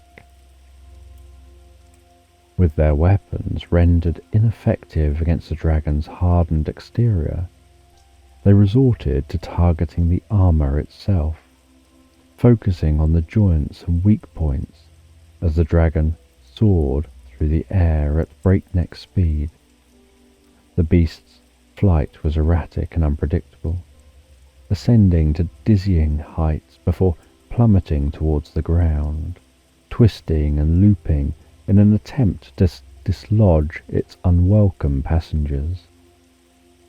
But Hyland and Kroger tenaciously clung on, seizing every opportunity to strike at the armor's vulnerabilities. In time, their relentless assault bore fruit as they managed to breach a section of the armor. The dragon's impenetrable hide, however, still lay beneath, preventing them from landing a decisive blow. Undeterred, they continued their struggle, focusing on removing the armor encircling the only weak point, the dragon's neck. Together they laboured to dismantle the metal casing, fighting against the dragon's increasingly desperate manoeuvres as it sought to shake them from its back. Kroger gripped Hyland's legs tightly as the apprentice hooked his own limbs under the dragon's enormous wings. With the wind whipping around them, Hyland leaned forward, stretching towards the dragon's neck, to hack away at the armour. The dragon, sensing their progress, flew even more erratically, desperately attempting to shake the pair off its back. All the while, it continued to breathe fire towards Fezler and Piper, who were doing their best to evade the searing flames. Amidst the chaos, Kroger and Hyland maintained their determination, their fingers aching from holding on for dear life. With each wild swing of his sword, Hyland managed to loosen more of the armour around the dragon's neck. The metal groaned and creaked in protest, but the pair refused to relent. The dragon's movement became increasingly violent as it spiraled through the air, but still they persevered. At last, the armour around the dragon's neck cracked and broke free, leaving its vulnerable flesh exposed. But in the heat of the struggle, Hyland's sword slipped from his grasp and plummeted towards the ground below. His heart sank, but there was no time for despair. With the dragon's neck bared, Hyland knew he had no choice but to continue the fight. Clinging on to the dragon's neck with his legs, Hyland hung upside down, his hair whipping wildly around his face, drawing on the last of his strength. He began to pummel the dragon's neck with his fists. Each blow was a desperate attempt to penetrate the beast's thick hide, but it seemed like an impossible task. Hyland's knuckles bled, but still he persisted, punching the same spot on the dragon's neck over and over, willing himself to break through the creature's skin.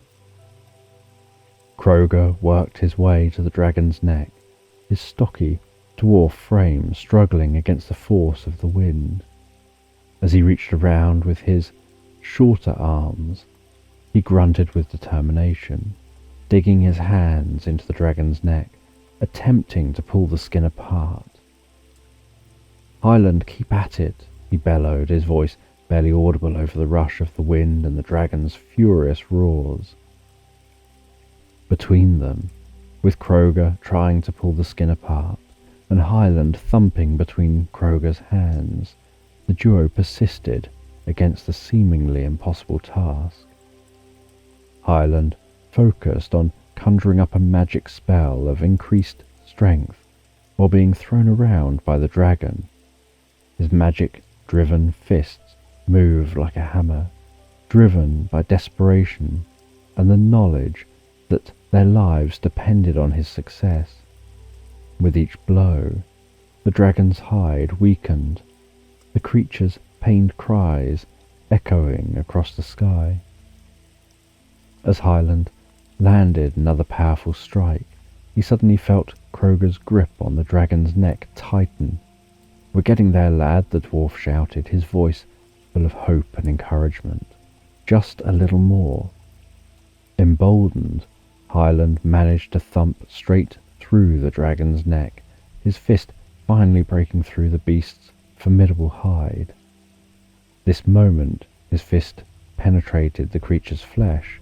The dragon let out an ear-splitting screech, its wings faltering as it began to lose altitude.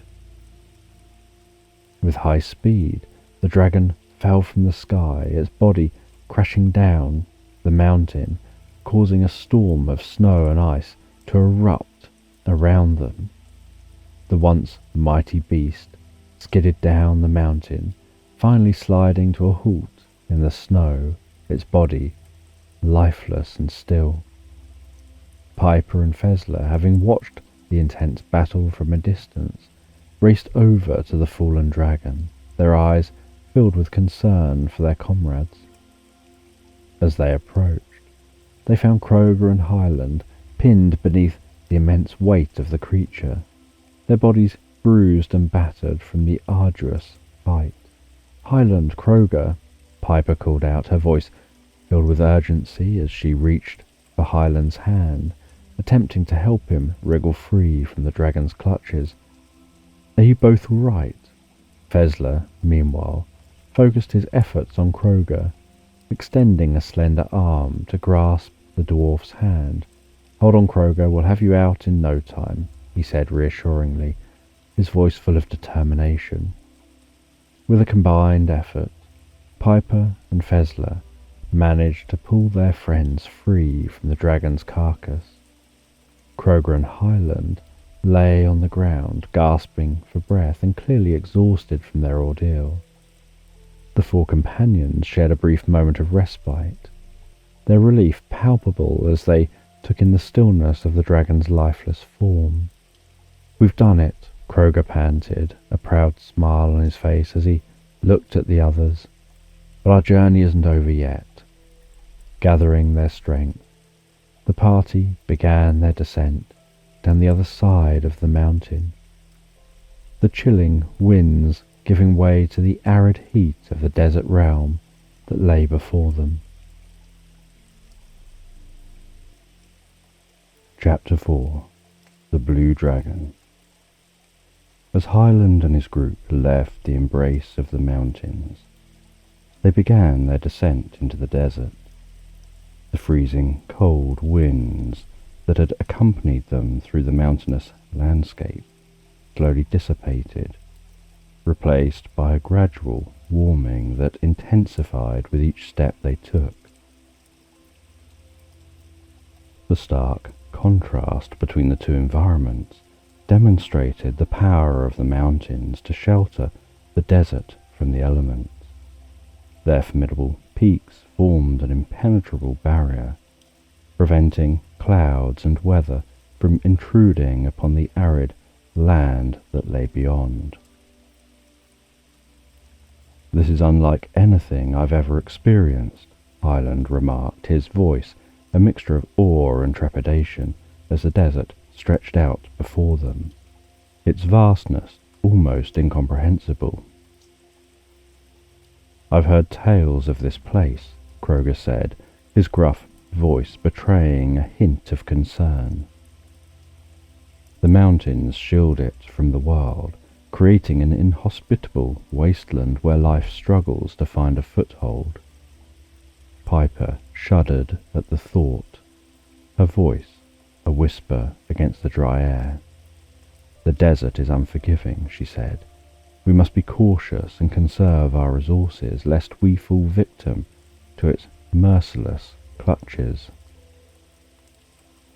As the group ventured further into the desert, they could feel the heat intensifying, their bodies growing slick with sweat as they trudged through the ever-shifting sands. The once biting cold was now nothing more than a distant memory, replaced by the relentless heat that threatened to overwhelm them. During the day, the desert sun blazed mercilessly, raising the temperatures to unbearable heights that sapped the energy from their very souls. The sands beneath their feet became as hot as coals, each step a painful reminder of the hostile environment they now found themselves in.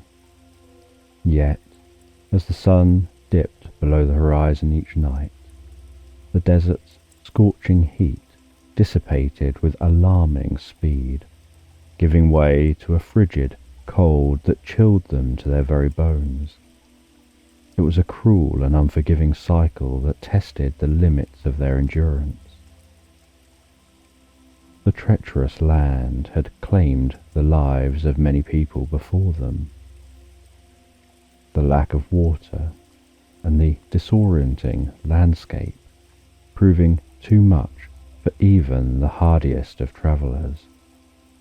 Vast dunes shifted and morphed with every gust of wind, rendering familiar landmarks unrecognizable and causing countless souls to become hopelessly lost within its sandy embrace.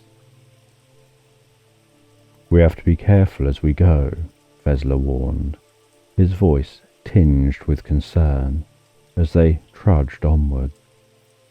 "We must conserve our water and maintain our wits about us. This desert is a killer, taking both the strong and the weak without mercy." Hyland nodded solemnly, his eyes scanning the horizon for any hint of respite from the relentless dunes. "We must also be mindful of the temperature changes," Piper added as she struggled with the environment. "We must take shelter during the day where we can and travel at night, lest the sun consume us all."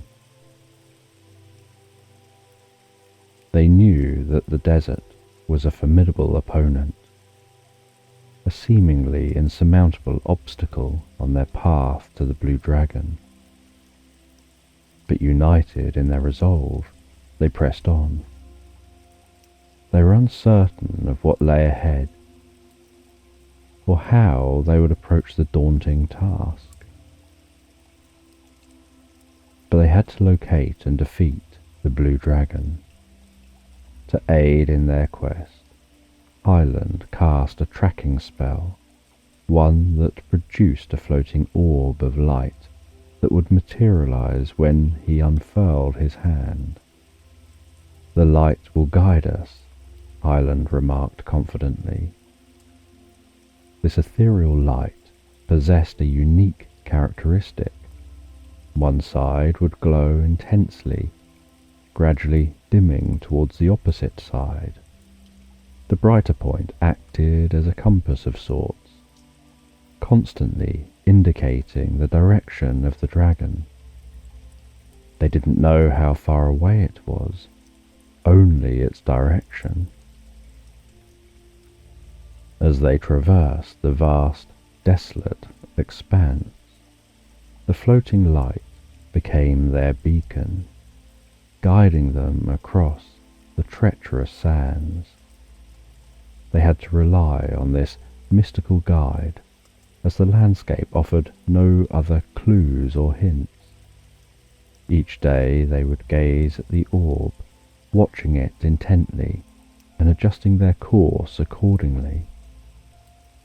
It was a delicate balance between trusting Hyland's magic and their intuition, for they were navigating an environment that was hostile and ever-changing. As they walked through this desert, it felt like they were walking for days and days without seeing any life, any signs of life, or anywhere life could be. The desert seemed to stretch out before them infinitely, an unbroken expanse of sandy desolation that sapped their energy and hope.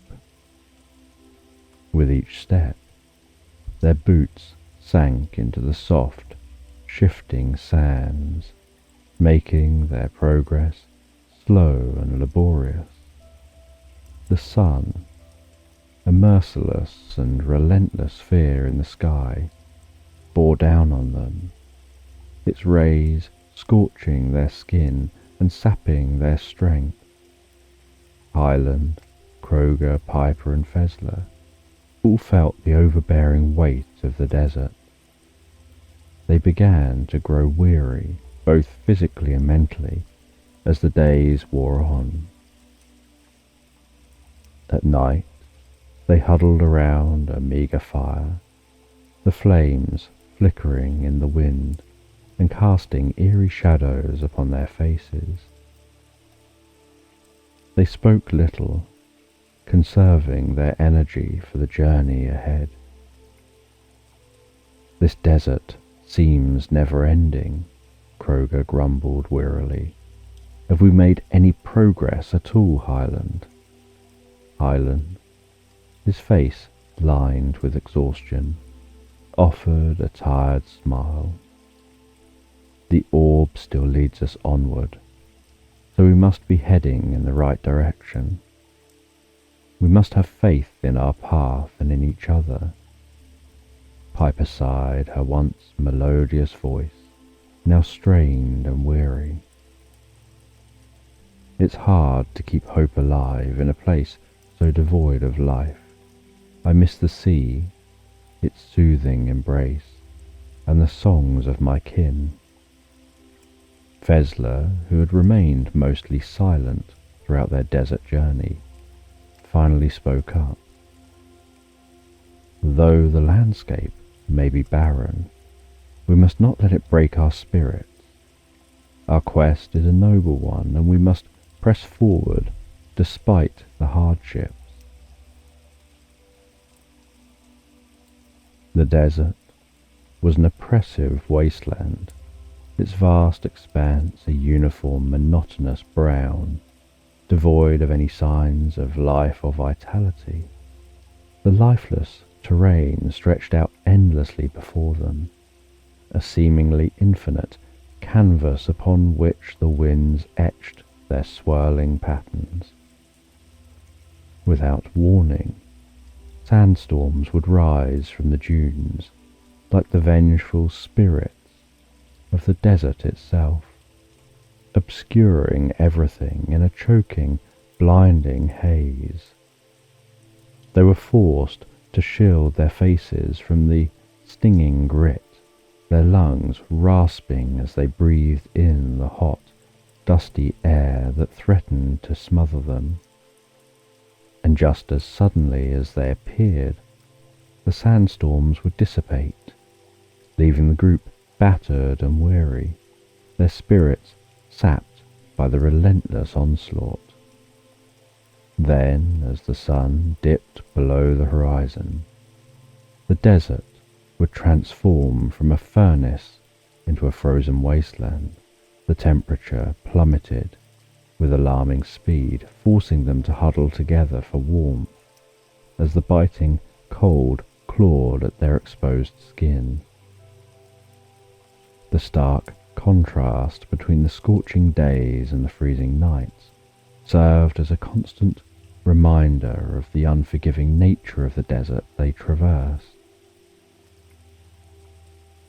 "Is there no respite from this torment?" Kroger barked, his face contorted in frustration as another gust of sandy wind battered them. "It's as if the desert wishes to break us, to grind us down until there's nothing left." Hyland, his voice hoarse from the constant battle against the desert's dry air, tried to offer some consolation. "We must press on. Our journey may be difficult, but it is a test of our resolve. We must prove ourselves worthy of the task that lies ahead." Piper shivered, her usually radiant voice now a feeble whisper.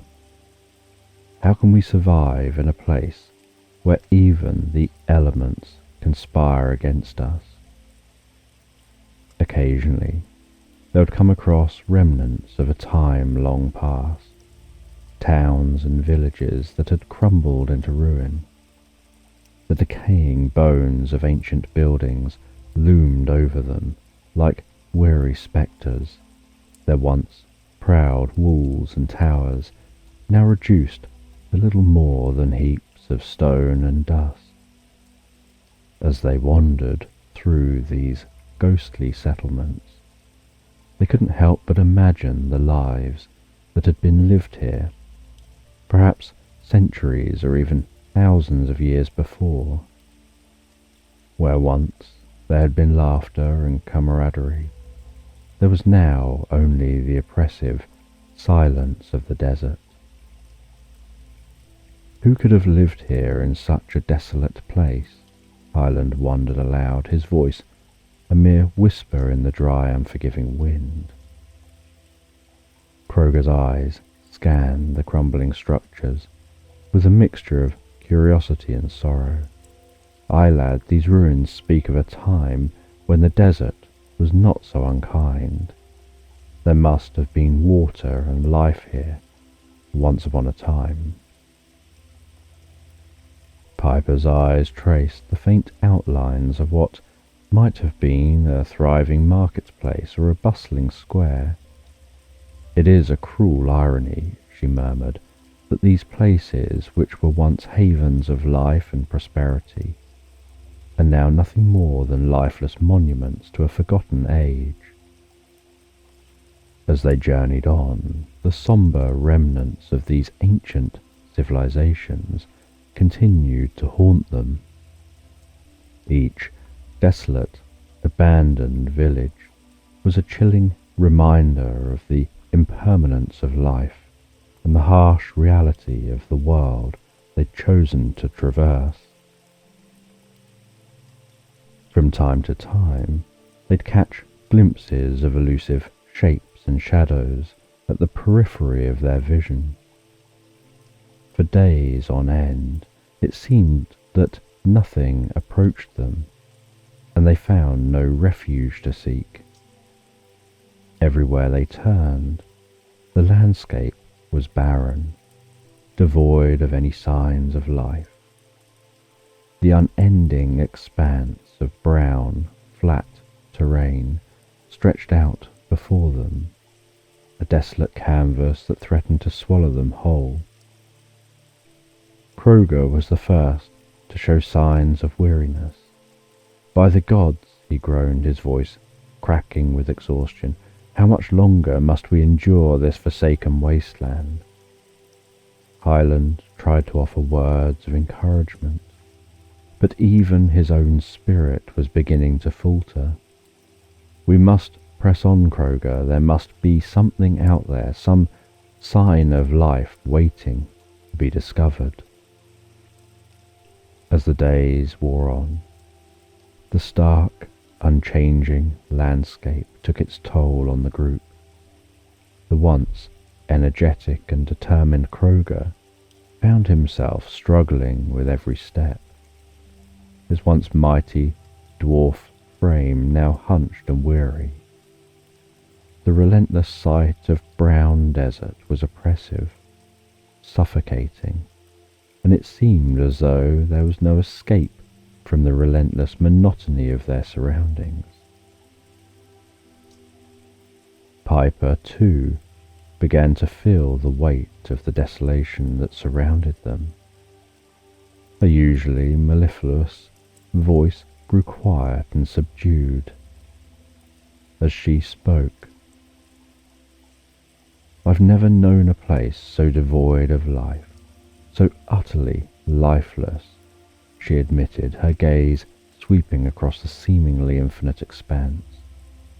It's as if we've ventured into a forgotten realm, abandoned even by the gods themselves. The group trudged on, their footsteps growing heavier with each passing day. The unrelenting, lifeless terrain had become a crucible, a test of their resolve and determination to see their quest through to the end. But despite their growing weariness, they pressed on. After about 4 days of relentless travel across the desolate landscape, they paused for a moment to catch their breath and glance back at the way they'd come. The once looming mountains now appeared as barely discernible bumps on the horizon, their once majestic peaks reduced to mere specks in the distance. The sight was disheartening, a stark reminder of just how far they'd ventured from the familiarity of their homeland. By the time 6 days had passed, even these faint remnants of the mountains had vanished from sight. No matter which direction they turned, all that met their weary eyes was an unending expanse of flat, lifeless, brown terrain, stretching out beyond them like an infinite desert. The sky above remained a sharp, cloudless blue, offering no relief or shade from the relentless sun that bore down upon them. As night fell, however, the heavens transformed into a breathtaking tapestry of celestial wonder. The sky became a blanket of innumerable stars, and an awe-inspiring galaxy stretched right across the center of their vision. The darkness was punctuated by vibrant multicolored clouds, not the usual wispy formations they were accustomed to, but instead the dust and gas of far-off cosmic phenomena.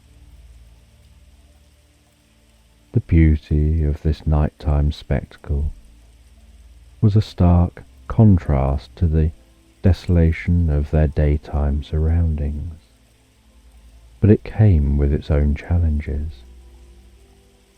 The temperature plummeted and the freezing cold seeped into their bones, making rest difficult and their mornings even more challenging. Hyland found solace in the stars, drawing strength from their beauty and remembering the words of his master. Hold on to your spirit, Hyland. It is in these moments of hardship that we find our true selves, he murmured to himself, attempting to keep his own spirit alive in the face of such overwhelming adversity.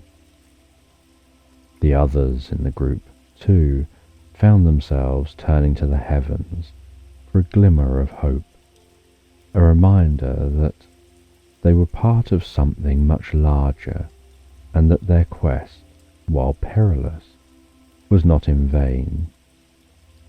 They pressed on, ever forward, driven by the beauty of the night sky and the knowledge that they had each other to rely on in the face of the desolate landscape. This was their experience, day after day, the relentless monotony of their journey, slowly wearing away at their spirits. Kroger continued to find himself struggling as the barren landscape began to break his spirit down. The endless days of emptiness, devoid of any hope or sense of progress, gnawed at his very core. The absence of life and the endless monotony threatened to extinguish the fire that had once burned so fiercely within him. Curse this blasted wasteland, Kroger grumbled, his voice thick with frustration. It seems as if it has no end. How are we to keep our spirits up when every day looks the same as the last? Piper too began to falter, her siren heart aching for the ocean she'd left behind. She'd always lived on or in the sea, and being in this arid, lifeless place was taking its toll on her. The dwindling water supply only added to her anxiety, and the desolate landscape offered no comfort or respite from her longing for the embrace of the sea. She felt as though she had been transported to an alien world, devoid of all life, where the very essence of existence seemed to have been sucked dry. Hyland, concerned for his companions, tried to offer some encouragement. "We must not let this place break us," he urged, his voice steady despite his own inner turmoil. "We've come too far to turn back now. We must press on, together."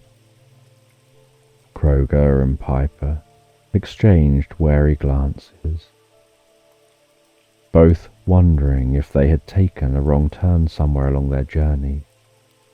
The thought of being lost in this desolate land, with no hope of ever finding their way back, was a heavy burden to bear.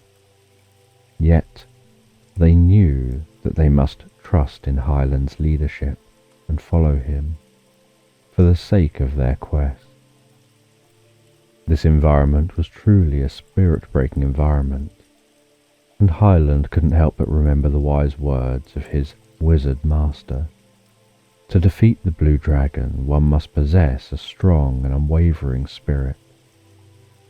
In the face of such adversity, he pondered the irony of the situation. If anywhere was going to develop one's spirit, it would be a place that seemed intent on breaking it down.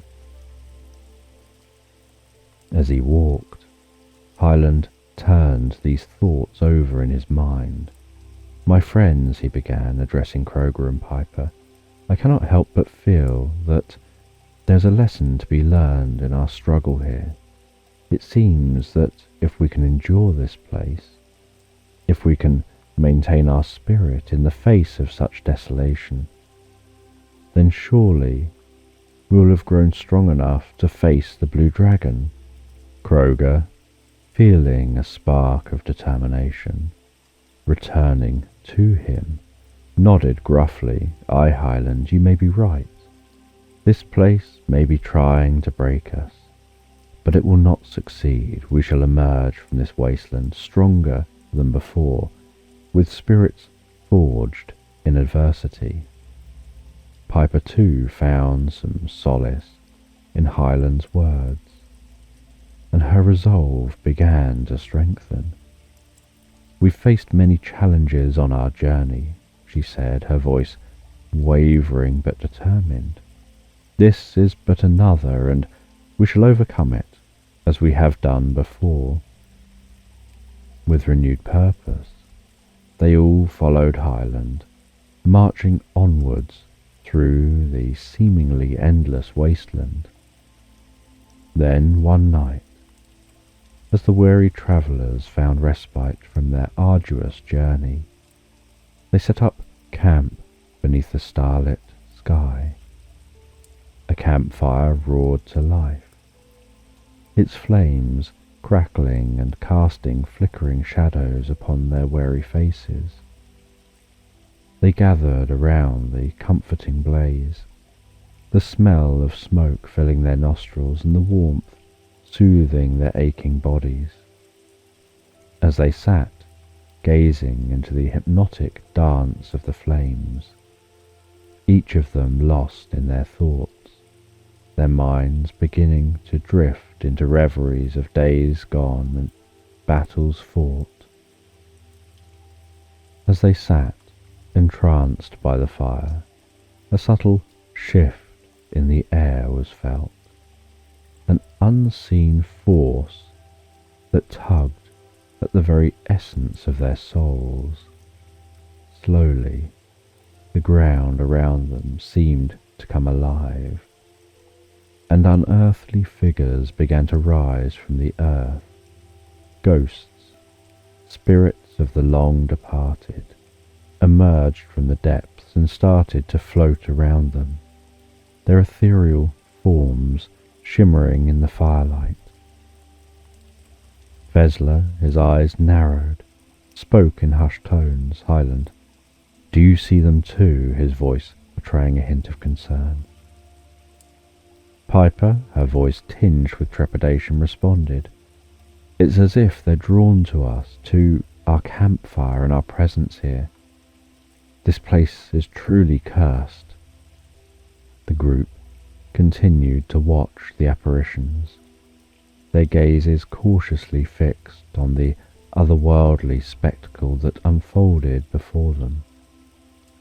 The ghosts weaved in and out of their camp, their transparent forms creating an eerie dance around the fire. Initially, Hyland held a firm belief that the spirits swirling around them were harmless. They were, after all, mere ghosts, incapable of causing physical harm to the living. He dismissed their presence as a harmless curiosity, an eerie yet fascinating display of the supernatural. As the spirits continued to dance around the camp, he found himself growing more and more entranced, his apprehension giving way to a strange sense of wonder. The spirits may be drawn to our presence, but we need not fear them, Hyland assured his companions, trying to quell the unease that had settled over the group. They are but echoes of the past, unable to touch or influence the world of the living. Yet, as the words left his lips, he could not shake the feeling that something was amiss. The air grew heavy, charged with an energy that seemed to vibrate through the very core of his being. And then, without warning, one of the spirits broke away from the others and charged straight at him, its ethereal form taking on a solidity just as it struck him with unexpected force. Hyland let out a cry of shock and pain as he was knocked onto his back, the breath momentarily driven from his lungs. His eyes widened in disbelief as he struggled to comprehend what had just happened. The ghostly figure, its eerie visage twisted in a snarl, hovered over him, a palpable sense of menace emanating from it. His fellow travellers stared in stunned disbelief, unsure of how to react to this sudden turn of events. Kroger's voice rumbled through the air, heavy with concern. Hyland, are you all right? What just happened? Hyland, still reeling from the unexpected attack, tried to catch his breath, his mind racing. I don't know, he gasped, his eyes fixed on the spirit that had struck him. I thought they couldn't harm us, but this one, it was different. The ghost lunged at him once more, and instinctively Hyland unsheathed his sword and swung it at the spectral assailant. To his dismay, the sword merely passed through the ghost, leaving it unharmed. Alarmed by the sudden aggression of the spirits, the rest of the group quickly drew their weapons, preparing to defend themselves. Within moments, dozens of ghosts descended upon them like a frenzied swarm, each adopting a more solid form as they dove at the companions. Their faces contorted with rage. The spirits seemed intent on causing harm. With every ounce of their strength, the group swung their swords at the encroaching ghosts, their blades slicing through the ethereal forms with no apparent effect. It was a surreal and desperate battle, their weapons proving ineffective against the onslaught of otherworldly beings. Fezler, his brow furrowed in concentration, called out to his companions, "Focus on maintaining your defenses. As long as they remain ethereal, they cannot harm us." His voice was steady, despite the gravity of the situation. Hyland, Kroger and Piper followed Fezler's advice, steeling themselves against the relentless barrage of ghostly attacks. They stood back to back, creating a circle of defense, their swords cutting through the air in fluid arcs as they fended off the spirits with fierce determination. As the night wore on, they began to realize the true nature of their predicament. So long as they kept their guard up and continued to fight, the ghosts were unable to harm them. However, the moment any of them let their guard down, even for an instant, they were left vulnerable to the ghosts' attacks. The battle against the spirits soon became a grueling test of endurance, as they fought to stay vigilant and protect one another. Fatigue weighed heavily upon them, their limbs growing heavier with each passing hour. But they knew they could not afford to falter. Each of them understood that if they were to survive the night, they must remain vigilant and united, refusing to give in to the relentless assault of the vengeful spirits. Throughout the night, the group found themselves in an endless cycle of defense and fatigue. Each time one of them so much as blinked or wavered, the ghosts would swoop in and attempt to strike, forcing the companions to maintain a constant vigil.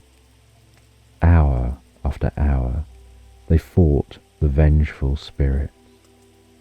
The darkness around them, punctuated only by the eerie glow of their ghostly adversaries. Their bodies ached with exhaustion, and their minds grew increasingly disoriented from the lack of rest. Yet they couldn't afford to succumb to their weariness. The knowledge that their safety hinged on their ability to keep their guard up and continue fighting gave them the determination to push through the night. But as the hours dragged on, their movements became slower and more laboured, each swing of their swords growing heavier than the last. "Stay strong, my friends," Hyland called out to his companions, his voice strained from the effort. "We must not let them break our resolve." Kroger grunted in agreement, sweat dripping down his brow as he parried another ghostly attack. "Aye, lad, we've come too far to let these spirits be the end of us." Piper's melodic voice, though tired, remained resolute. "We'll endure this night together and we'll see the dawn." Fezler nodded, his eyes narrowed in concentration as he deflected another assault. "We stand united in this struggle. Our strength lies in our unity."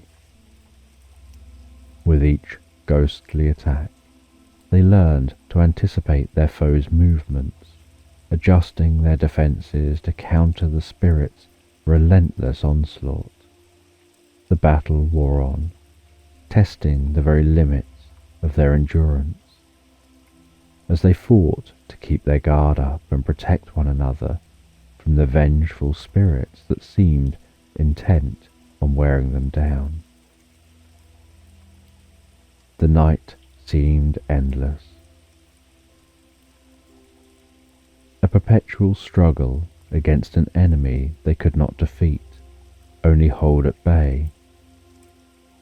And as the hours passed, the companions became acutely aware of the delicate balance between their vigilance and vulnerability, knowing that a single lapse in their defense could spell their doom. As the first light of dawn appeared over the desert landscape, the ethereal ghosts faded and vanished like wisps of smoke caught in the wind.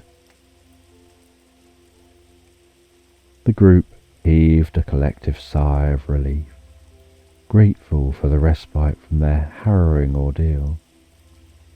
But as they took stock of their situation, they realized a new problem was beginning to rear its head. They're running dangerously low on water. Despite their utmost care in rationing their supply, the water they'd gathered from the melting snow on the mountain was dwindling at an alarming rate, and the scorching desert sun threatened to dehydrate them further. "We cannot continue without replenishing our water supply," Hyland declared, his voice heavy with concern. "The desert will prove to be more deadly an adversary than the ghosts if we don't find a solution." Piper's eyes scanned the horizon, her brow furrowed in thought. This place is unforgiving, but there must be some source of water hidden within its depths. We must persevere and search. Fezler, his gaze distant and contemplative, agreed. Our survival depends on it. We've triumphed over the spirits and we'll triumph over the desert as well. Hyland knew he must use his magical abilities to help the group locate water. He closed his eyes, focusing his energy, and began to chant an incantation under his breath. As the words left his lips, a radiant ball of light appeared before them, pulsating with a soft ethereal glow. "This orb shall guide us to the water we seek," Hyland announced, his voice brimming with confidence. With a determined flick of his wrist, Hyland sent the ball of light soaring into the sky, where it shot off like a comet, leaving a trail of shimmering stardust in its wake. The group watched intently as the orb travelled through the arid landscape, finally coming to a halt at a fixed location in the distance. "There," Hyland declared, pointing towards the suspended ball of light. "That is where we shall find our salvation." And so, with renewed hope in their hearts, Hyland and his companions embarked on their journey towards the beacon of light. The orb of light was hovering over a location which was still half a day's trek away. The group, filled with resolve, pressed on through the unforgiving desert. The sun beat down upon their backs, their skin parched and lips cracked, but they were driven by their desperate need for water. As they trudged through the seemingly endless dunes, they exchanged words of encouragement and shared tales of their past adventures. "We're close," Hyland assured them, his voice steady yet tinged with exhaustion. "We must remain strong and keep moving." Kroger grunted in agreement. "Aye, we dwarves are made of sturdy stuff. A bit of sand won't stop us." Just as they were nearing what appeared to be an oasis in this desolate wasteland, their ordeal took a sudden and dangerous turn. From beneath the sun-scorched sands, a multitude of scorpions emerged, their stingers poised and their pincers snapping menacingly. It was clear that they were intent on attacking the weary travellers. "Stand fast," cried Hyland, drawing his staff and readying himself for battle. "We shall not be felled by these creatures." Kroger unsheathed his mighty axe, a determined snarl upon his face. "Come at me, ye venomous beasts," he bellowed, leaping into the fray.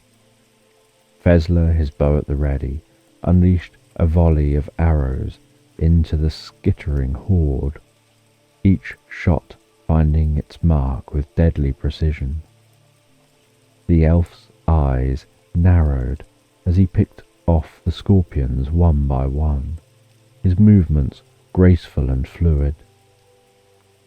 Unlike the rest of the desert, where this oasis was, there was at least some moisture to sustain life.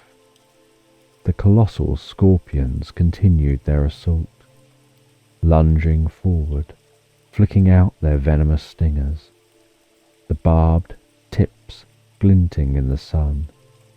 The group fought back with their weapons, expertly deflecting the scorpion's stingers, while simultaneously contending with their menacing, pinching claws. "Watch your footing," Hyland shouted, his voice a mix of warning and encouragement. He swung his staff with precision, striking at the scorpion's armoured shells and deflecting their dangerous tails. "We must defeat them to access the oasis." Kroger grappled with the scorpion, his axe slicing through the air as he aimed for the gaps between the creature's exoskeleton. "These beasts are tough," he growled, sweat pouring down his face as he fought to keep the scorpion at bay, "but we'll break through their armour." Fezler, his elven agility on full display, nimbly danced between the scorpions, his blade slicing through the air, finding weak points in their formidable shells, while also expertly swapping sword for bow. In an instant, to fire off some precision shots with arrows which all hit their mark. "Stay focused, my friends," he urged, his confident voice rising above the sounds of battle. "We cannot allow these creatures to drive us from the oasis." Each of the group fought valiantly, their individual skills shining through as they worked together to keep the scorpions at bay. They struck at the scorpions with every ounce of strength they had, knowing that their survival depended on their ability to access the water in the oasis. Piper, with her sea-honed agility, spotted an opportunity to take the battle to the scorpions. She launched herself at one of the colossal creatures, her nimble movements allowing her to deftly evade its snapping claws and whip-like tail. As she neared the scorpion's back, she recalled her countless hours spent balancing on moving objects, riding the waves of the ocean. With a determined leap, she landed on the scorpion's back, her legs gripping its sides as she fought to maintain her balance. "I have control of this beast," she called out triumphantly, her voice ringing out over the din of battle. Holding on to the scorpion's tail, she expertly maneuvered the creature, forcing it to move in the direction she desired.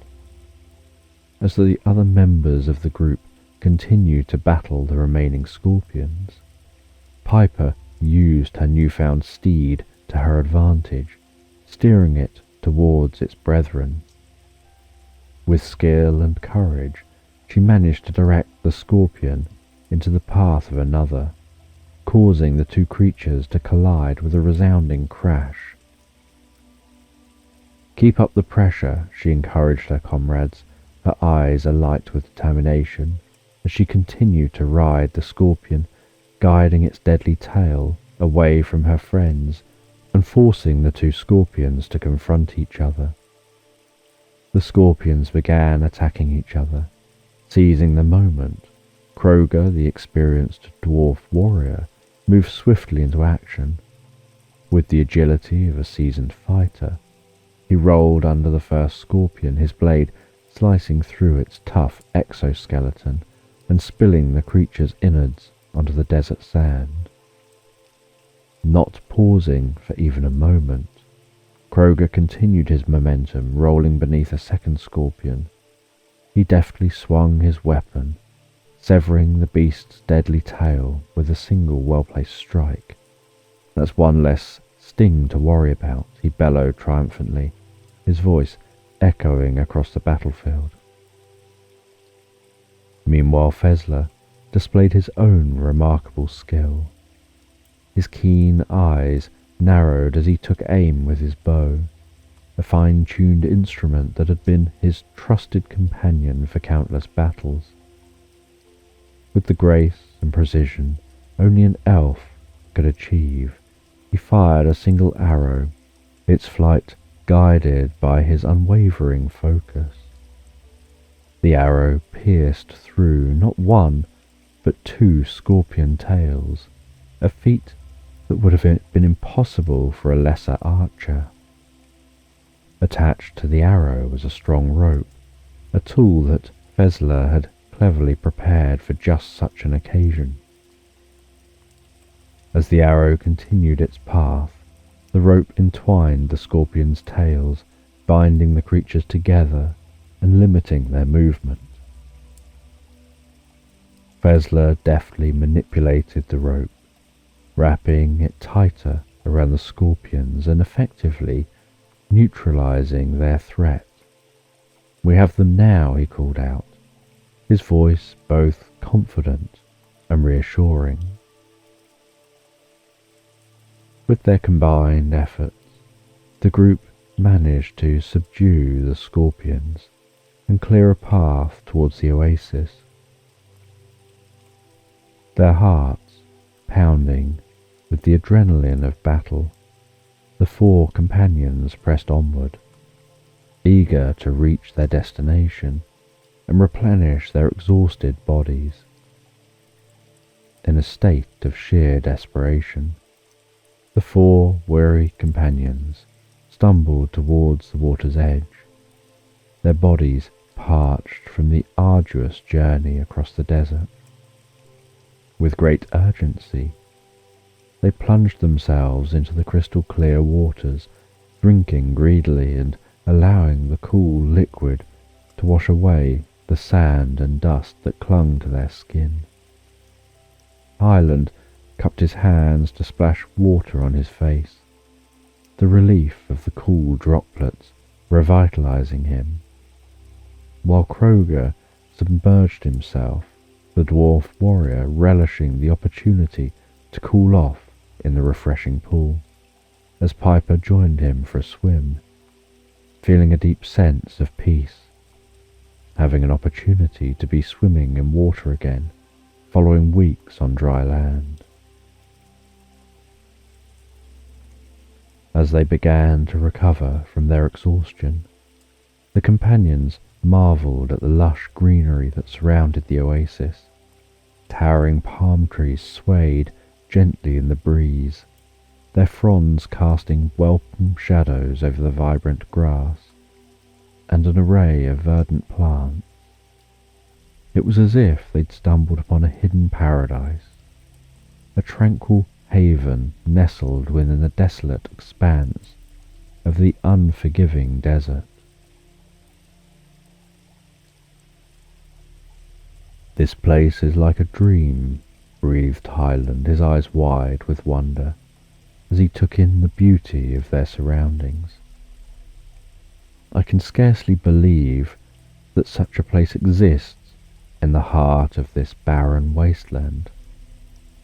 Kroger grunted in agreement, his earlier gruffness softened by their discovery.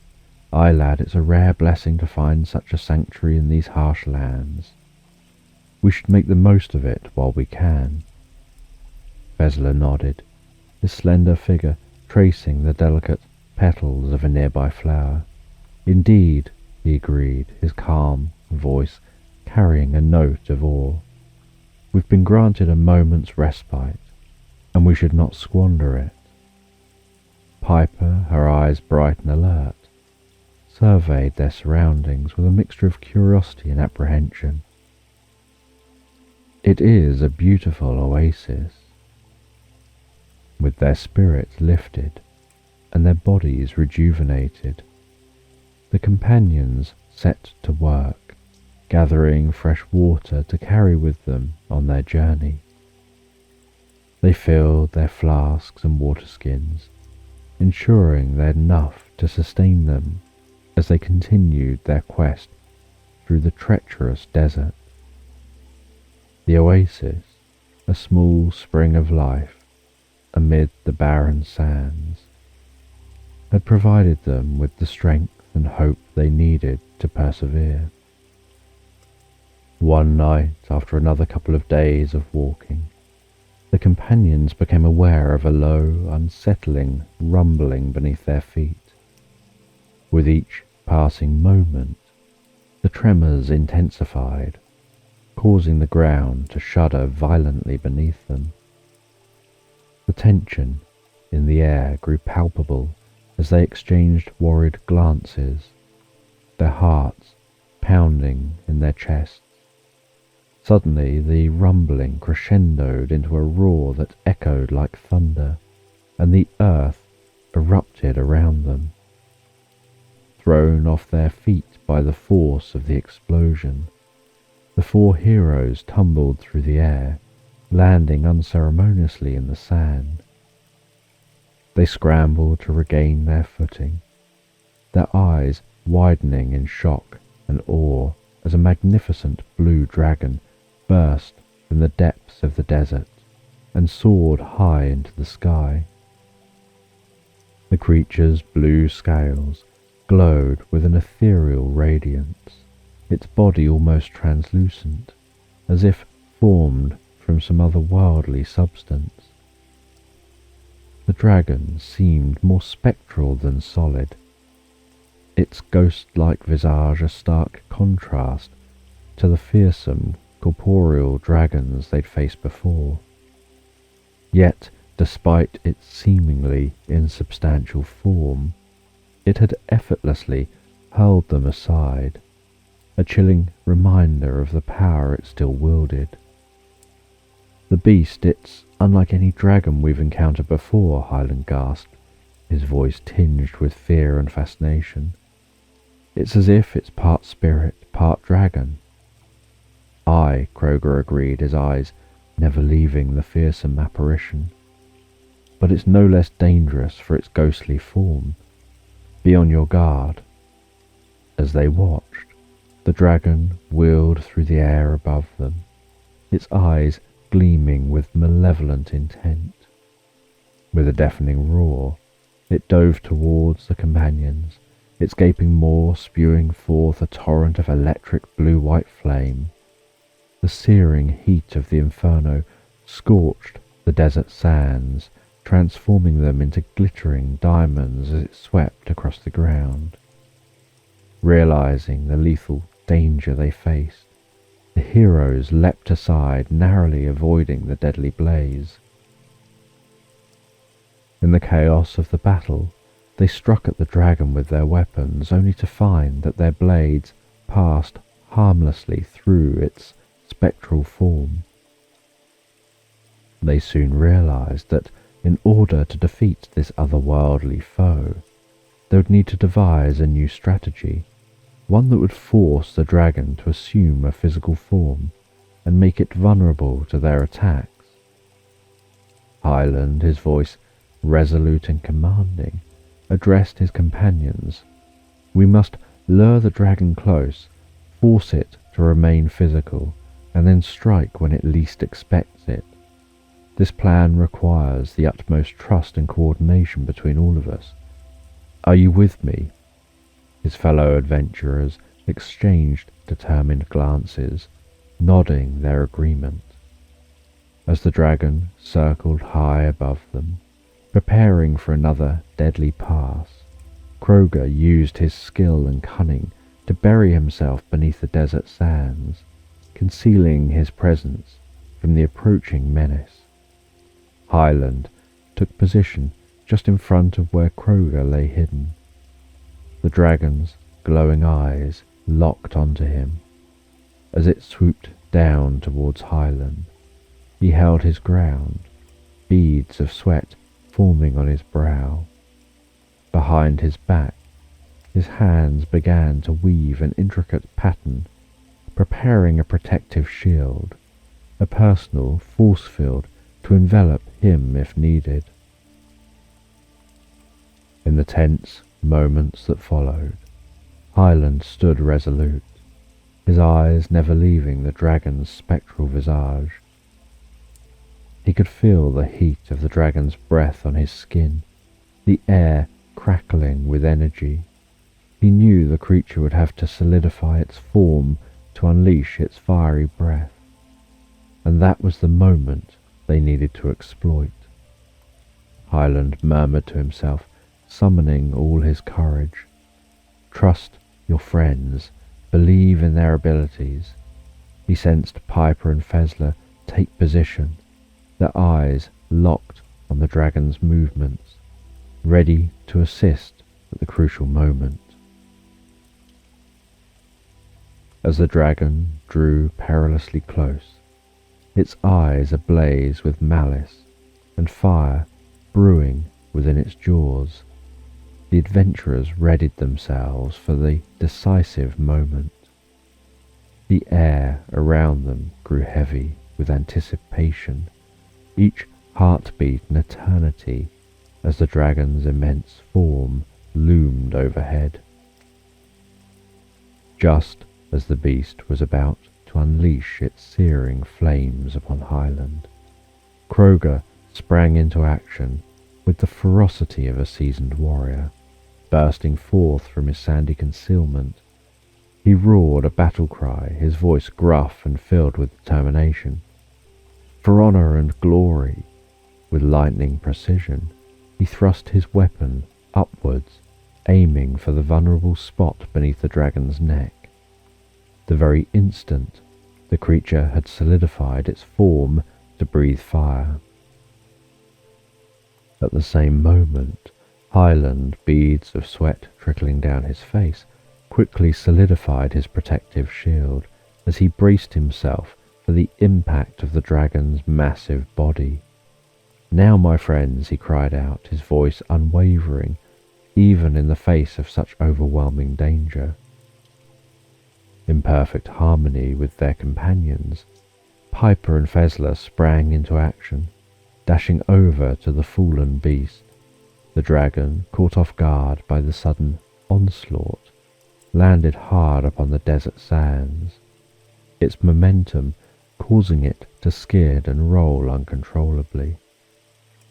As the dust settled, the once ethereal creature now lay before them, fully materialized as a solid blue dragon, no longer a spirit, but a physical being, like the others they'd faced before, finding itself faced with the wrath of the four heroes.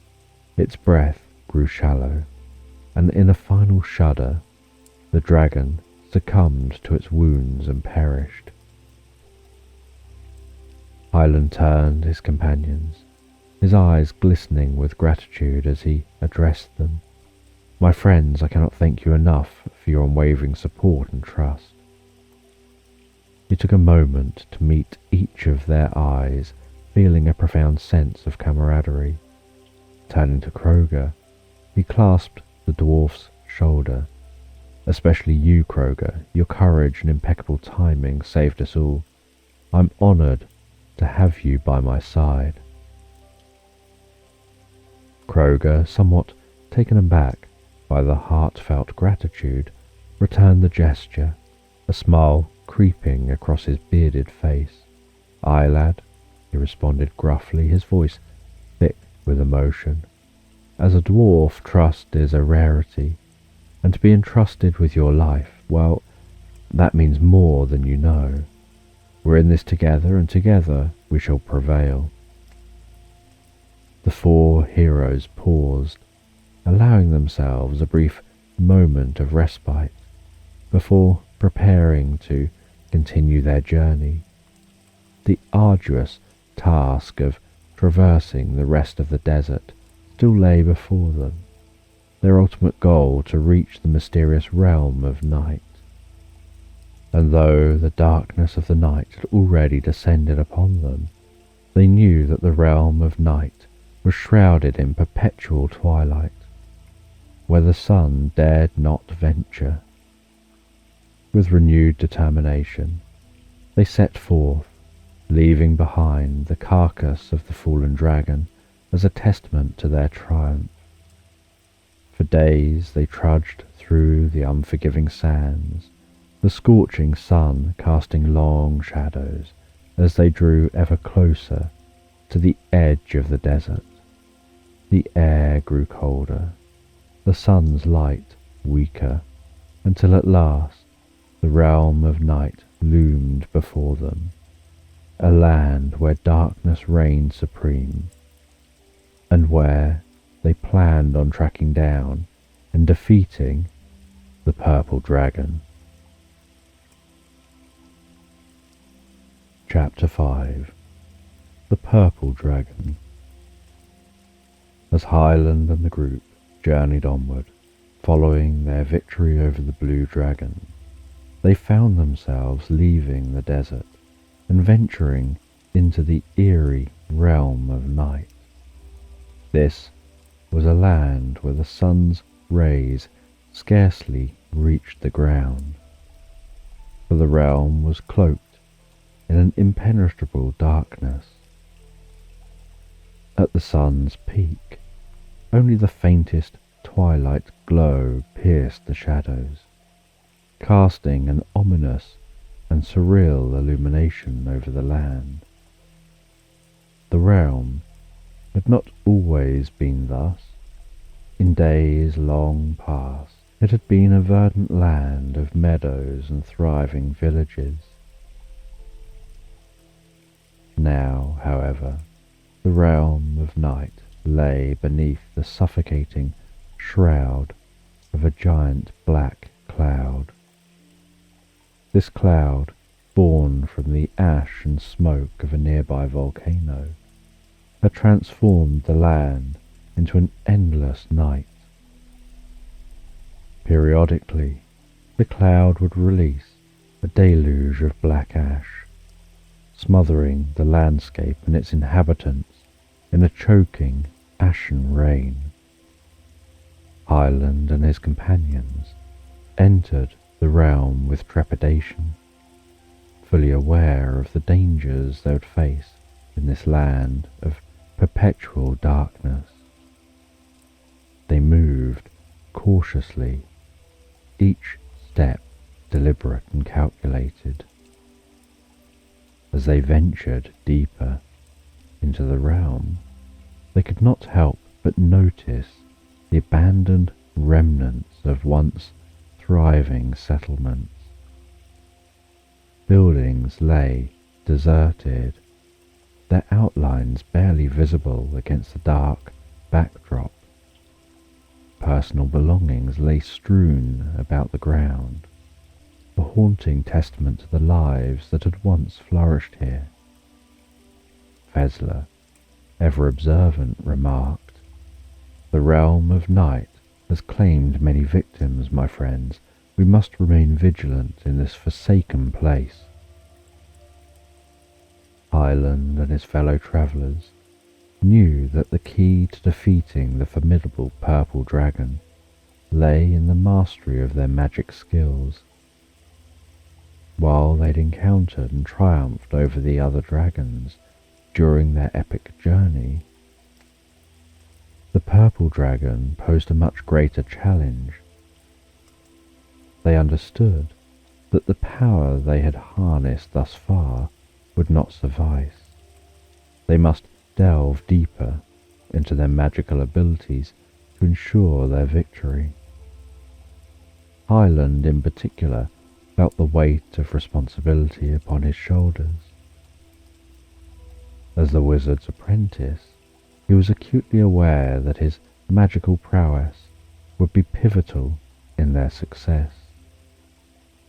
Throughout their arduous journey, he'd honed his skills, practicing tirelessly and seizing every opportunity to cast spells in challenging situations. Now he was determined to elevate his powers to new heights, transforming himself from a mere apprentice into a force to be reckoned with. As they traversed the desolate landscape, the group dedicated themselves to enhancing their arcane abilities. Hyland sought guidance from his comrades, learning from their vast experience and varied expertise. Kroger, the seasoned dwarf warrior, shared tales of his legendary battles, providing insights into the power of his resilience and strength. Piper, the enchanting siren, taught Hyland the subtleties of weaving his mesmerizing voice into potent spells.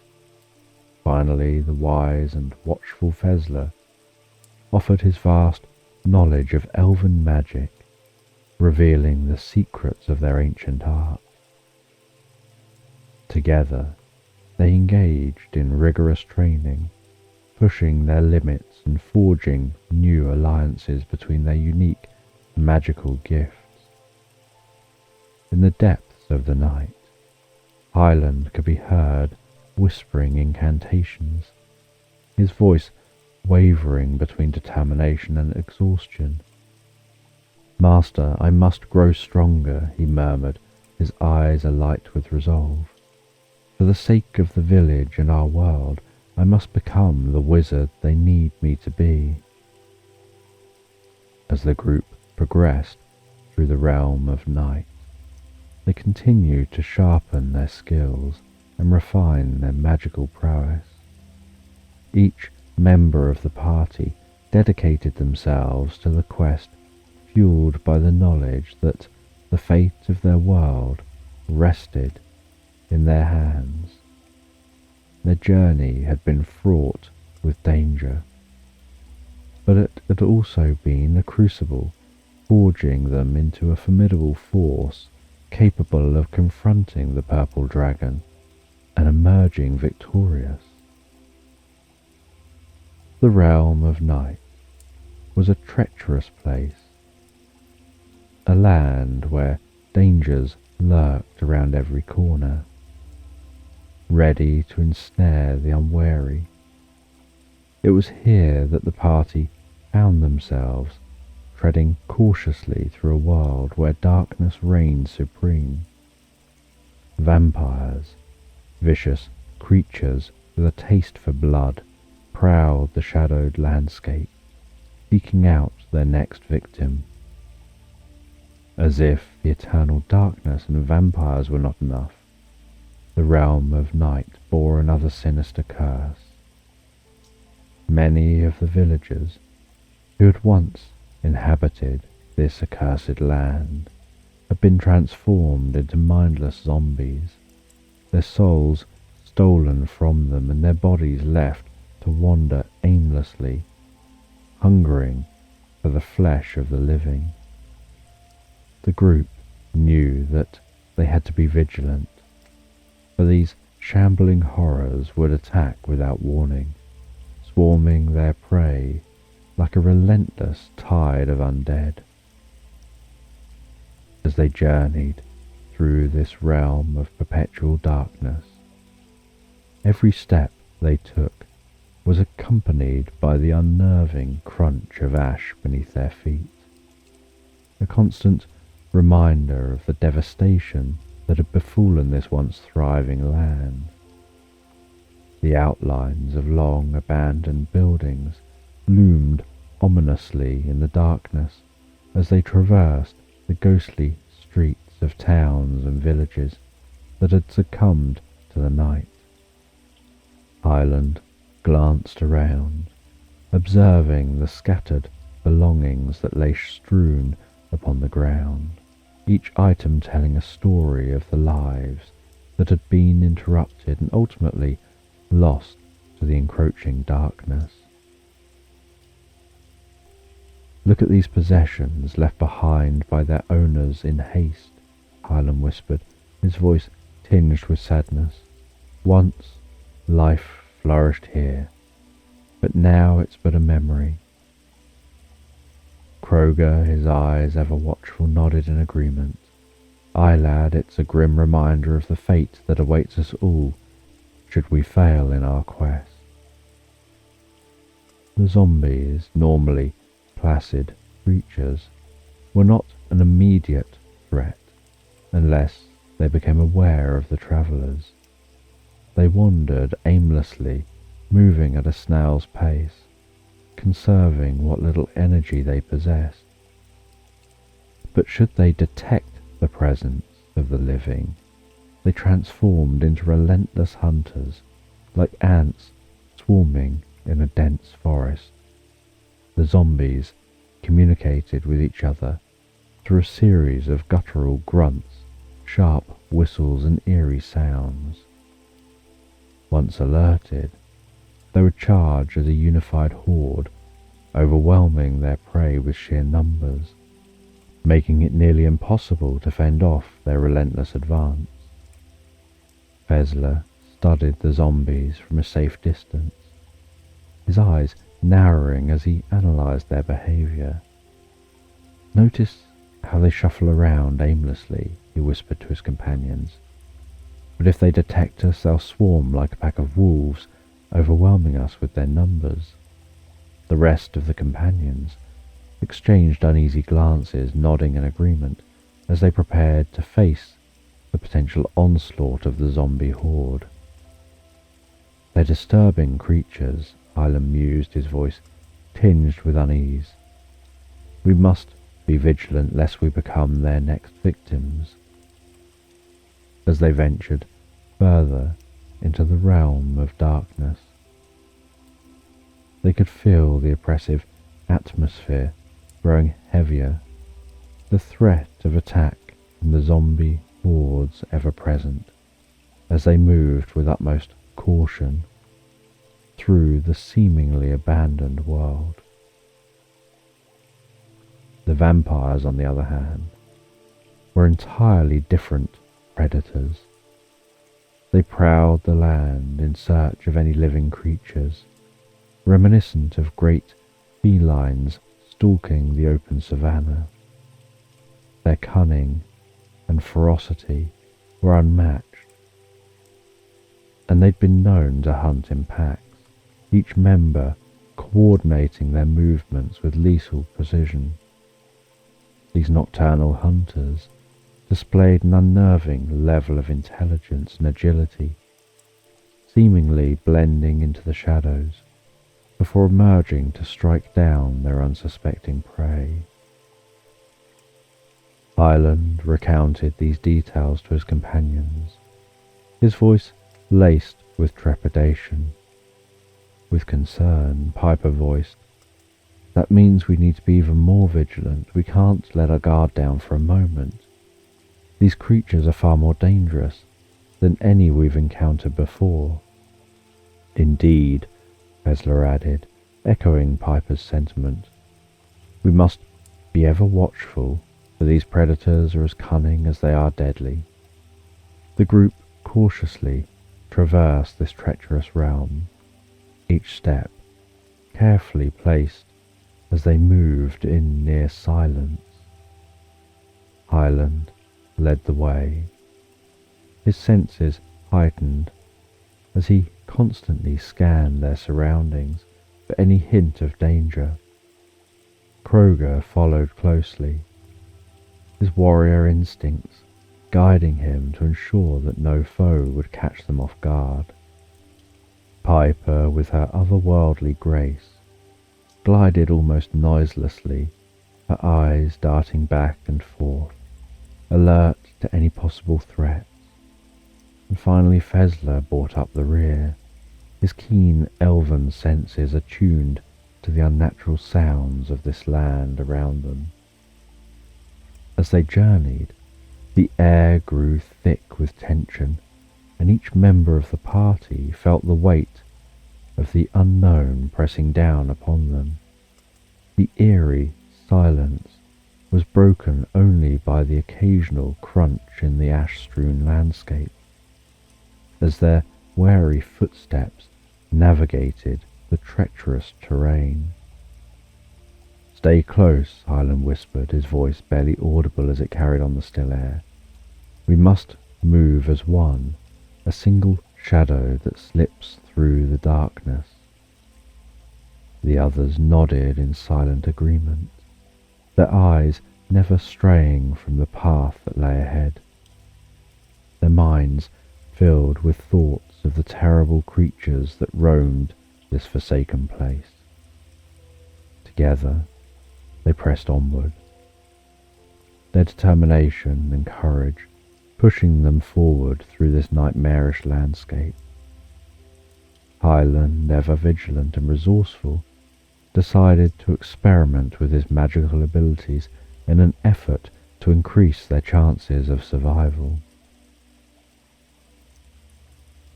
Muttering arcane incantations under his breath, he tested various spells, attempting to discover the most effective means of evading their undead pursuers. "Concentrate," he whispered to himself, sweat forming on his brow as he delved deeper into his magical repertoire. Finally, he stumbled upon a spell that he believed would be of immense value. With a determined expression, he called forth his newfound power, weaving an enchantment that encased the four adventurers in a bubble of invisibility. The spell functioned by bending visible light around them, rendering them undetectable to the naked eye. This new layer of protection, he hoped, would allow them to traverse densely populated areas of zombies without drawing attention to themselves. As the spell took hold, Hyland's companions marveled at the sudden change in their surroundings. "By the gods, Hyland," Kroger exclaimed, his voice filled with wonder, "you've truly outdone yourself this time." Piper chimed in, her melodious voice tinged with admiration. "This will surely make our journey through these treacherous lands all the more bearable." Fezler nodded in agreement, his elven features displaying a mixture of relief and awe. "Well done, young apprentice," he praised. "Your mastery of the arcane arts continues to grow." With their newfound cloak of invisibility, the group pressed on, their hearts swelling with hope as they ventured deeper into the forsaken realm. As long as they refrained from touching the zombies and remained silent, they could effectively avoid drawing attention to themselves. They had to tread lightly and cautiously, their every step a calculated move to ensure their safety. The vampires, too, were unable to see them while under the influence of Hyland's spell. But even the most powerful enchantments couldn't suppress the need for rest. Though they could seek refuge within one of the abandoned houses, a sanctuary from the undead hordes, they knew that vampires possessed a greater intelligence. These creatures of the night were capable of simply opening a door and investigating their surroundings. While Hyland's enchantment provided them a much-needed advantage, the group was all too aware of its limitations. They couldn't afford to grow complacent or overconfident, as a single mistake could prove disastrous. Thus, they moved with the utmost care, their footsteps light and their breathing controlled, as they navigated through the treacherous terrain. The adventurers knew they would eventually need to find a place to rest and recuperate. They would have to be diligent in selecting a secure location, ensuring that it was not easily accessible to the zombies. The thought of having to confront a vampire, however, was a concern that weighed heavily on their minds. They could only hope that their combined skills and determination would be enough to overcome such a formidable foe should they encounter one during their journey. With the knowledge of their ever-present danger lurking just beyond their protective veil, the group pressed on, their eyes constantly scanning their surroundings for any signs of peril. Eventually, after hours of painstakingly slow and cautious progress, the wary band of adventurers realized they could no longer continue without taking a much-needed respite. Their limbs ached from the strain, and their minds were exhausted from the constant vigilance they had maintained throughout their perilous journey. They knew they couldn't risk lighting a campfire, as the warm glow would undoubtedly attract the attention of the undead creatures that roamed the village. Instead, they sought shelter within the crumbling walls of an abandoned building, its once sturdy structure offering a modicum of protection against the relentless hordes outside. "We must be careful," Hyland cautioned, his voice barely above a whisper. "We cannot allow ourselves to be discovered by the vampires." The group carefully barricaded the doors and covered the windows with whatever they could find, hoping to create a barrier strong enough to deter the zombies and shield themselves from the prying eyes of the vampires. Within the relative safety of their makeshift stronghold, they could finally rest their aching bodies and ease the burden on their weary minds. Kroger, taking on the role of a sentinel, surveyed their temporary refuge. "We should take turns keeping watch," he suggested, his weary voice betraying the strain of their ongoing ordeal. As the adventurers settled into the temporary haven, they couldn't help but feel a sense of unease. The knowledge that danger could strike at any moment cast a shadow over their brief respite, a constant reminder of the perilous world that lay just beyond their barricades. The adventurers' stomachs growled with hunger, a gnawing reminder that they had nothing to eat. They couldn't risk scavenging for food in the village, and their supplies had long been depleted. The lack of sustenance weighed heavily on them, sapping their strength and dampening their spirits. Even if they found something edible, they knew that cooking it would be out of the question, as the smell and smoke would attract the undead that prowled the village. "I can't remember the last time I was this hungry," Kroger murmured, his voice becoming thin with fatigue. "I fear that our lack of nourishment will be our undoing if we don't find sustenance soon." Before they had time to think about what they could find to eat, their ears pricked up as they heard a slight tapping and scratching sound outside on the roof. The noise was faint, barely audible above the wind. It sounded like it could merely be a small bird perched on the roof tiles, yet an uneasy feeling settled in the pit of their stomachs, the sense that it was something far more sinister. Then they heard more tapping, and the noise grew louder, more insistent. It was as if a sudden downpour had started. The tapping mimicked the sound of rain against the window.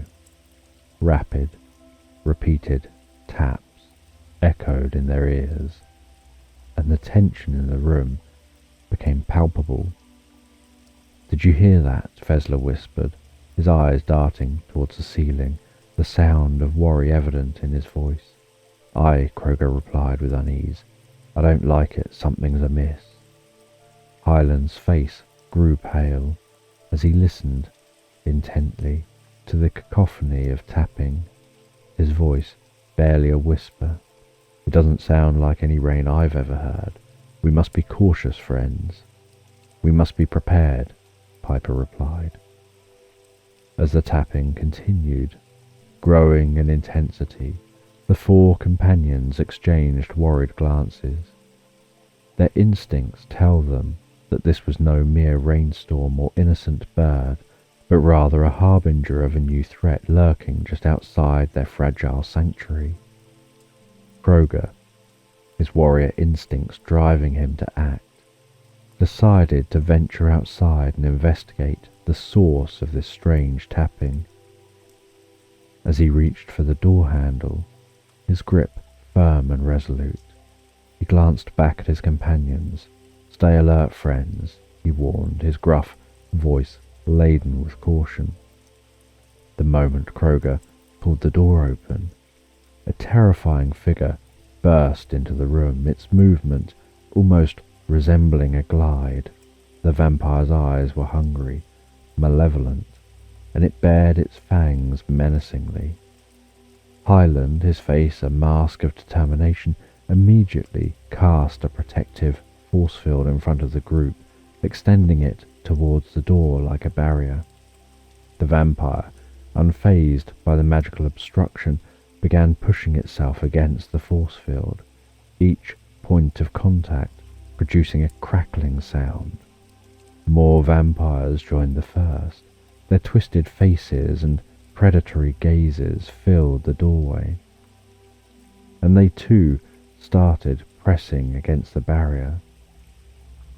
Hyland's force field was stretching taut, resembling a U-shaped shield that blocked the doorway and kept Piper, Fezler, Kroger, and himself safe from the menacing creatures.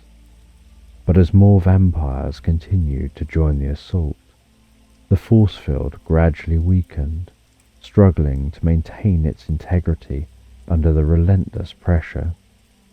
Kroger, his face contorted with concern, barked gruffly, "We need a plan." As the force field continued to falter, the combined efforts of the ravenous vampires threatening to break through, the four companions steeled themselves for the battle that awaited them. Hyland's mind raced as he searched for the perfect spell to use in this dire situation. The tension in the room was palpable, each second stretching on like an eternity as the vampires continued their relentless assault. "What can I do next?" he muttered under his breath, his eyes darting back and forth in search of inspiration. Suddenly, they hear the sound of shattering glass, and a new wave of vampires poured in through the windows. Within moments, 30 or 40 of the creatures crammed into the room, forcing the four companions into a tight corner. Their backs pressed against the wall. They had nowhere to go as the force field strained to hold back the mass of writhing, bloodthirsty monsters. "The situation is becoming unbearable," Hyland shouts above the cacophony, his voice strained with the effort of maintaining the magical barrier. As the sheer number of vampires in the room continued to increase, he knew he must act swiftly, or they risk being overrun. In a moment of inspiration, Hyland let the force field collapse closer and closer to the group, condensing the energy within. He then imbued the barrier with darkness, luring the vampires to close in on the gang.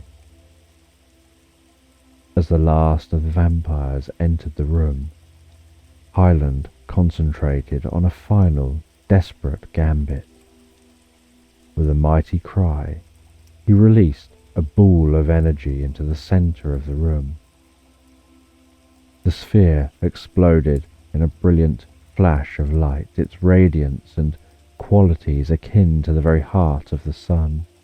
The vampires, caught off guard by the sudden burst of light, screamed in agony as they were violently disintegrated into piles of ash and dust. Their victory is short-lived, however, as the sound of moaning and shuffling reached their ears. Drawn by the commotion, a horde of zombies began to swarm the building. With no time to lose, the group dived into a basement beneath the building, hoping to find an escape from the relentless onslaught. Hyland, recognizing the need for a hasty retreat, quickly murmured an incantation under his breath. The ground behind them shuddered and trembled, and with a deafening crack collapsed in on itself, sealing the entrance to the basement. As the dust settled, Kroger stepped forward, his muscular arms tensed and ready for action. "Stand back," he grunted, before raising his axe and striking the rock with all his might. As they delved deeper into the basement, the sound of Kroger's axe echoed through the chamber. The dwarf's experience in navigating through treacherous rock clear in the precision and speed of his movements. "You're doing well, Kroger," Hyland encouraged, his sweat pouring down his brow as he kept a vigilant watch over their surroundings. Every few feet, Kroger stopped to inspect the rock, ensuring they're not at risk of causing another cave-in. His movements, deliberate and efficient, born from years of experience as a warrior and a miner. "I've had my fair share of tight spots in my time," he grumbled, his voice tinged with a hint of pride. "I won't let this be the end of us." Fezler and Piper, meanwhile, kept a watchful eye on the rear of the group, their senses heightened to detect any signs of the undead horde that continued to pursue them.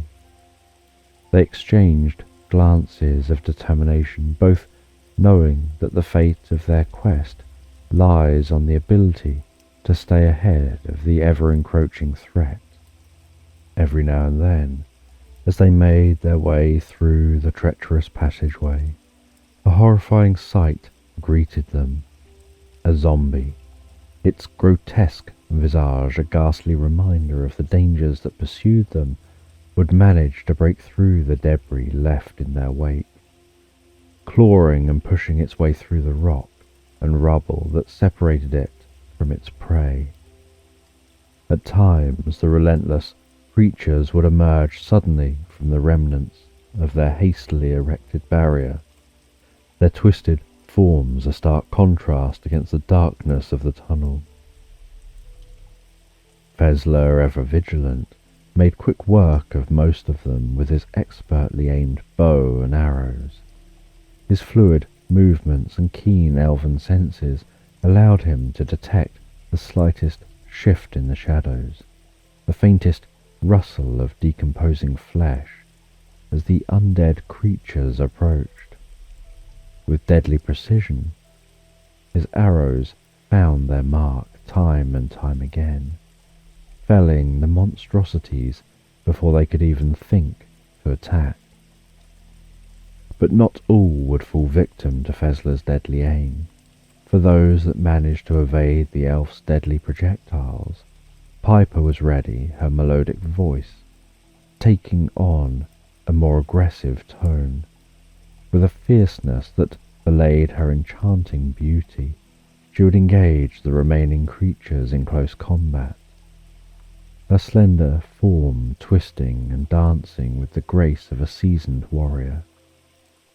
The zombies, unable to withstand the combined assault of Fezler's deadly arrows and Piper's fierce determination, were dispatched with ruthless efficiency. Together, the two companions held their ground, ensuring that no creature would threaten their friends as they forged ahead into the darkness. Working together, the four of them managed to get enough of a lead ahead of the zombies that they could then collapse the rest of the tunnel and start rising up to the surface. With the combined strength of Kroger's muscular arms, Fezler's agility, and Hyland's magic, and Piper's determination, they swiftly navigated their way through the darkness, always one step ahead of the relentless horde that pursued them. Hyland, keenly aware of their precarious situation, called upon his arcane powers to hasten their progress. "Quickly, friends, we must reinforce the tunnel behind us," he urged, his voice strained under the pressure of maintaining their fragile lead. Piper, ever resourceful, used her enchanting voice to sing a melody that empowered her companions, instilling in them a renewed sense of strength and determination. As they reached a critical juncture in their passage, Kroger seized the opportunity to collapse the remaining section of the tunnel.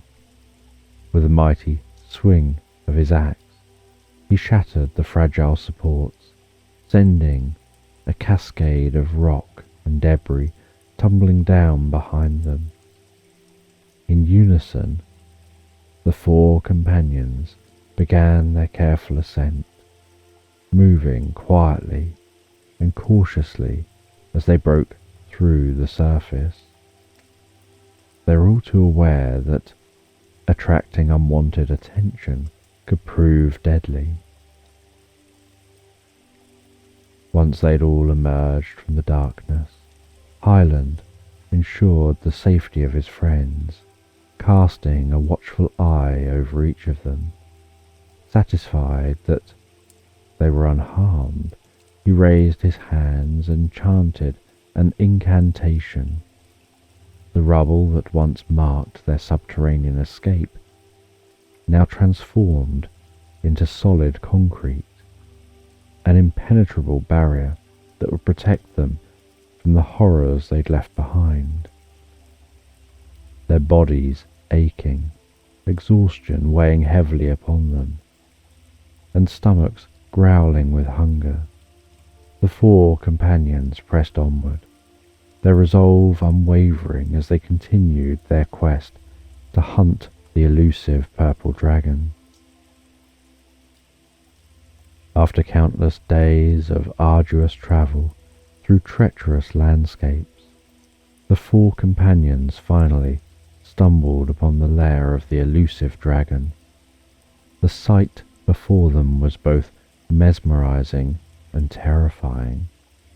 They observed the creature's glistening scales reflecting the dim light as it lay there, breathing deeply, each inhalation and exhalation causing the ground to subtly tremble beneath their feet.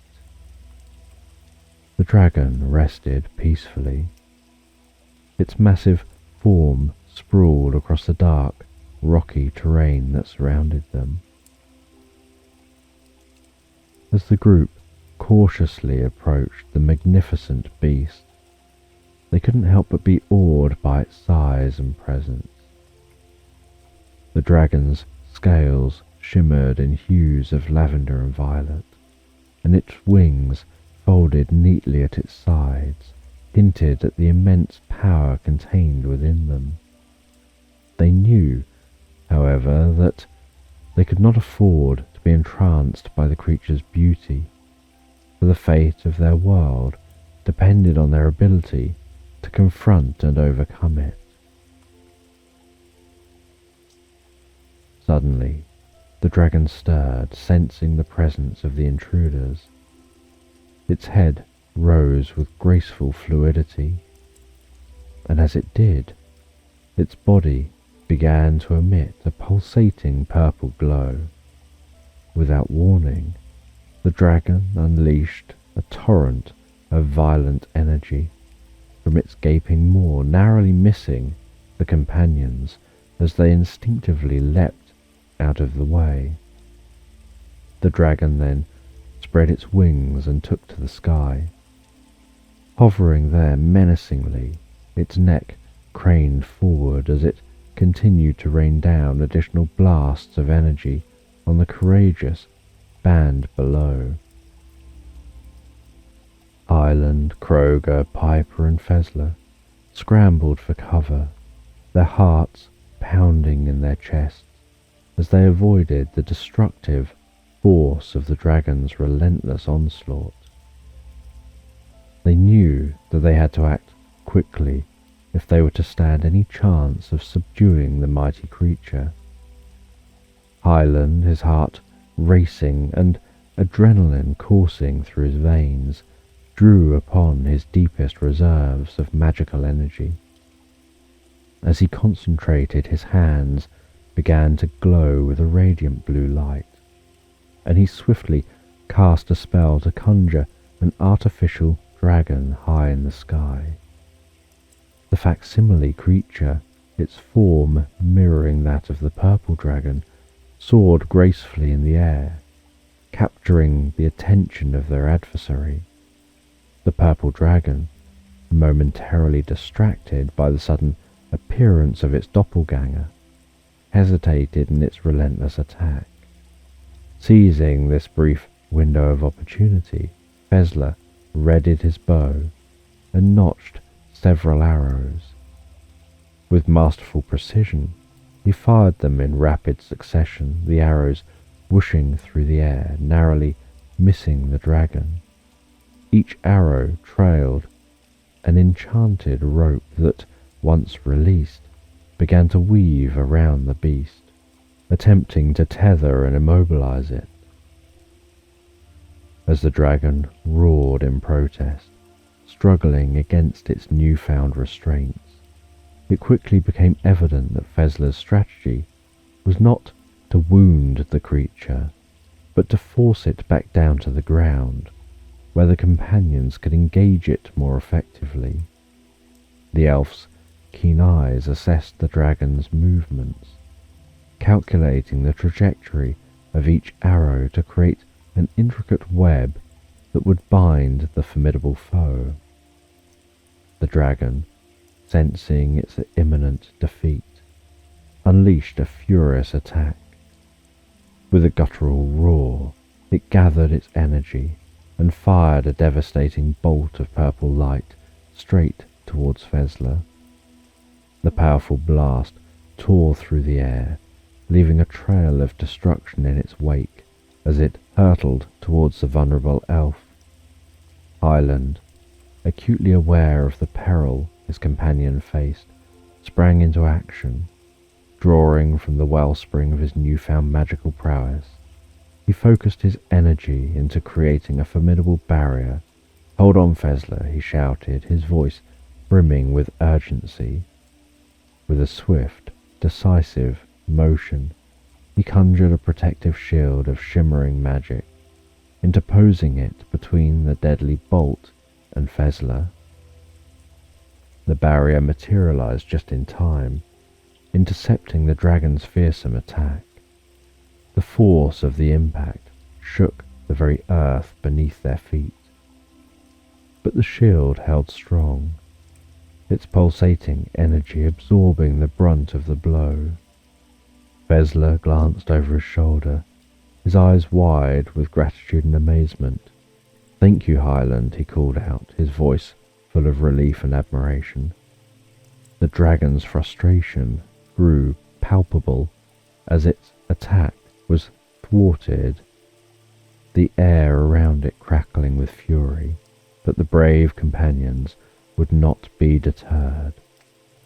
Seizing the opportunity, Kroger deftly scaled one of the ropes that dangled from the flailing dragon. His muscles strained with each heave as he ascended, his years of battle-hardened experience shining through in the ease with which he maneuvered. As he reached the back of the dragon, he shouted to his companions below, "I'll divert its attention, friends. Stay strong and be ready for your moment." Kroger began to pummel the dragon's back, his powerful dwarf fists connecting with a satisfying thud. He struck methodically, his every blow calculated to disorient the beast and throw it off balance. "You may be mighty, dragon," he bellowed, "but you've never faced the likes of me." Meanwhile, Piper nimbly clambered up another rope, her graceful form gliding effortlessly towards the dragon's head. Once atop the monstrous creature, she clung to its neck with one hand, while the other reached out to cover the dragon's eyes. "This is for my friends and our world," she cried, her melodious voice unwavering, even in the face of such danger. The dragon thrashed its head wildly, attempting to dislodge the determined siren, but Piper held on tenaciously, her grip like iron. The dragon, now thoroughly disoriented, flapped its wings and roared in frustration. Kroger and Piper worked seamlessly together, their combined efforts gradually wearing down the colossal beast. In the chaos, the dragon's movements became increasingly erratic, each desperate motion a testament to the hero's relentless assault. Below, Hyland watched intently, his heart swelling with pride at the sight of his comrades bravely battling the dragon. As he prepared to intervene with his magic, "Together we shall prevail," he called out, his voice brimming with hope and resolve. Then, as the dragon continued to struggle, Hyland took a deep breath and began to chant a powerful incantation. He felt the surge of magic coursing through him, channeling his energy towards the ropes that bound the dragon. In a flash of brilliant light, the ropes transformed into enchanted chains, glowing with an eerie blue hue, as if imbued with the very essence of magic. The magical chains wrapped around the dragon, tightening their grip and beginning to weigh the beast down, pulling it closer to the ground. As the dragon fought against the chains, it continued to spew forth bursts of purple energy, the pulsating waves striking the charred earth below. The impact sent ripples through the ground, shaking the earth beneath their feet, and the echoes of the dragon's roars carried far and wide. The cacophony of sounds, the scent of magic and battle, drew the attention of the shambling hordes of zombies and the ever-approaching vampires, their eyes locked on the ensuing chaos. Hyland gritted his teeth, beads of sweat forming on his brow as he concentrated on maintaining the spell. He could feel the immense power of the dragon fighting against the magical chains, each pulse of energy threatening to break his focus. "Hold on, my friends," he shouted to Kroger and Piper, his voice full of determination. "I've got it restrained, but I cannot hold it for long."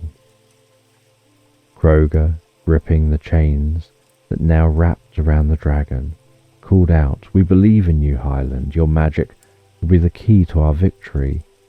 Piper added, her calming voice carrying over the din of the battle, "Stay strong, Hyland, we're with you."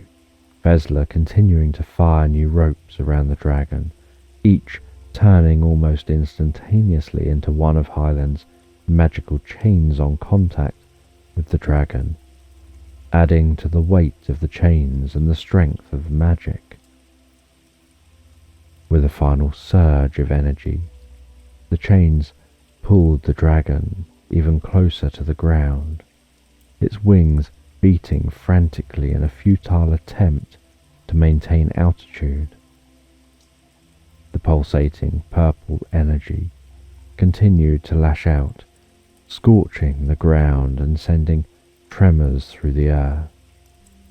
As the swarm of undead and the vampires closed in on the epicenter of the conflict. Hyland then dropped to his knees, his face contorted with concentration as he closed his eyes and focused all his attention on the approaching hordes of zombies and vampires. A deep, pulsating green wave began to emanate from him, spreading out across the land like a ripple in a pond. It reached the undead and the vampires, seeping into their minds and bending their will to Hyland's command.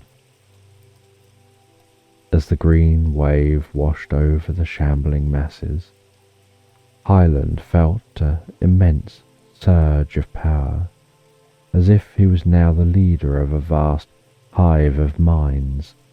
With newfound control, he commanded the zombies to ignore his allies and instead launch themselves at the dragon. Similarly, the vampires took to the skies, converging on the dragon in a frenzied swarm. The battlefield transformed into a chaotic melee as hundreds upon hundreds of zombies clambered over one another, scaling the dragon's enormous form. Dozens of vampires darted through the air, their fangs and talons sinking into the dragon's hide. The relentless assault from the undead and the vampires forced the dragon down, its once mighty wings unable to keep it aloft. With the dragon grounded, Hyland saw his opportunity. Summoning his remaining strength, he sprinted towards the beast and plunged his weapon deep into its throat. As the dragon's life ebbed away, a strange purple mist began to seep from its mouth and wounds, swirling around the battlefield like a malevolent fog. The mist seemed to be drawn towards Hyland, merging with the green waves of his magic and seeping into his very being. He could feel the dragon's soul intertwining with his own, its powerful magic filling him and augmenting his abilities. Despite the dragon's death, the zombies and vampires remained in a frenzy, still focused on their grisly task. Recognizing the danger, Hyland and his companions seized the opportunity to escape while they could. They left the dragon's corpse behind, turning their attention to their ultimate goal, the volcano, and the book of enlightenment that lay within. With the power of the fallen dragon coursing through Hyland's veins, they pressed onward, determined to bring down the black dragon and end the reign of darkness that had spread across the land. Chapter 6. The Black Dragon.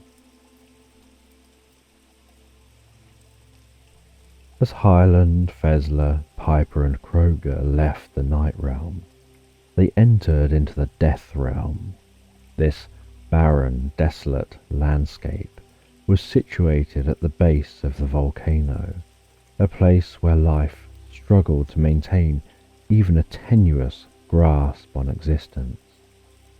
The air was thick with the acrid scent of sulphur, and the ground was a mixture of cooled lava and scorched earth, the remnants of the volcano's violent past.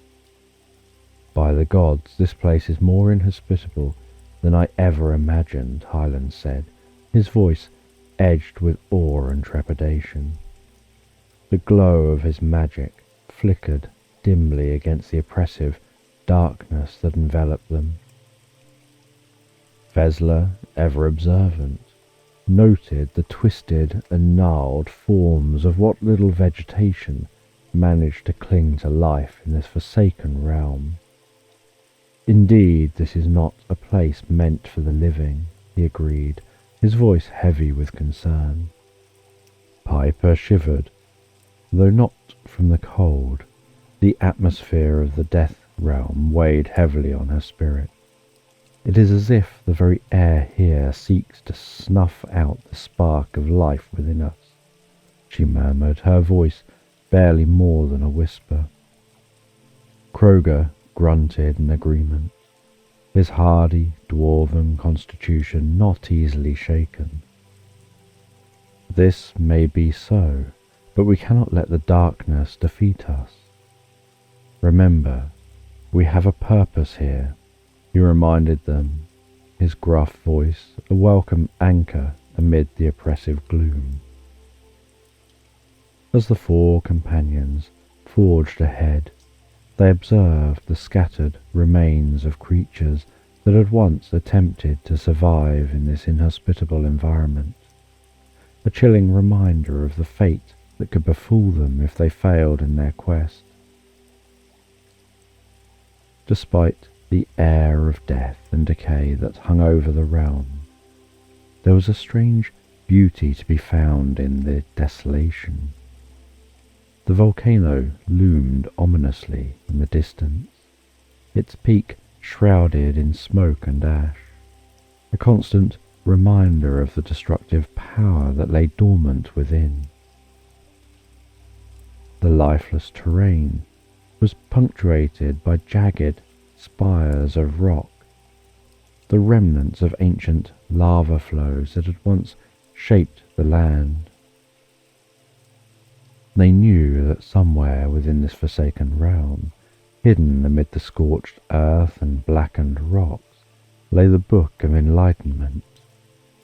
It was this ancient tome they sought, for within its pages lay the knowledge they needed to defeat the black dragon that threatened their world.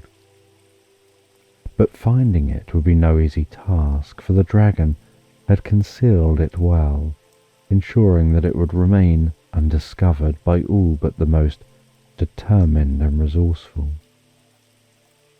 The Book of Enlightenment is said to hold the secrets of the dragons, their strengths and weaknesses, and the means to defeat them, Hyland explained, his voice filled with a mixture of hope and determination. It's our key to victory, and we must find it at all costs. The intrepid group, led by the determined Hyland, began their trek across the treacherous terrain. As they walked, the ash-covered ground crunched beneath their feet, remnants of ancient lava flows still clinging to the scorched earth. The eerie glow of fresh lava snaked through the cracks and crevices, a sign of the ever-present danger that lurked beneath them. As they cautiously traversed the landscape, the sky above would suddenly erupt with schooling red chunks of rock, some as large as houses, hurled into the air by the restless volcano. "Keep your wits about you, everyone," Hyland shouted, urging his companions to be vigilant of their surroundings. Kroger grunted in response, his eyes scanning the horizon for any signs of imminent danger. Piper, her ethereal voice filled with concern, murmured, "The power of the volcano is both mesmerizing and terrifying." In addition to the barrage of falling rocks, the group also faced the sudden and deadly onslaught of pyroclastic flows. These fast-moving clouds of hot gas and dust barreled down the slopes of the volcano at breakneck speeds, obliterating everything in their path. The sheer heat and force could reduce a living being to a mere skeleton, a fine layer of dust in mere seconds. Fezler, his voice tinged with awe, remarked, "Such a dangerous place to be, yet we must press on for the sake of our world." As they meandered through the treacherous lava fields, seeking the elusive path that would lead them to the summit of the volcano and the lair of the black dragon, the group felt the weight of their quest bear upon them. The knowledge that the Book of Enlightenment lay hidden somewhere within the fiery mountain gnawed at them, and they could only imagine the cunning and malevolence the black dragon must have employed to ensure its near inaccessibility. The magnitude of the task before them became even more apparent as they knew they were seeking not just the dragon, but the hidden chamber where the ancient tome was concealed. As they meticulously searched the surrounding area, they eventually stumbled upon a hidden cave entrance leading into the heart of the volcano. The entrance, adorned with an intricate pattern of interwoven runes they'd been seeking, seemed to beckon them inwards. The knowledge that the Book of Enlightenment should be concealed within the shadowy depths of the cave spurred them on.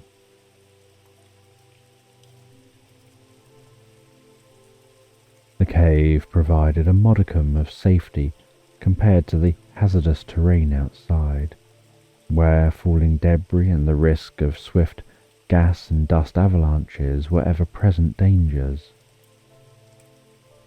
However, they were acutely aware that even within the relative sanctuary of the cave, they still had to contend with the unpredictable tremors of earthquakes, the potential for molten lava flowing in their path, and the risk of noxious gas filling the air. Hyland turned to his companions, his voice laced with trepidation. "We must proceed with caution. The dangers that lie within are as treacherous as those outside." They walked and explored the depths of the cave.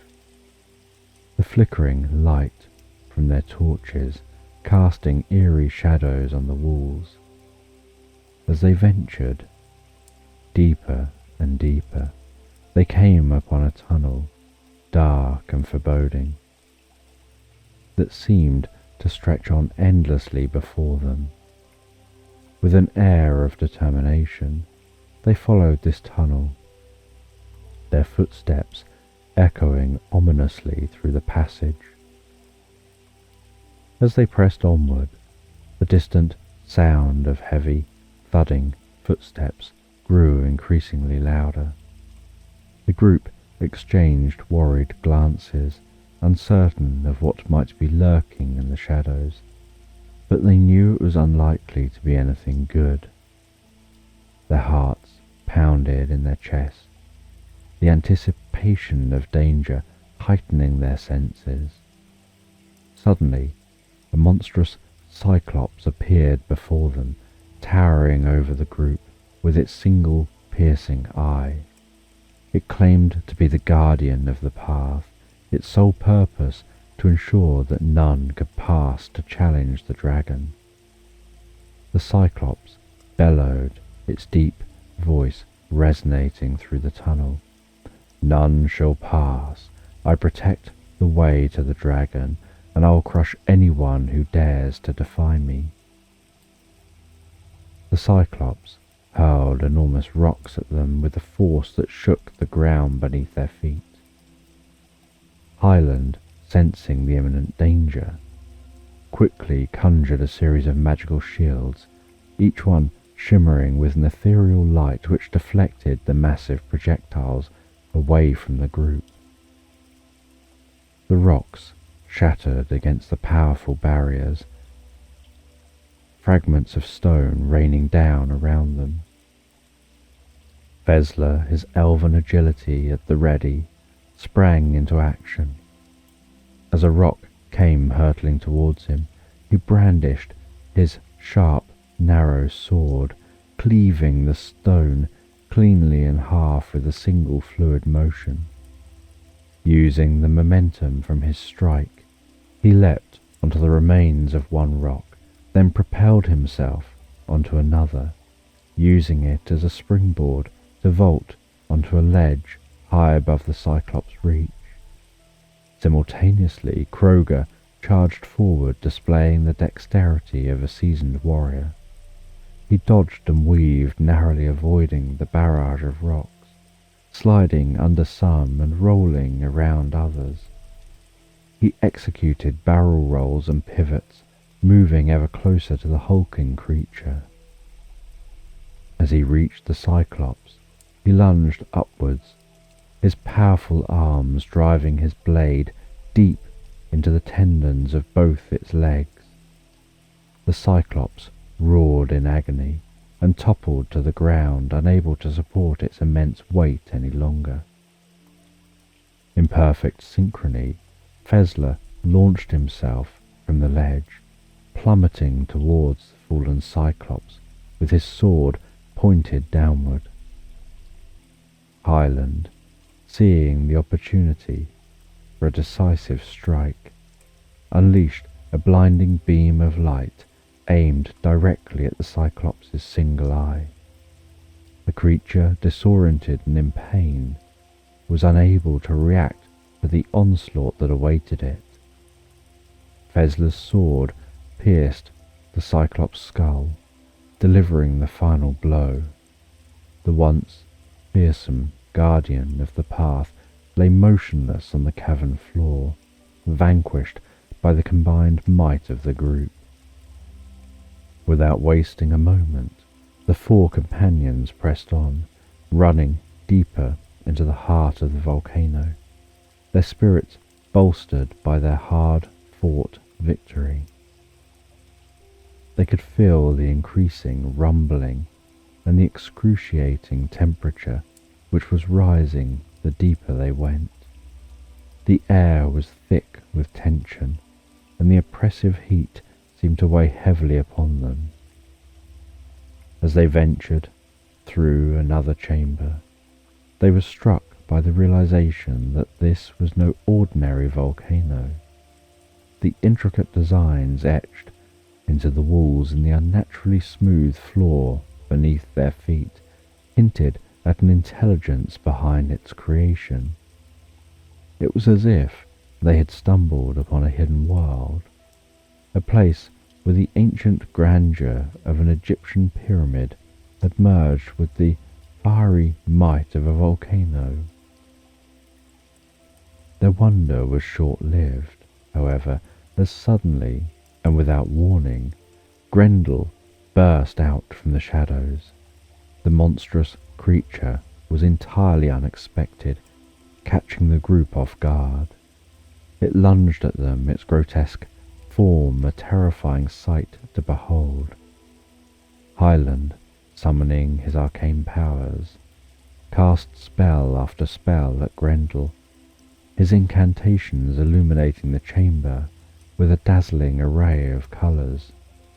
Yet, to his dismay, his magic seemed to have no effect on the beast. Fezler, his elven agility on full display, leapt and danced around Grendel, slashing and jabbing with his sword. The sharp blade met the creature's flesh, but it barely seemed to notice the wounds. It was as if the beast was impervious to their attacks. Kroger, harnessing his mighty dwarven strength, charged at Grendel with all his might. He rammed into the creature, his powerful blows landing with thunderous force. despite his valiant efforts, the monstrous foe remained unyielding, seemingly unfazed by the onslaught. As her companions struggled in their desperate battle, Piper, with a serene expression, chose a different approach. She sat down, her posture calm and composed, and began to sing. Her melodious voice filled the chamber, weaving a hauntingly beautiful melody that seemed to echo through the very air. Grendel, hearing the entrancing song, clutched its ears in agony, fear and pain evident in its twisted visage. It started ripping at its own ears. Piper's voice remained steady and unwavering, her song a soothing balm amidst the chaos of battle. The creature's resistance crumbled under the power of Piper's song. Grendel started whacking its head against a wall, almost as if its brain was starting to explode inside its head, like it was trying to release the pressure. Finally, its eyes rolled back in its head as it dropped to the ground, its monstrous form quivering in defeat. As the last note of Piper's melody faded into silence, the group stood in awe of the power her voice had wielded. They continued their journey, a mixture of relief and bewilderment washing over them. Kroger, the mighty dwarf warrior, could not fathom how the singing had managed to defeat Grendel, while all their combined aggression, their strength, their skills, had failed to inflict any damage upon the fearsome creature. The thought lingered in his mind, gnawing at him like a persistent itch. "I cannot believe it," he muttered under his breath. His brow furrowed in consternation. All our might, and yet it was the song that brought it down. Hyland, too, was deeply affected by the encounter. He couldn't shake off the fact that his spells, the very essence of his arcane powers, had proven utterly futile against Grendel. The young wizard's apprentice glanced over at Piper, his eyes reflecting a newfound respect for her abilities. "Your voice truly holds a power beyond measure, Piper," he said, a note of admiration and humility in his tone. Fezler the elf gracefully wiped the sweat from his brow, his slender fingers brushing away the perspiration that had formed during the intense battle. "It seems we all have much to learn," he mused, the melodious lilt of his voice imbuing his words with a sense of contemplation. "For even in our combined might, we were unable to stand against the creature until Piper's song revealed its true weakness." As they reached what appeared to be an impasse, they were faced with an immense black wall. The surface of the wall was incredibly smooth, as though it had been crafted with painstaking care by an unseen hand. Hyland felt compelled to touch the wall, an inexplicable feeling that there was something hidden just beyond it. As his fingers traced the cold, polished surface, he and his companions felt around the wall, searching for any possible clues or weaknesses. In their exploration, they discovered that one small section of the wall seemed to emit a slightly different temperature than the rest. This minute difference, nearly imperceptible to the touch, caught their attention. With trepidation, Hyland placed his hand upon this odd portion of the wall, willing his arcane powers to flow through him and into the mysterious surface. The dark wall trembled under his touch, and then a passage opened before them, as if by some ancient magic. Beyond the wall, they found a vast chamber, its walls, floor and ceiling gilded in gold. Dominating the centre of this awe-inspiring room was a solitary pedestal, atop which rested a single, unassuming book, inscribed upon its cover were the words, "Book of Enlightenment."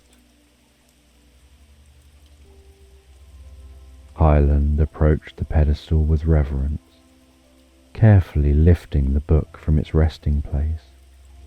He opened the first page, expecting to find knowledge and wisdom, only to be met with a mirror.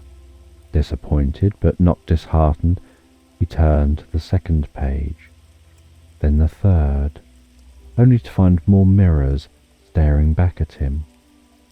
With growing agitation, he flipped through the remaining pages, but each one was the same, a mirror reflecting his own image. In a fit of frustration, Hyland hurled the book to the ground. He had hoped to discover the answer to their plight, the key to defeating the Black Dragon, but instead he found a book claiming to be the Book of Enlightenment, with nothing but mirrors on its pages. As the others gathered around, they too shared in Hyland's anger and disappointment. Fezler examined the book, wondering if their entire journey had been for naught. Kroger, his voice booming with frustration, demanded an explanation for this apparent betrayal. Hyland could only apologize, feeling lost and helpless. With a heavy heart, Hyland continued to search the book for answers, flipping through its pages back and forth, studying its cover and spine, but nothing revealed any clues to the book's purpose. Exhausted and defeated, he sank down against the pedestal, tears streaming down his face. But as his despair turned to laughter, an epiphany struck him. The answer had been there all along, within the mirrors. He opened the book again and saw himself reflected on every page.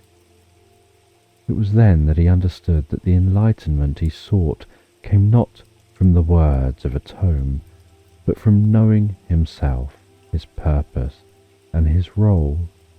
The journey had granted him the skills he needed. He just needed to look within.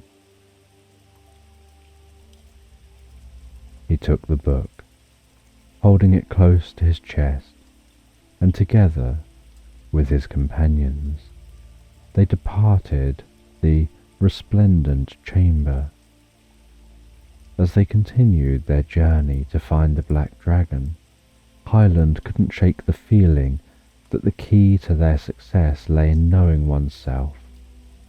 Though he didn't fully understand how it would help, he trusted his instincts, believing that the answer would reveal itself when the time was right. The group followed a seemingly endless corridor, and after what felt like an eternity, they stumbled upon a narrow tunnel leading upwards into the heart of the volcano. The only way forward was a rickety ladder, which appeared to be as old as the volcano itself. As they climbed higher and higher, the heat grew more intense, and sweat trickled down their brows. The ascent was treacherous, with loose rungs threatening to send them plummeting to their doom.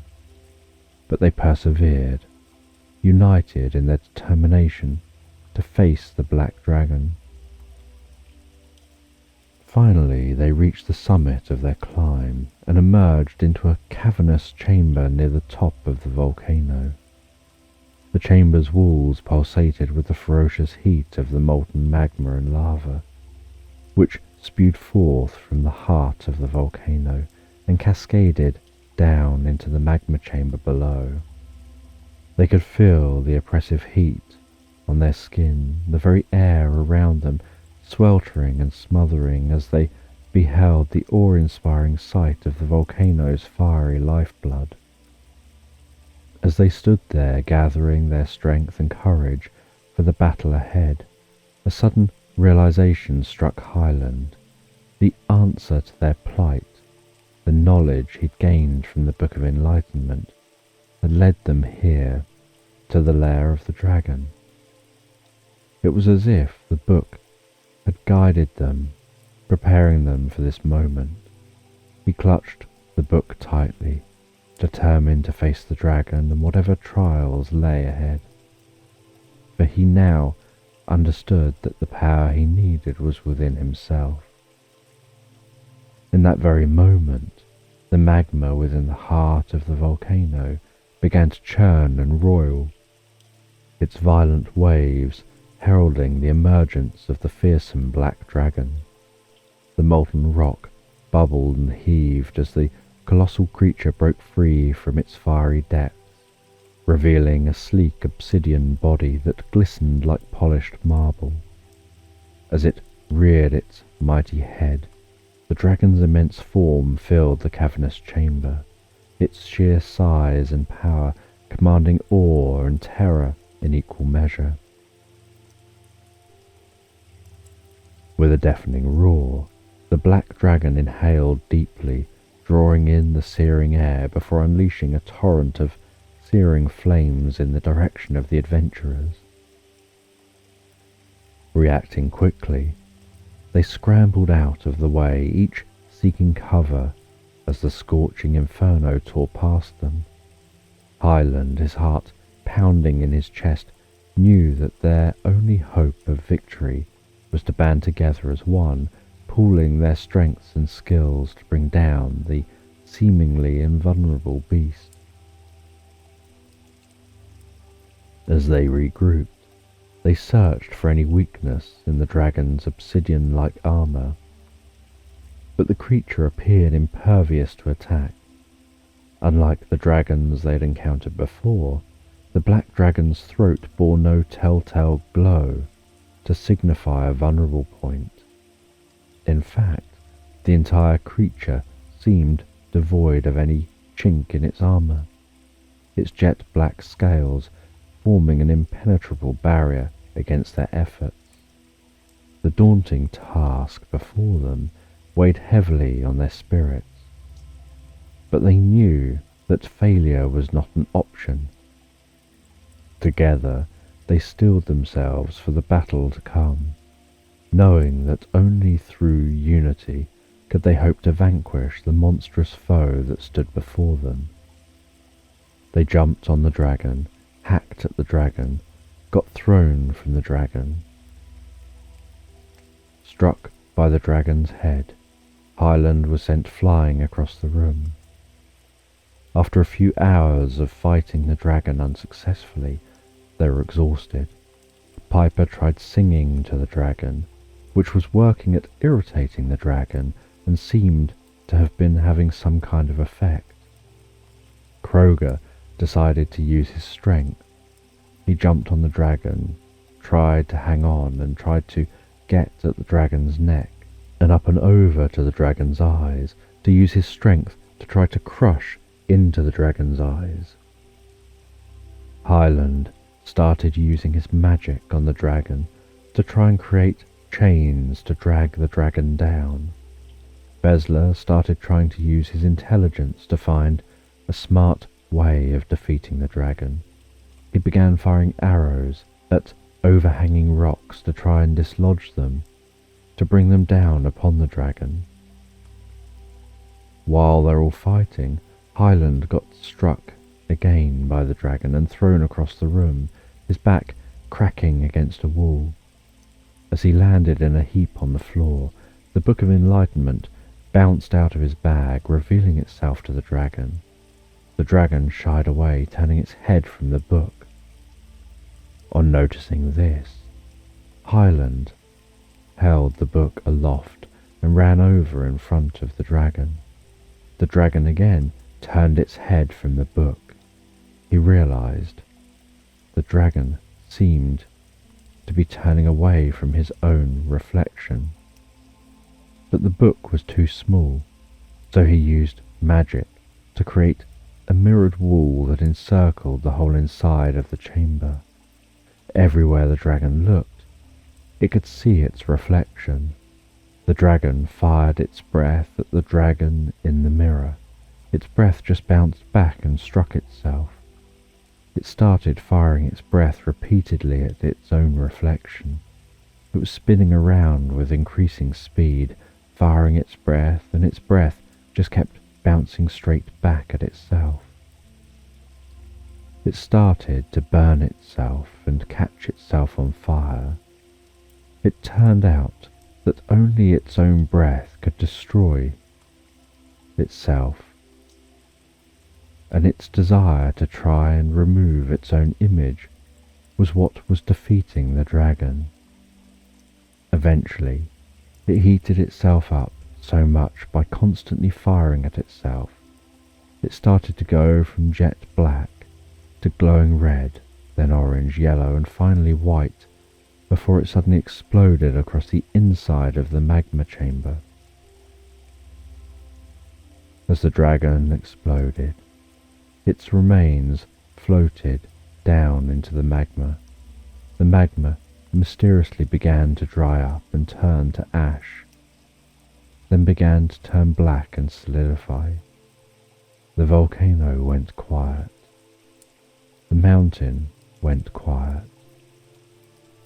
And the gang of heroes were left, stood in silence, in a now dormant caldera. Chapter 7. Journey's End. After defeating the fearsome black dragon, the four heroes, Hyland, Piper, Fezler, and Kroger, climbed out of the volcano's treacherous depths, finally reaching the summit. As they stood atop the volcano, they gazed upon the cloud of ash and dust that had long shrouded the land below. Slowly, the ash and dust fell to the ground like rain, but to their astonishment, it was not replaced with any more of the choking debris. The sun began to pierce through the dissipating cloud, and for the first time in over 1,000 years, its rays illuminated the land below. Hyland breathed a sigh of relief, feeling the warmth of the sun on his face, and said, "The Death Realm has been cleansed. It's now just a mountain among others, and the Night Realm, at long last, can bask in the daylight." Kroger nodded, his eyes gleaming with pride as he added, "Aye, those vampires will be forced to cower in the shadows once more." Piper's eyes sparkled as she looked around, marveling at the transformation. "We've succeeded," she whispered, her voice filled with awe. "We've rid the land of the dragon's tyranny, and we can now return home." Fezler nodded, a smile of satisfaction gracing his elven features. "Our quest is complete," he agreed. "Let us journey home and celebrate our victory." With the weight of the responsibility lifted, Piper, Hyland, Fezler, and Kroger descended the volcano, crossing the once forbidding desert. traversing the imposing mountains and moving through the verdant valley. The land seemed to breathe a sigh of relief with each step they took, as if thanking them for their heroic efforts. Finally, they returned to the coast, the place where their incredible journey had begun. Hyland expressed his heartfelt gratitude towards each of his companions as they prepared to part ways. He approached Fezler first, clasping the elf's hand firmly in his own. "Fezler, your wisdom and guidance have been invaluable to our success. Thank you for standing by us on this perilous journey," he said sincerely. Fezler bowed his head in acknowledgement, and with a final smile, he turned and made his way back to his home high up on the plateau. Next, when they arrived at the caves, Hyland approached Kroger, who stood with his sturdy arms folded across his broad chest. "Kroger, your strength and courage have inspired us all," he said, admiration clear in his voice. "Thank you for joining our quest and helping to protect our land." The gruff dwarf merely nodded, the corners of his mouth lifting in a rare smile. "Ye be welcome, lad," he rumbled before disappearing into the caves where his fellow dwarves dwelled, with more tales to regale them with. Finally, as they reached the seashore, Hyland turned to Piper, the beautiful siren who had risked everything to help them on their quest. "Piper, your voice and your spirit have been a beacon of hope for us all. Thank you for your selfless dedication to our cause." She smiled warmly, her eyes shining with appreciation. "I'm grateful to have been part of this journey," she replied softly.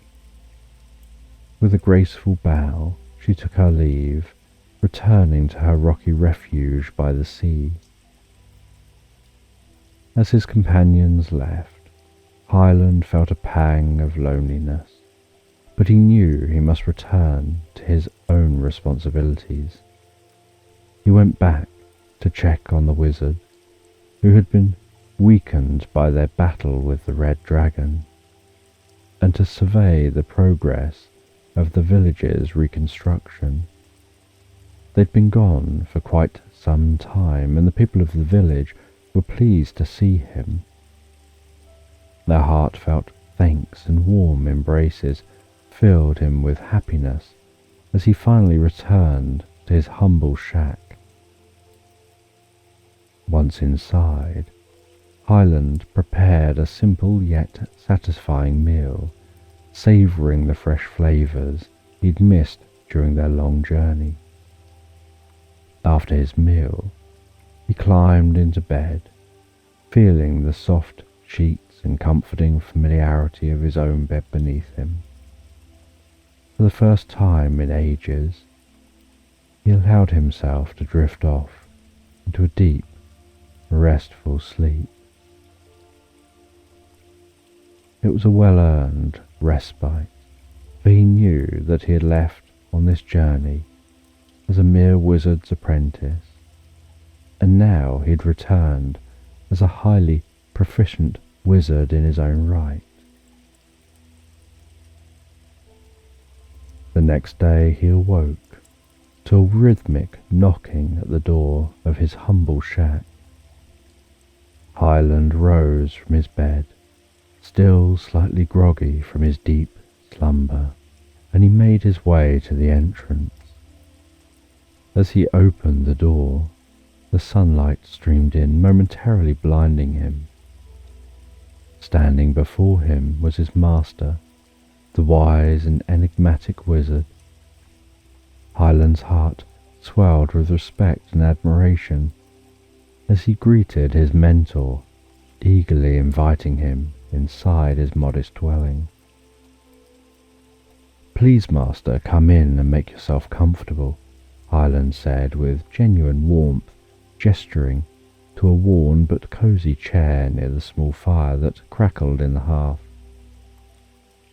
The wizard nodded in appreciation and slowly lowered himself into the seat, his aged and injured bones creaking almost as much as the chair itself.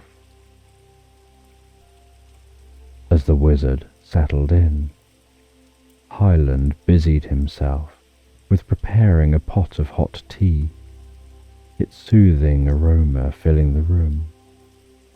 The two sipped their tea in companionable silence for a time before the wizard finally broke the quiet, his voice grave and tinged with urgency. "Hyland, my apprentice, there's something I must tell you, a tale that has haunted me for over a millennia." Hyland leaned forward, sensing the weight of the revelation that was to come, his eyes fixed on his master's face. The wizard began his tale, speaking of a time more than 1,160 years earlier, when he had encountered a creature of legend, an ice dragon, its scales glistening like polished diamonds, its breath a freezing gale that could turn a man to ice in an instant. With a sombre tone, the wizard revealed that he'd been gifted with a rare and extraordinary ability, the power to communicate with animals, even the most fearsome and mythical of beasts. And so he had spoken with the dragon, seeking to understand its motives and desires. In their conversation, the dragon had shared that it had been summoned to this land by a powerful sorcerer, a being who sought to control the dragons and bend them to his malevolent will. The wizard, horrified by the sorcerer's intentions, had managed to release the dragon from the sorcerer's hold and put the dragon back into a deep slumber. But the sorcerer had managed to evade him, slipping away into the shadows like a wraith. For centuries, the wizard had been on the trail of this elusive sorcerer, his pursuit eventually leading him to the very land they now inhabit. He had felt the sorcerer's dark presence nearby, a malignant force that tainted the air itself, but he'd never been able to locate the source. The wizard's eyes glistened with a mix of frustration and sorrow as he recounted his long and fruitless search. The wizard explained that the red dragon which attacked the town had been totally consumed by the sorcerer's powers, its heart turning to stone with no chance to free the dragon from the sorcerer's hold. And this would have been the case with all of the dragons Hyland encountered. He went on to explain that although Hyland and his brave companions had successfully defeated the dragons, the sorcerer who had summoned and controlled them still remained at large. As long as this malevolent being continued to exist, the peace and harmony they'd fought so hard to achieve would never truly be secure. The threat of chaos would forever loom over the world, a storm cloud on the horizon, ready to unleash its fury at any moment. From tomorrow, the wizard declared, his voice firm with determination, I shall begin teaching you the most advanced techniques of our magical arts. You must learn not only to traverse the earthly realms, but also the astral and metaphysical realms, for it's there that the sorcerer may be hiding. The weight of his words hung heavily in the air, the gravity of the task before them impossible to ignore. Hyland listened, rapt as his master described the knowledge and skills he would need to acquire in order to continue the quest to hunt down and defeat the evil sorcerer.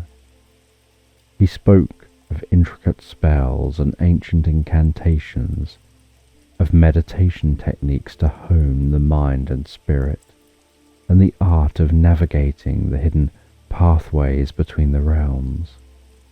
All of this would be necessary for Hyland to confront the sorcerer and finally bring an end to their malevolent influence, ushering in a true age of harmony.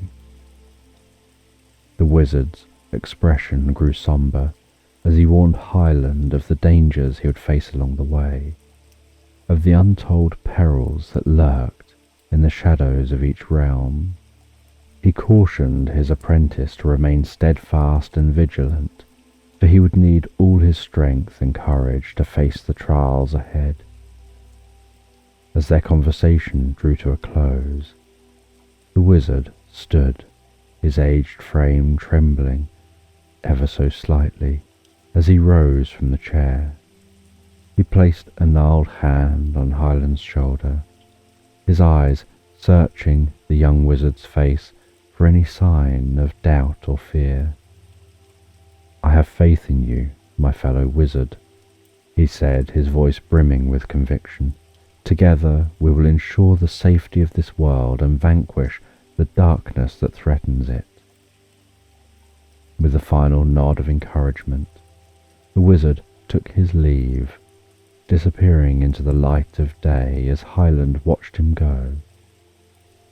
As the door closed behind his master, Hyland sank into the chair, his thoughts a whirlwind of anticipation and apprehension. The enormity of the task before him was overwhelming. Yet the fire of determination burned brightly in his heart.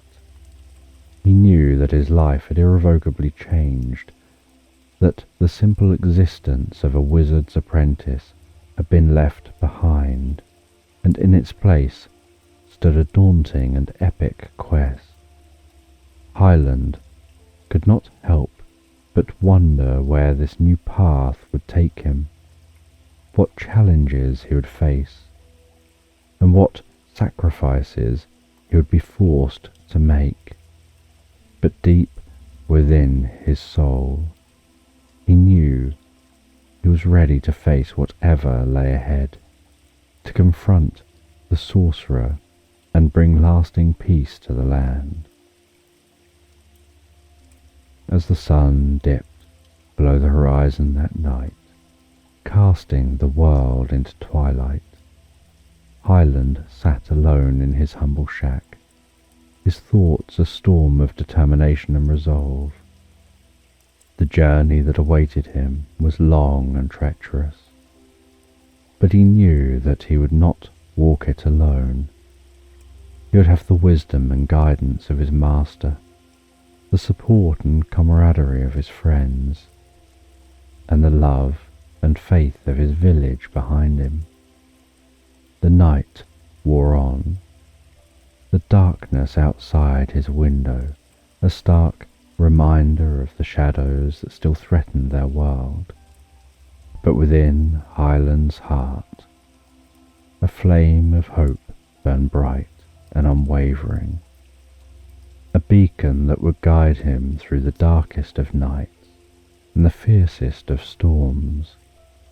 And as the first light of dawn began to creep over the horizon, Hyland knew that he was ready to take the first steps on the path that destiny had set before him. The path of a true wizard, a protector of his people, and a champion of peace.